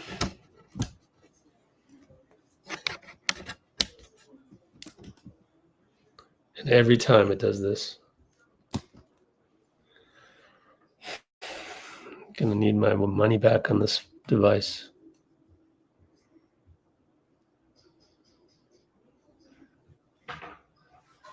No signal again.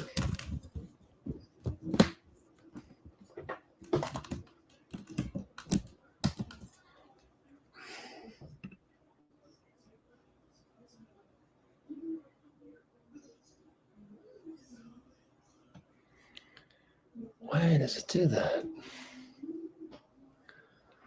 I can't do anything here. I don't even know if Dean's in the green room. Nope. And it keeps thinking that, don't show me this again. Thank you. Okay, let's hope for the best here because I need to plug in the power.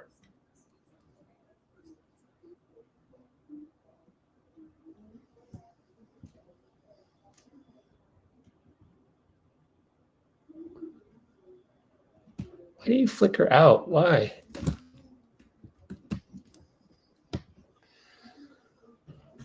Well, thanks for your patience. We're just going to wait for the next guy. Probably Steph, maybe Jimmy.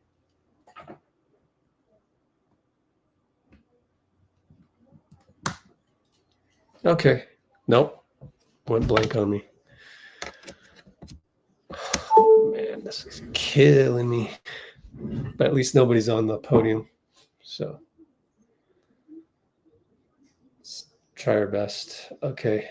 Looks like I'm back up and running, but who knows how long that'll last. Let's take a look. Nothing much going on here. All right. So now I can airdrop that one.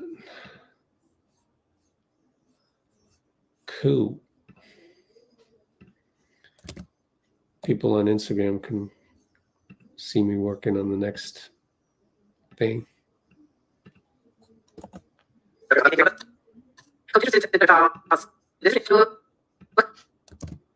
Coach, All right. Let me at least get this processed. Processing the Steve Kerr interview.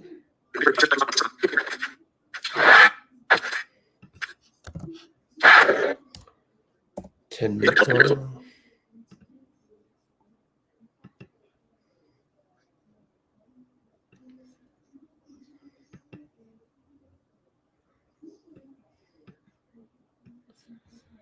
me check the NBA media database in case I can just download it from there.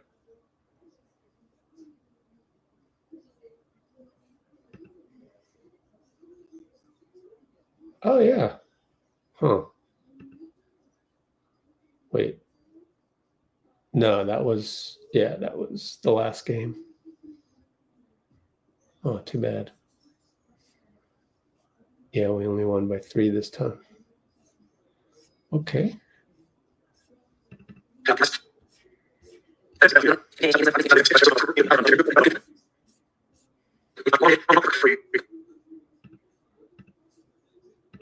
Okay, process this.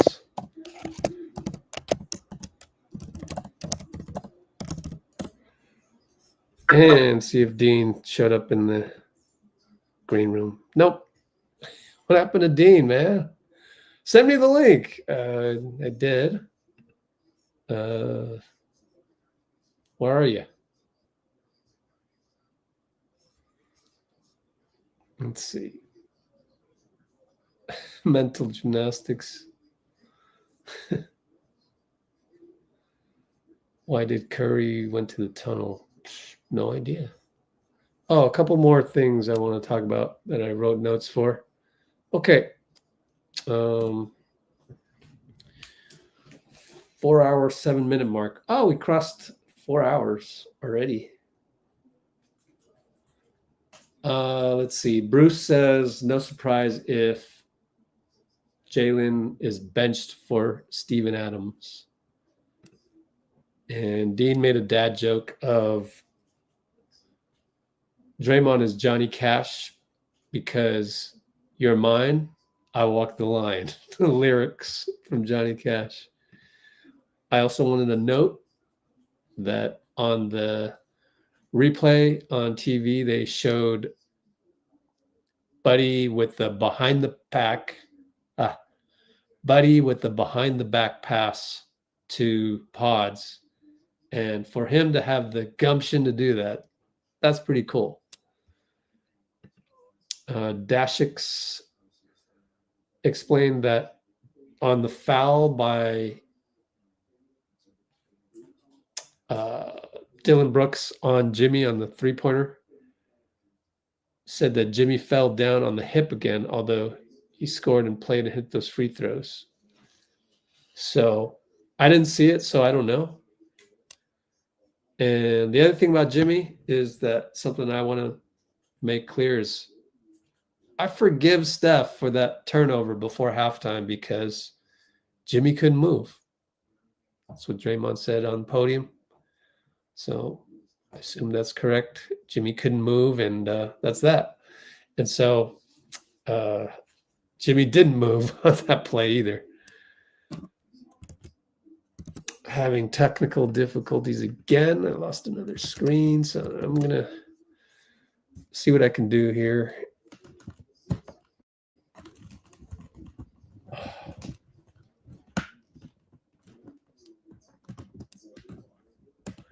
Maybe I won't plug it in.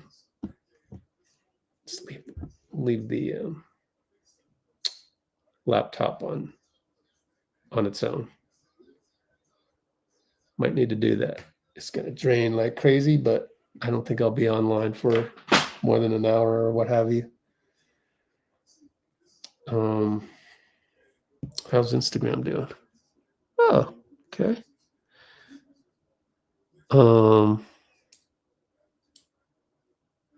Okay. Well, what do we got on Discord? Not much. Still Draymond. And I'm going to go work on the transcription. Dean is a no-show. It's okay.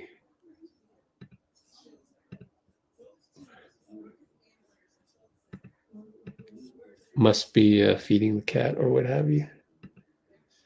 So we still got Jimmy, still got Steph, and hopefully we'll get Dean on for his insights as well. But yeah, maybe Houston will start Steven Adams. And we'll deal with it. I just want to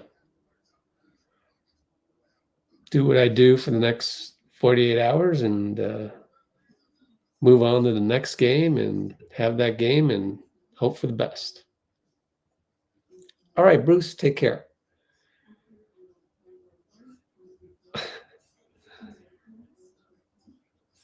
And I need to get some water too.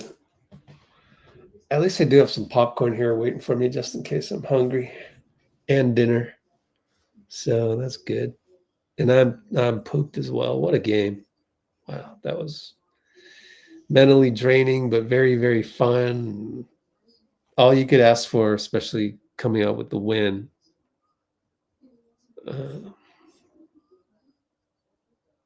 There's really no need to nitpick anything in that game. Just lace them up 48 hours. Oh, thanks, man. Thanks, man. Appreciate that. In fact, I want to show the website in the background with your comment. Boop. Yeah, I appreciate that. Maybe more people will leave a like on our website. Yay. Actually, I'll do this one, this version. Yeah, that one's good.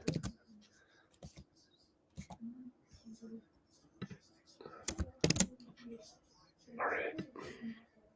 Boom. Thank you, Bruce. Dean Chambers in the house. What? All right, Dean. Let's get him out. Rich? Dean Chambers. I'm sorry it took me so long to get on here. I had to call my parents. They were watching the game too after the win, and I don't even know what to say, man. I was laughing and crying at the end of the game. Because you were on the phone with them and you didn't say anything, so that's what took so long. Yeah. You didn't know what to say. Okay. Yeah. That's a bad joke. Oh, man. Dean Chambers. 4 hour and 13-minute mark. I'll let you know if Jimmy. Rich. Yeah. What do you feel, man? I don't even know what to say. Like, what's the emotion? This is the playoffs, man. I gotta admit, well, I'm already tired because I spent all day working, getting stuff on the channel, and I'm tired. I didn't have really dinner. All I did was have a late lunch because things got going late. So I'm number one. I am exhausted. Plus, that game was so thrilling that it takes a lot out of you. But I gotta admit, I have some relief in there too. So some of it's relief. But it's this a good is what relief. it's all about, though. This type of game, man. We do have to remember how lucky we are that we got treated with a game like this. It wasn't easy, and we pulled it out. I almost don't even care how we pulled it out. We just pulled it out. You know what I mean? Like that feels good in and of itself. Like, I don't care about the X's and O's. We just pulled it out. and then trust that we hustled our butts off, and we got a couple great performances from guys like Buddy and BP and stuff. And that's great, but yeah. Oh, man. I don't know that I've been happier with the win and not really wanting to analyze anything, right? I don't know if you feel that way. But no, it's totally I don't want to touch this. I don't want to break it. Exactly. How did we win this game? Oh, man, this is incredible. They're so tough, dude. I love that about them. I thought I would feel the way I felt about the Grizzlies, but No, that the Udoka thing, man. He's a vet coach, and they're playing like really, really tough veterans. And if we end up winning this series, hopefully, this is not over. Game 5 is gonna be something. Going back to Houston after this, man.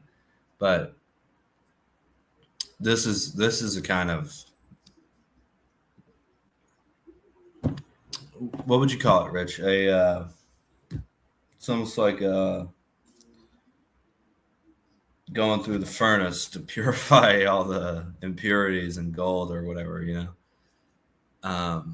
This is the kind of win where you go. It's just kind of game too overall, where and opponent where you go like, if we can handle this, right? The other series, like we're not gonna. You don't have any fear at all, If you didn't have fear today, you're just not gonna have fear in these playoffs. Not saying we're gonna win it. That's very tough. There's a lot of really great opponents, and this series is not over. But man, incredible. Oh, cool. Elijah says that I guess Elijah went to Chase. Did you go to Chase? You were at the game? So there's this guy, Ray Almeida, and he's like a popular fan. I don't know him that well, but sometimes he has tweets and talks about like he has some insider information sometimes. He's been around for years. So Elijah said that he protested the Warriors fans to wear the damn shirt. Oh, Jimmy Butler's at the podium. My fault. Oh, let's go. Can't wait. Cool. I didn't miss it by much. Whew. Got lucky. Nice. All righty. Jimmy. Turn down the TV. Let's get Jimmy on here.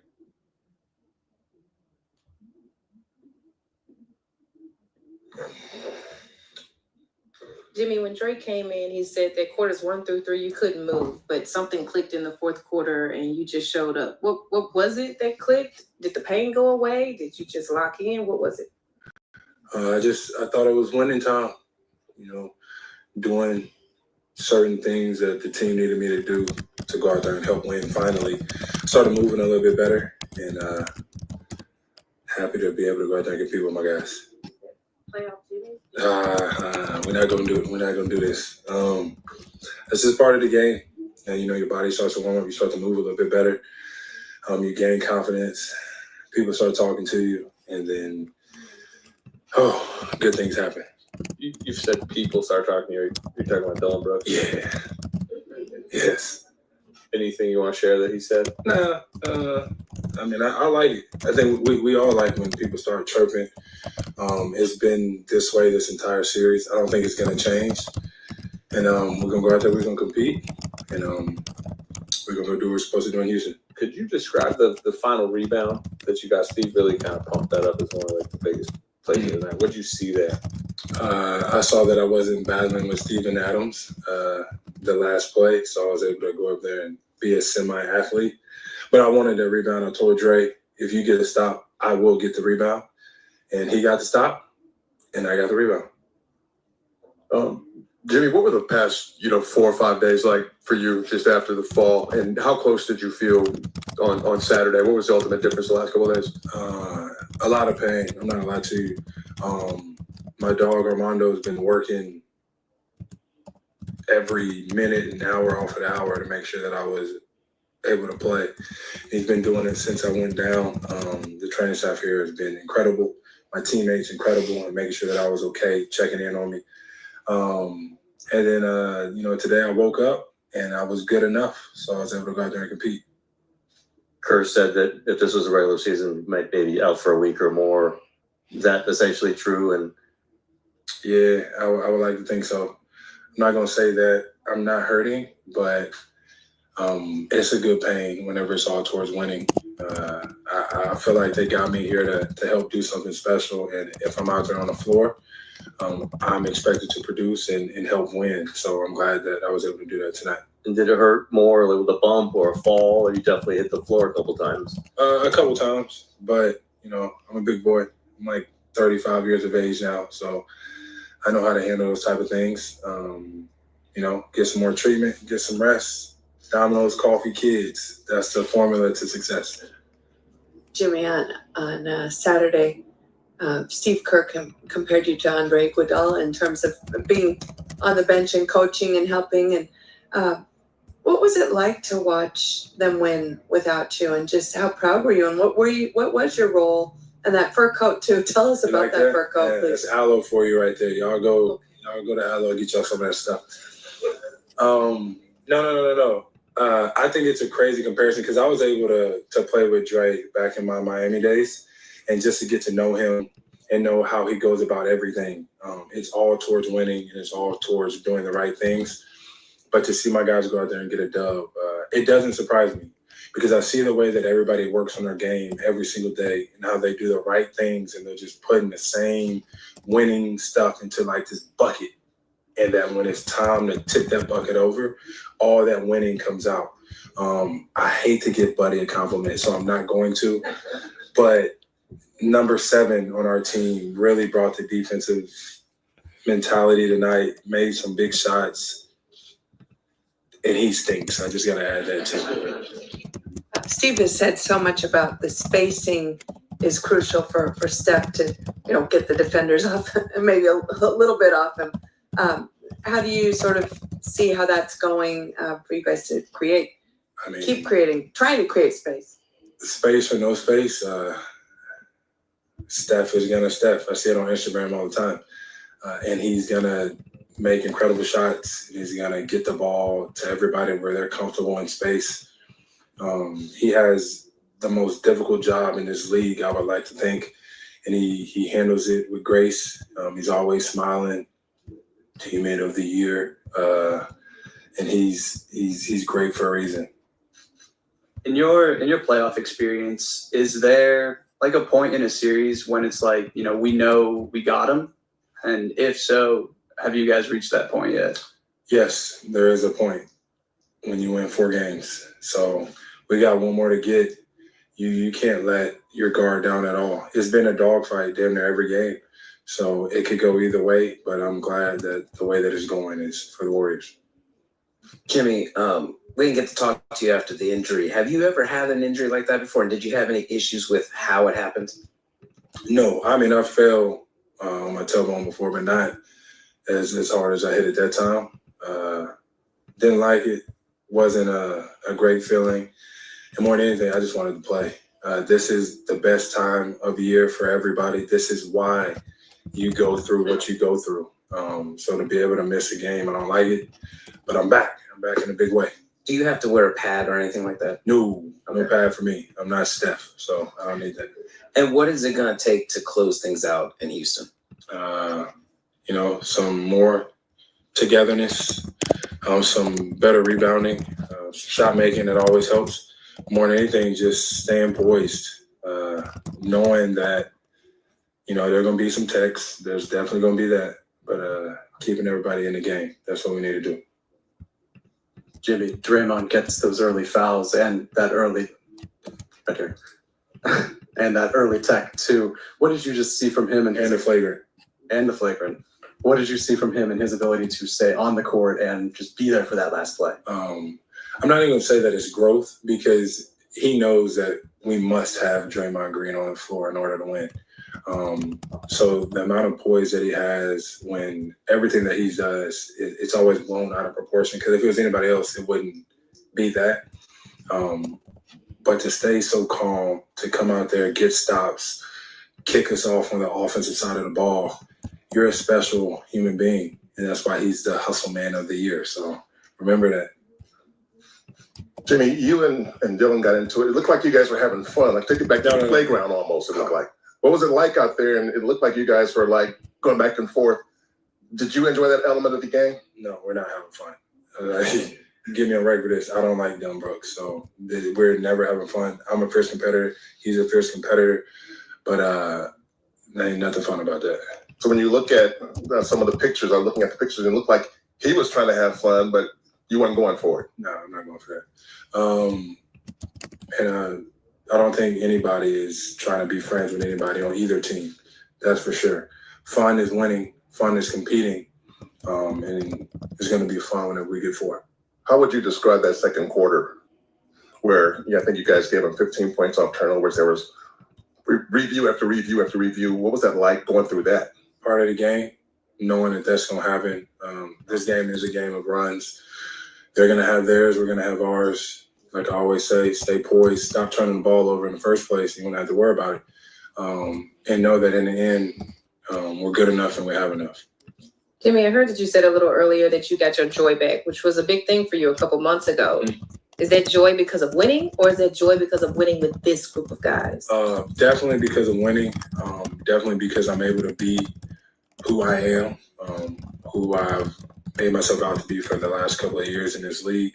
But more than anything, it's just fun. I get to play basketball. I get to come into work knowing that I'm going to be able to play in these games, play in the playoffs, and help us do something special. Jimmy, to your right, speaking of fun, I don't know if you've been asked this, but how did you come up with the Steph bat light with the Steph logo? Who on your team comes up with that type of stuff? And are you having fun on the social media side too? Yeah, I am. I'm having a lot of fun on socials. The bat signal, my content guys came up with. It was my idea, but that's who he is to me, to us, to y'all, to the world. Is Alfred going to get any love anytime soon? I don't know who. Who do you think Alfred would be? Buddy. I think Buddy thinks he's Alfred. That is not the right answer. No. Who? Buddy said he's Alfred. No. Buddy is not in this. Buddy's the Joker or something. He's the evil man. Perfect. Thank you.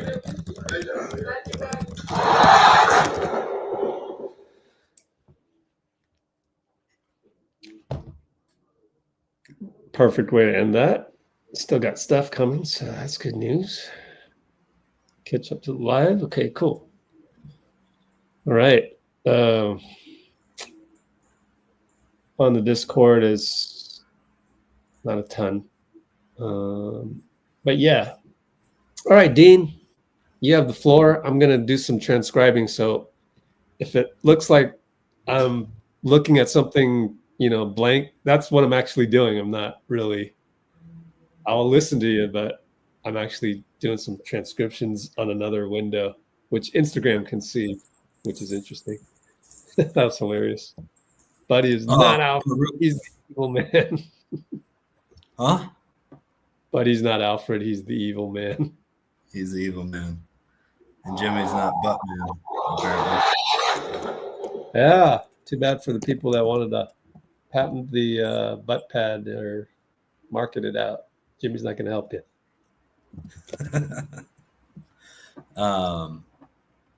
Yeah, I was surprised that Butler said it was about winning and not about winning with this group in that interview. I'm surprised he chose that one. What was that? However, I kind of get it, right? Wait, say that again? They gave one of the reporters said, "Is this special because you're winning or because you're winning with this group?" And he said, "It's because we're winning." But I get it, I think, because you want to cultivate this sense that no matter what team you're with, you are winning, because that inspires confidence, right? Like Jordan and Kobe would always do that. They hardly ever really think about it. They hardly ever ask for anybody to be traded because we're good enough right now as we are. We're going to win. And yeah, I think that was a very savvy answer from Jimmy Butler. Say that one more time, so I can write the note there. What was that nuance? Yeah. The nuance is that if you say winning with this group, he didn't say winning with this group. Start all over one more time. The reporter asked, "Is this special because you're winning or because you're winning with this group of players?" And that's kind of a softball because most people choose winning with this group of players. However, if you say, no, it's because we're winning, it gives me the sense that like you're creating this atmosphere around you that no matter who you're playing with, you're going to win, you know? And like Jordan, Kobe hardly ever asked for more help, you know? They believed that the team that they had around them was enough because they were going to get them a win. So I was surprised at first that he chose that route, you know. Okay. Do you remember who asked that? I couldn't recognize the voice. I'm sorry. Male or female? Female. Was it the one with the Southern twang? Southern twang. Whew. There's really only 3 female reporters. There's Ann Killian of Chronicle, who's kind of more serious voice. There's Erin Wilson of on TV, KRON, I think it is. She's the one. She's from Memphis, so you can totally tell she's got the accent. And then there's Janie, who is. It wasn't Janie. It wasn't Janie McCauley. I think it might have been Erin, if I were to guess, but I don't know. Okay. Wonder why. Might have been a national reporter, though, right? There is no female national reporter. It might be the Houston one, but she wouldn't ask that. Yeah. There's no female national reporter. That seems like an oversight. But, yeah, either way, I was... Ulm is the guy, and he works for ESPN, and he's a male, so... Yeah. Oh, okay. Yeah, but I was surprised that he answered it that way, and I like it. And then, you know, calling out Dillon Brooks by name, it's a bold move. You know, obviously Draymond didn't do that, but I think Jimmy might be feeling it a little bit. You know what I mean? And that is excellent news for the Warriors. He did not seem tired. Let's put it that way on the podium there at all. And, oh man, just limping after that hand on the hip foul from Dillon Brooks, leaping over the Rockets. It felt like just talk about Batman dropping from the roof. You know, this was Robin leaping over giants, man. I have no idea how he got that rebound. That was incredible. That was just insane, you know. And we did most of this really without Steph. I think he had 3 assists, so it's not like he had a huge passing night in terms of that. Obviously, the gravity's still there and everything, but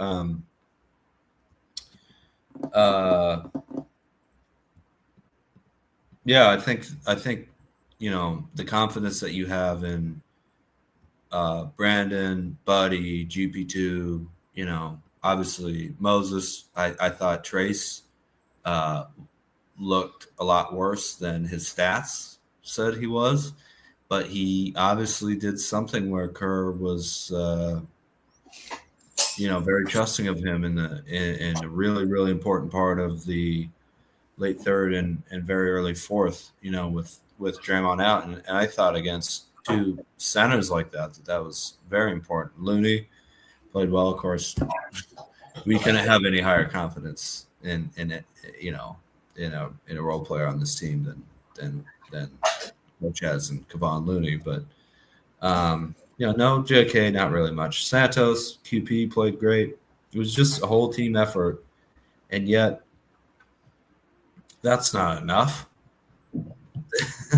We say that in regular season games where we won by 10. This was a level of confidence I haven't seen since 2022. I think you said that too, Rich. And that's not a prediction for the future. I'm seeing it right now, you know. And we all get a little high on our own supply when you're the defending champ, and I thought maybe we had a chance in 23, but looking back, this is way different. this is way different in terms of no offense to the Kings, but in terms of competition, they're the second seed, 52-win team, you know, incredibly tough players, great coach, as Coach Kerr said. And, man,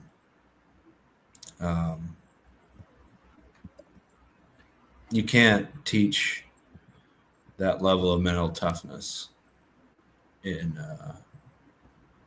3 weeks. There's something in these guys that has been there for a long time, I think. Dax G said it was. Oh, sorry. Go ahead.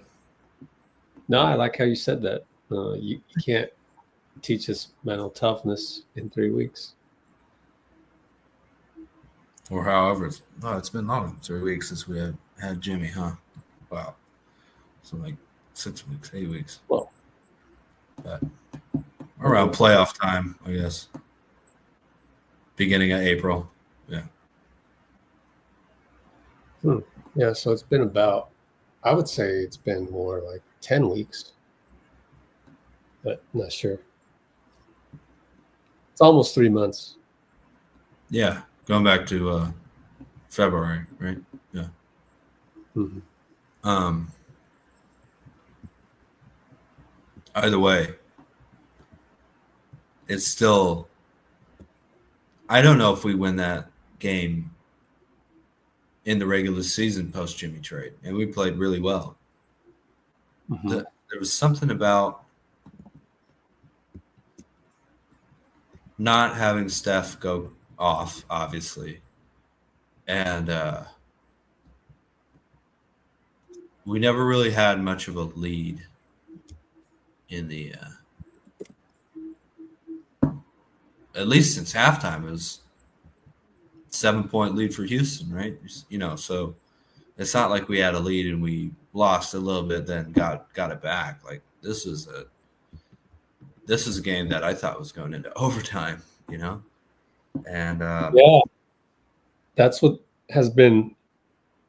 I love the fact that this is so different than the regular season in terms of the, 15-point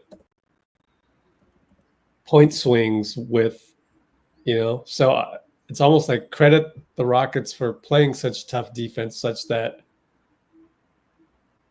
sometimes the game has begun. The game, I feel, in the regular season has gotten too modern, where it's like it swings 15 points each way, and it's just sloppy, right? This wasn't really a sloppy game. It was a nice, pretty much clean game. So that's what I like about it. And I almost want clean game in what way do you mean, Rich? Like, it's not just back and forth and you shoot a three, I shoot a three, like it's kind of, 90s basketball, which it's not, because I'm sure 90s was even slower than this. But yeah, I kind of like the fact that it's just not helter-skelter.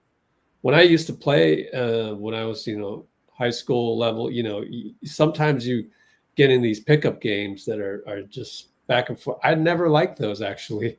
I like the more controlled and let's get somebody open rather than here's an athletic play followed by another athletic play followed by, a miscue, like a bad pass that goes the other way. And it's just like, sometimes it doesn't feel like actual basketball. So that's what I liked about the fact that, so I kind of, Houston's growing on me in terms of like that aspect. Of course, it's the playoffs. So you're not going to get that against Denver or the Lakers or probably Minnesota, any of those. But you know how regular season games can kind of get a little sloppy. Oh, yeah, for sure. And, well, the reason I asked you was because I don't know how many people would characterize the physicality of this game as being clean. But oh, yeah. Yeah. Well, I wrote about that on the website. I think the physicality part, honestly, to me, maybe it's just because Houston's Houston, but it's a little, Warriors. It's a little overrated. There's that narrative, physicality. For me, it's don't turn the ball over. I know, but compared to the other series that we're watching, this is an extremely physical, tough. Yeah, and we can take it. That's what I love about it. I know. I agree. I think that's the most important thing we're learning. I'm so glad we got Houston in the first round, honestly. I mean, I can say that now that we're 3-1, but no, I felt that way. I felt that way going into this. Well, watching game one, just like, wow, this is going to be really, really like old school playoff level basketball. But don't you think that that Houston kind of is forcing us to confront all of our flaws or all of the things that we've struggled with in the regular season, even though we played well in certain areas, right? Yeah. Steph's on the podium, but to just quickly, Steph has been on the podium for about a minute. Okay, just to answer that real quick, and maybe we'll go to Steph. So if you have any other thoughts about that, let's come back to this. But just while it's on my mind, yeah, I think it's very helpful to go through this with Houston. But I'm going to stop short on saying that it covers all the problems that we might have, because I do think OKC brings a different type of defense that's not quite Houston. Yeah. And just different, and we're just gonna have to feel it. So there's no like cookie cutter process. We just have to go through the process of that. Hopefully, knock on wood. I don't want to jinx us, but so I think OKC is damn good on defense. And not to disrespect any other team, because they're pretty good defense too. But OKC's defense has been really good all season long, and they've got athletes as well. So it'll be a different. But yeah, I think Houston's defense is probably better than theirs. So it's great to feel it, and it's great to have to defend a Steven Adams Sengun lineup, which is crazy. That's crazy. Yeah. So that feels good that we're getting thrown in the fire like that. And, it's kind of like, it's almost like things happen for a reason. Like, I don't know how it happened this way, that we just so happened to get the Rockets. I don't even want to think about it. We got there, and sometimes better be just lucky in terms of how we got Jimmy. And we got Jimmy, right? All right. Let's go to Steph, and then hold your thought on anything else you want to talk about, because we'll definitely come back. Here we go with Steph, and lucky Instagram gets to look at him instead of me, instead of my screen. There you go.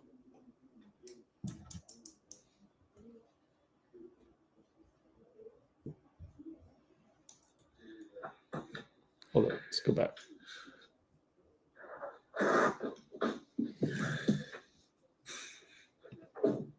Hi, Stephen. Hi. Hello. Jimmy said he was in a lot of pain, and he finally started to move better in the fourth quarter. I mean, just how gutsy of a performance out there by him tonight to be able to do what he did, in that rebound he pulled down at the end as well. Sheer determination and will. We held it down in game 3, and I know he wanted to be out there. Injuries are tough, especially in the playoffs. But for him to gut through that first half and get the wheels going, and then get turned up second half, both ends of the floor, it's why he is who he is and why he means so much to us. So this is, gutty performance for sure. You've kind of been there before too, where you've come back from an injury and you weren't 100%, but you go out there and you do what you do. What's the mentality when you know you can't be 100%? What takes you through 4 quarters of a game? Just the sense of urgency at the moment. No matter really how it looks, you understand it's a long game and there's going to be opportunities for you to make your impact felt. just having a knack for, it doesn't have to be loud scoring opportunities or whatnot. Just there's moments where you feel like you can make a play and you have the confidence in yourself to do it. So it helps when somebody lights a fire under you too. I know we all saw that. Hey, Steph. Brandon was really good today on both ends. What did you see from him tonight? Yeah, I could spend all day talking about him, Buddy, Draymond stopped down the stretch, talked about Jimmy, QP and coming in, hitting a couple big ones and momentum. But, everybody contributed at a level that we need, and that's the playoffs. Like, every game has a different identity and a different feel. And it's hard to predict how it's going to look, but you have to have 5 guys who are on the floor ready for their moment. BP did that. There were certain matchups that he liked and took advantage of and made some timely shots for us. All you want is everybody to be confident to, take open shots, play the way that they see fit and just bring energy. And he did that from the jump. You mentioned light a fire. Maybe that's a reference to some Dillon Brooks things. What did you think of your technical foul? And did you think that, we know they're physical. We know this has been a feisty series. Was there even more inciting in this game than maybe even the past few? There were more reviews and every game has been physical and there's been moments.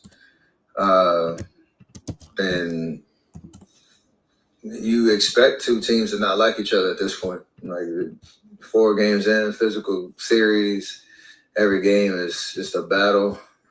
It's what you expect when, everybody's competing at a high level. You don't want the antics to distract from the game. And I think we did a good job of bouncing back in the second half and not letting,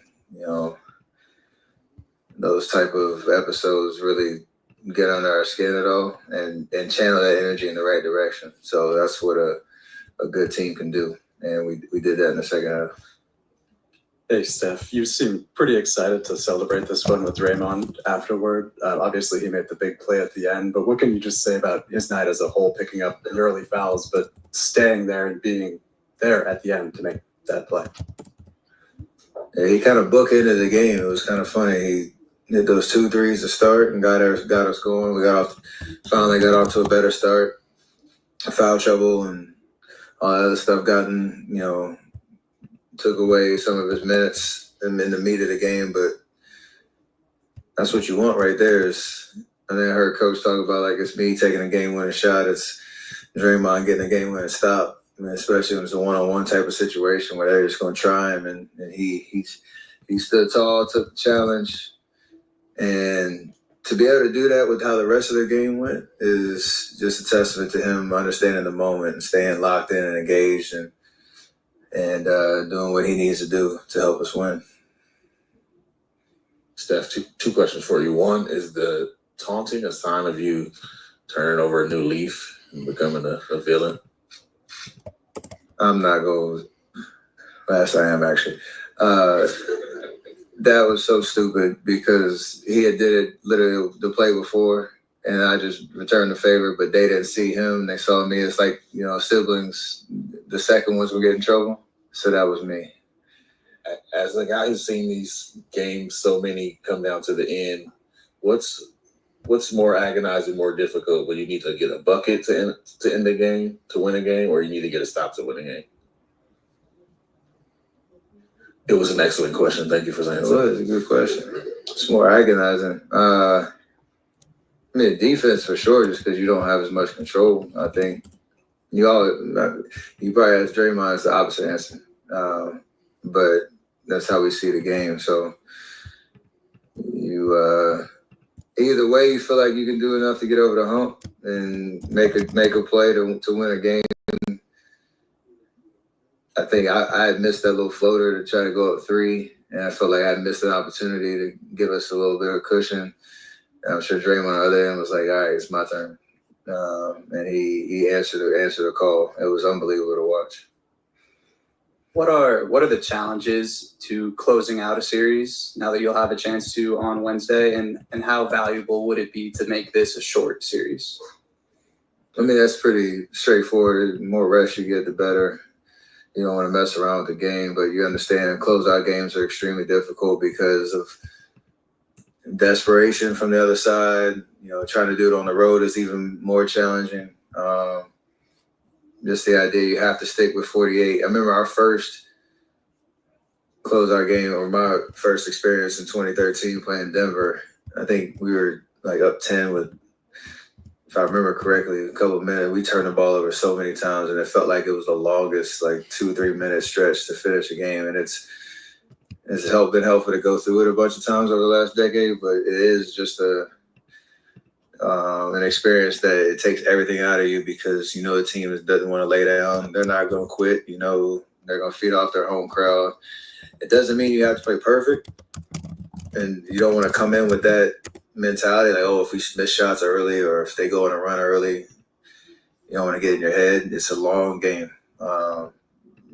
Be resilient, relentless, and you got to be disciplined more so than anything. I think that's our biggest challenge. Steph, Jimmy just said that during the last play, he told Draymond Green, you got to stop, I will get rebounds. How would you describe the team's effort on defense? Yeah, it's a good combination. Draymond, making a stand, making sengun take a tough shot. They had Steven Adams down there, Jabari Smith, so that's how they kind of came back in that end of the third, taking advantage of a big lineup. So for him to go get that rebound. And I mean, we saw even the confidence to be able to get up, but the injury that he had, didn't work out in game 2. But he turned the page and knew how important that was for us to seal the game. So I just like the fact that they're talking about it too. Like, that's how you build confidence with teammates. Like, you do your job, I'll do mine. Steph, you mentioned lighting a fire under you. Jimmy said you look forward to it when you come into a game and you're playing 40 plus minutes 2 nights before. Does it really help to be trashed, or for someone to be trash talking to you? Does it really just put that behind you and you just can go? We've seen it all. And like I said, there's moments where it can distract you if you let it, but you kind of have to check yourself. Like, nobody's trying to be soft and let people try to walk all over you. You got to protect yourself, protect the team. Some of those tactics are done to take you out of your game. So if you allow it to, then you kind of play right into their hands. So whether I'm talking or smiling my way through it or having fun with it, everybody handles it a little differently, but you got to focus on basketball. So to follow up, do you think it's better, being that you guys have championship pedigree, that you are able to respond so well to it versus a younger team when you guys are giving it back and they're kind of making sloppy plays or sloppy mistakes or obvious cheap shots where they get caught by a ref? No, I think we have championship pedigree because we figure it out on the front end, and that's kind of, who we are consistently. So this team is different. We have to kind of figure it out on the fly. This particular group hasn't done it together before, so everybody individually has to be as disciplined as possible. That's the way we're going to win. You were honored or announced today as the teammate of the year in the NBA. Just what does that honor mean to you? It was cool because you're around a long time and understand, building culture and being a consistent presence in the locker room, on and off the court, being somebody that people can reach out to appropriately for advice or building relationships, that type of thing is a really cool honor. My favorite part about it was when Coach at shoot around this morning started to give the whole spiel before anybody knew.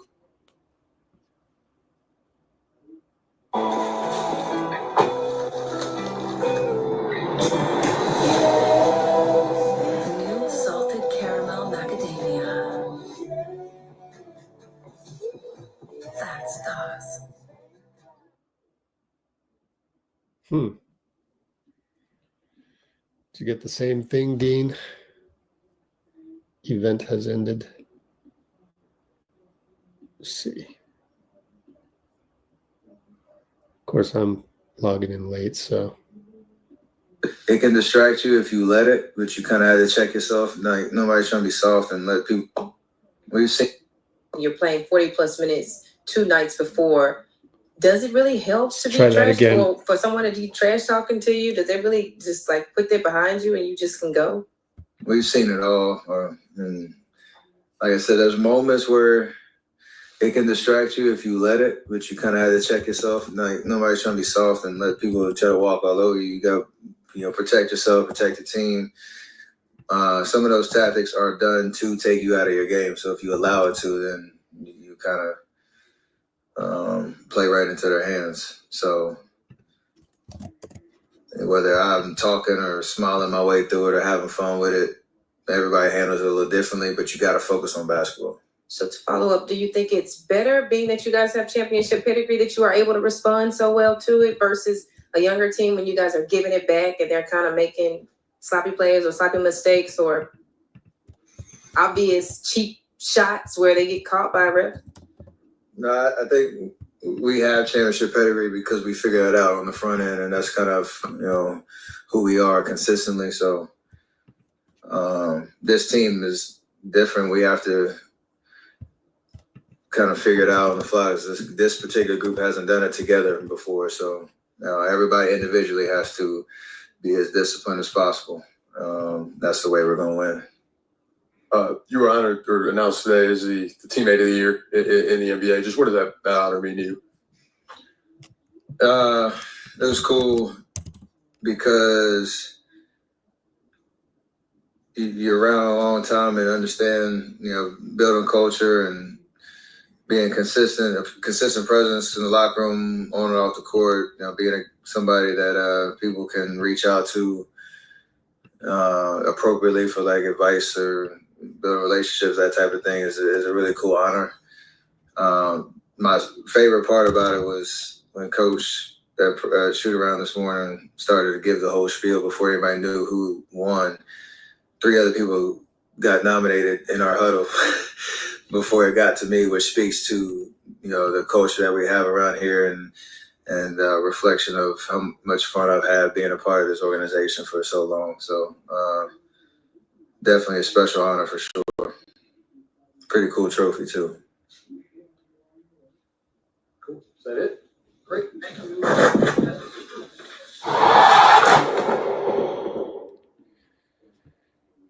Okay.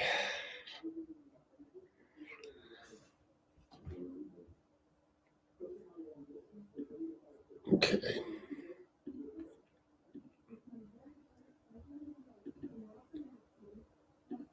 Oh, Jimmy. Oh.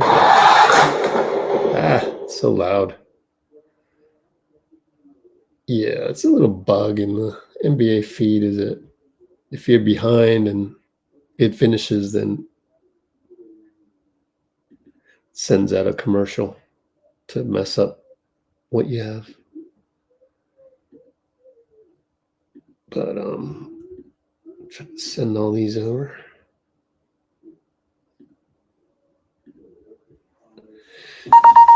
Okay, is Dean coming back? Let's see. Because I might call it a night because I need to work on some things. I'm hungry and I got to work on some things. So probably time to go, but let's check the comments. Oh, Dean's back. Oops. Boom. There's Dean. What's up? Wow, Rich? they had a couple more nominees for the Teammate of the Year award. That's pretty neat.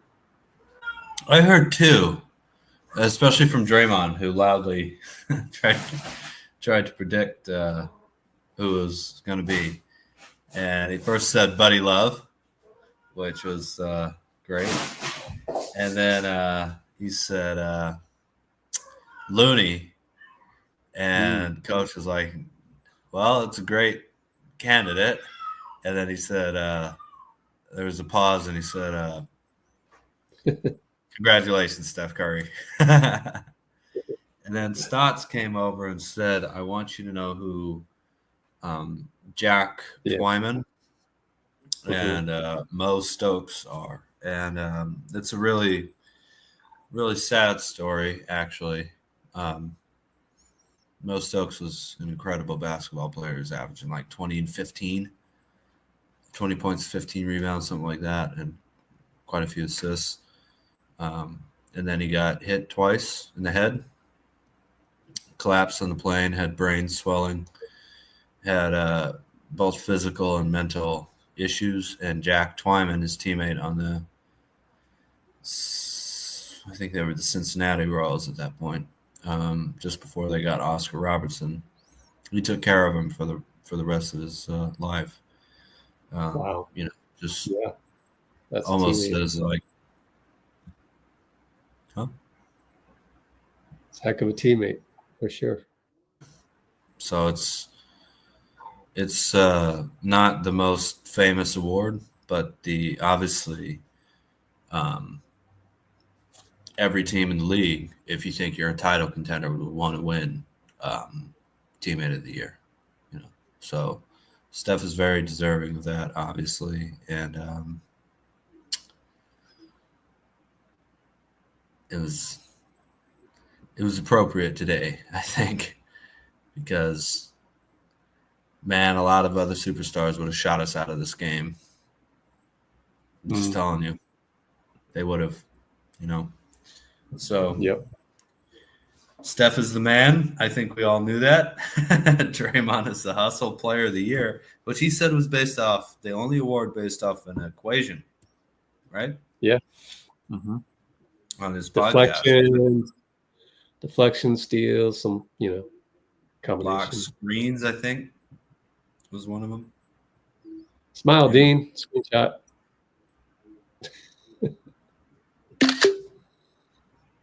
All right. Thank you, Rich. So, yeah, just beautiful recognition of Steph today. And Steph Curry in Houston, closeout game. That's Toyota Center, baby. You've been there before. Yep. Been there a few times. Yeah. Good one. Really tough competition every time.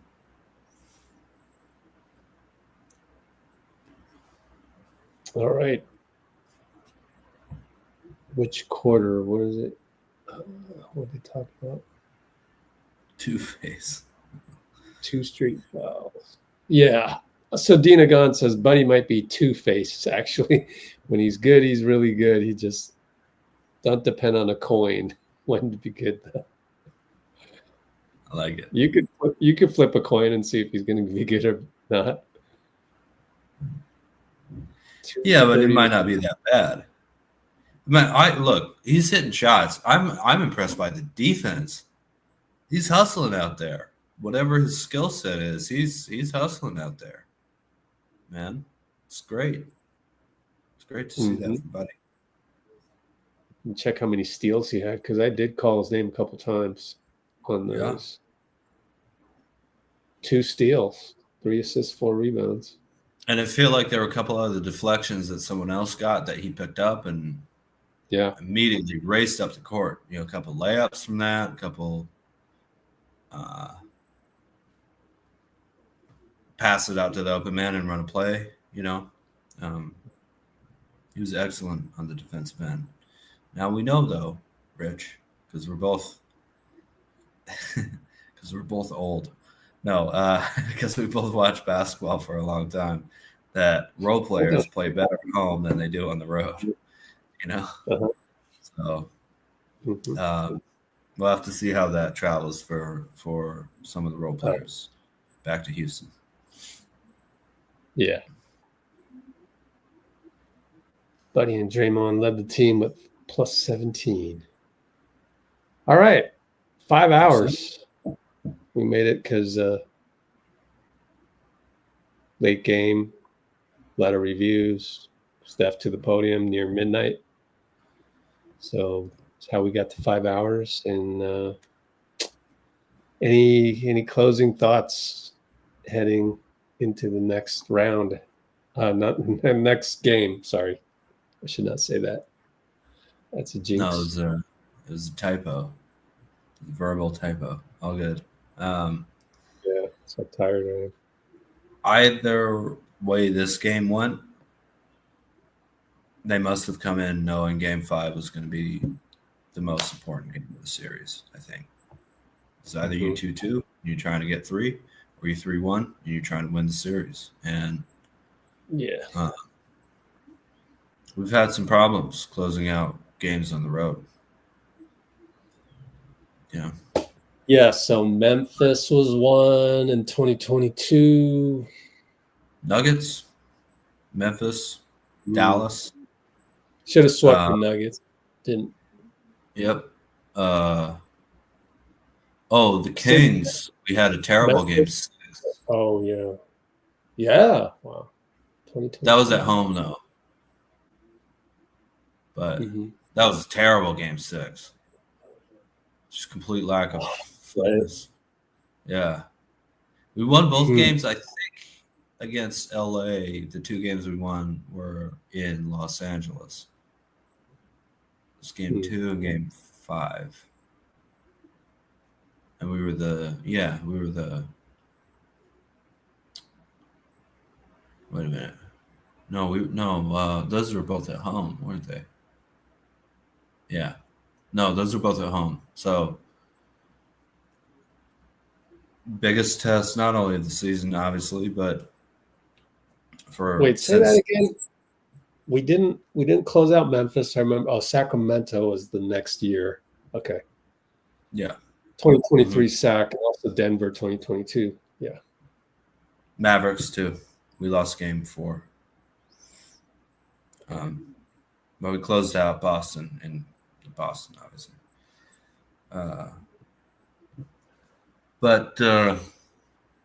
Closed out games on the road. I don't want to play another. I really, really don't. Like, the biggest thing is we don't want to play another game at home until game 3 if we possibly can. I guess whoever, because both the Timberwolves and the Lakers would have home court over us. So all out game 5, man. It has to be all out in game 5. Yeah, has to be all out all the time. Every game. Yeah, but there's a scenario where you go, I try and get game 5, get game 6, not let it go to game 7. There's some series where I would feel that, but this is not one of them. Yeah. So, yeah. Dana Gon is asking, what's Steph's record in road closeout games? 6-3 all time. That's tough. I don't know. It can't be 6-3 all time. We play too many series for that, right? Haven't we? Play like 29 series. Yeah. But maybe he's right. I don't know.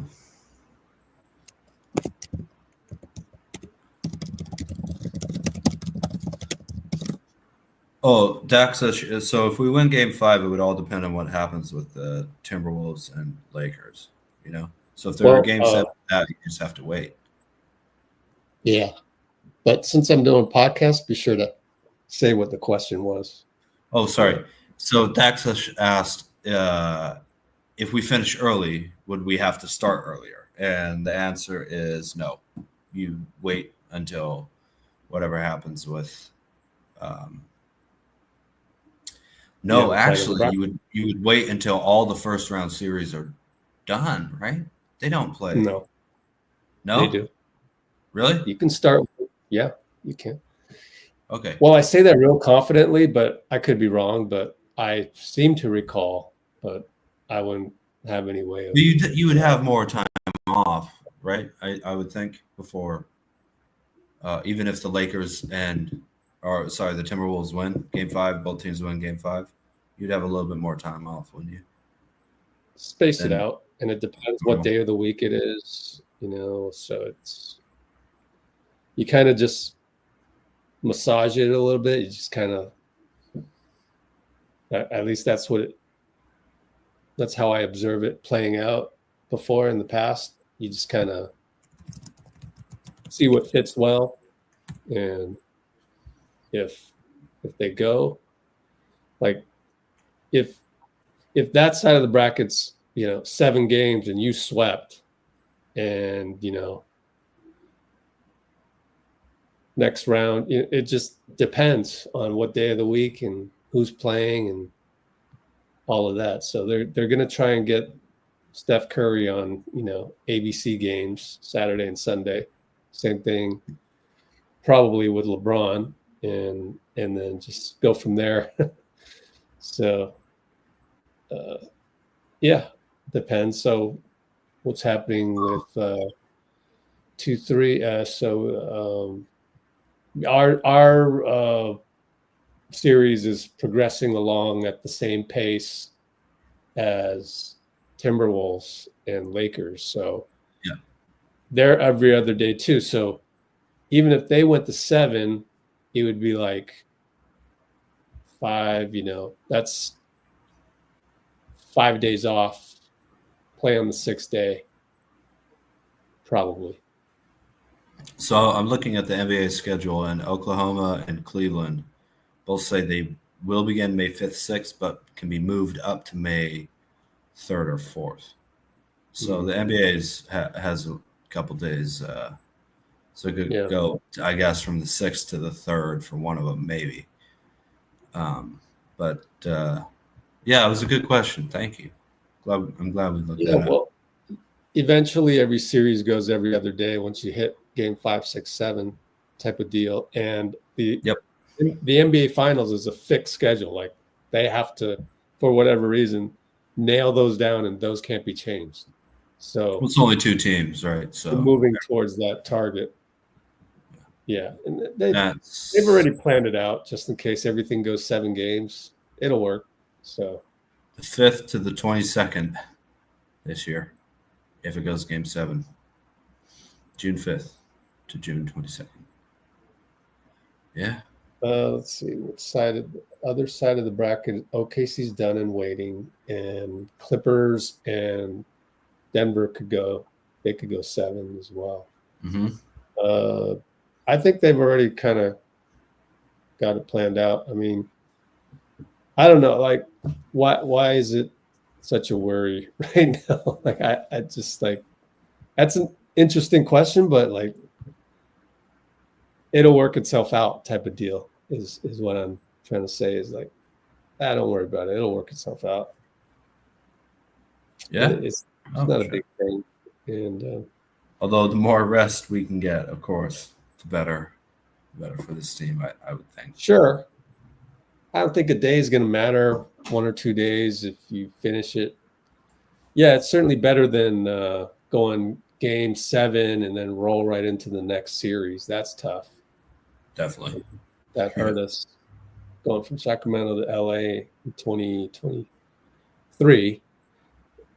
Yeah. So there's that to be concerned about. So yeah, that's more reasons for you not to trick off game 5 here. You got to play it like your back's against the wall, actually. I think they will. I think it'll be another close game, if I'm being completely honest. I think both teams will be at playing their A game, really.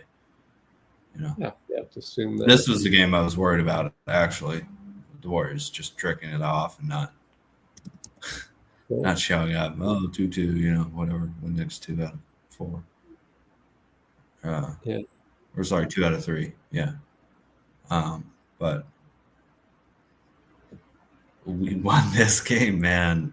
Gosh. Yeah, I don't really even know how to describe how I'm feeling, other than after the game I was quietly kind of crying and laughing at the same time. It was a feeling I haven't. What's the song they play? Oh, at the end of it? Like I've never had before, or whatever. I got a good feeling. Yeah. Is it by Flo Rida? I can't remember. I don't know. Anyway, Dina gone. Yeah, good closing thought there by Dina gone. This game was like a chess match, counter strategy after counter strategy. I agree with you. Exactly. So, on that note, I'm going to call it a night just because I got to go eat some dinner and then do another transcription. Probably just upload the Steve Kerr one right now as we speak. Get that going. Any closing thoughts, Dean? Other than ones you've already said. Yeah, no. Just let's go Warriors, man. You'll be around Wednesday? I am. Oh, cool. Oh, and prayers for Damian Lillard, man. That was terrible. Yeah, torn Achilles for Dame sucks. So guard like that. We'll see what happens with Milwaukee. Yeah. Too early to speculate. So let's throw up the video file from Cholo. Is he on the stream still? I don't know. Let me look. I don't think so. Oh, yeah, he is. All right, Cholo, here's your file. Nice. What up? Oh, yes. Let me get rid. Oh, there it is. Cool.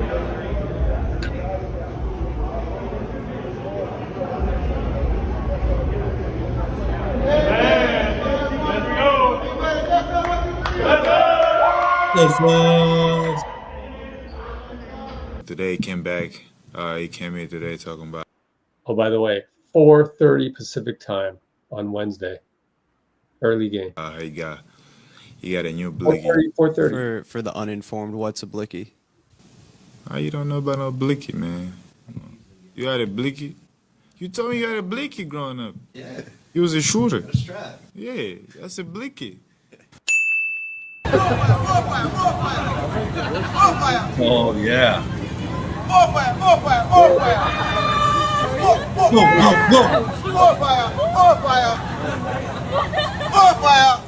More fire. Brate. Thanks, Dean. Appreciate it. Thank you, Rich. Bye, Bubbles. See you Wednesday.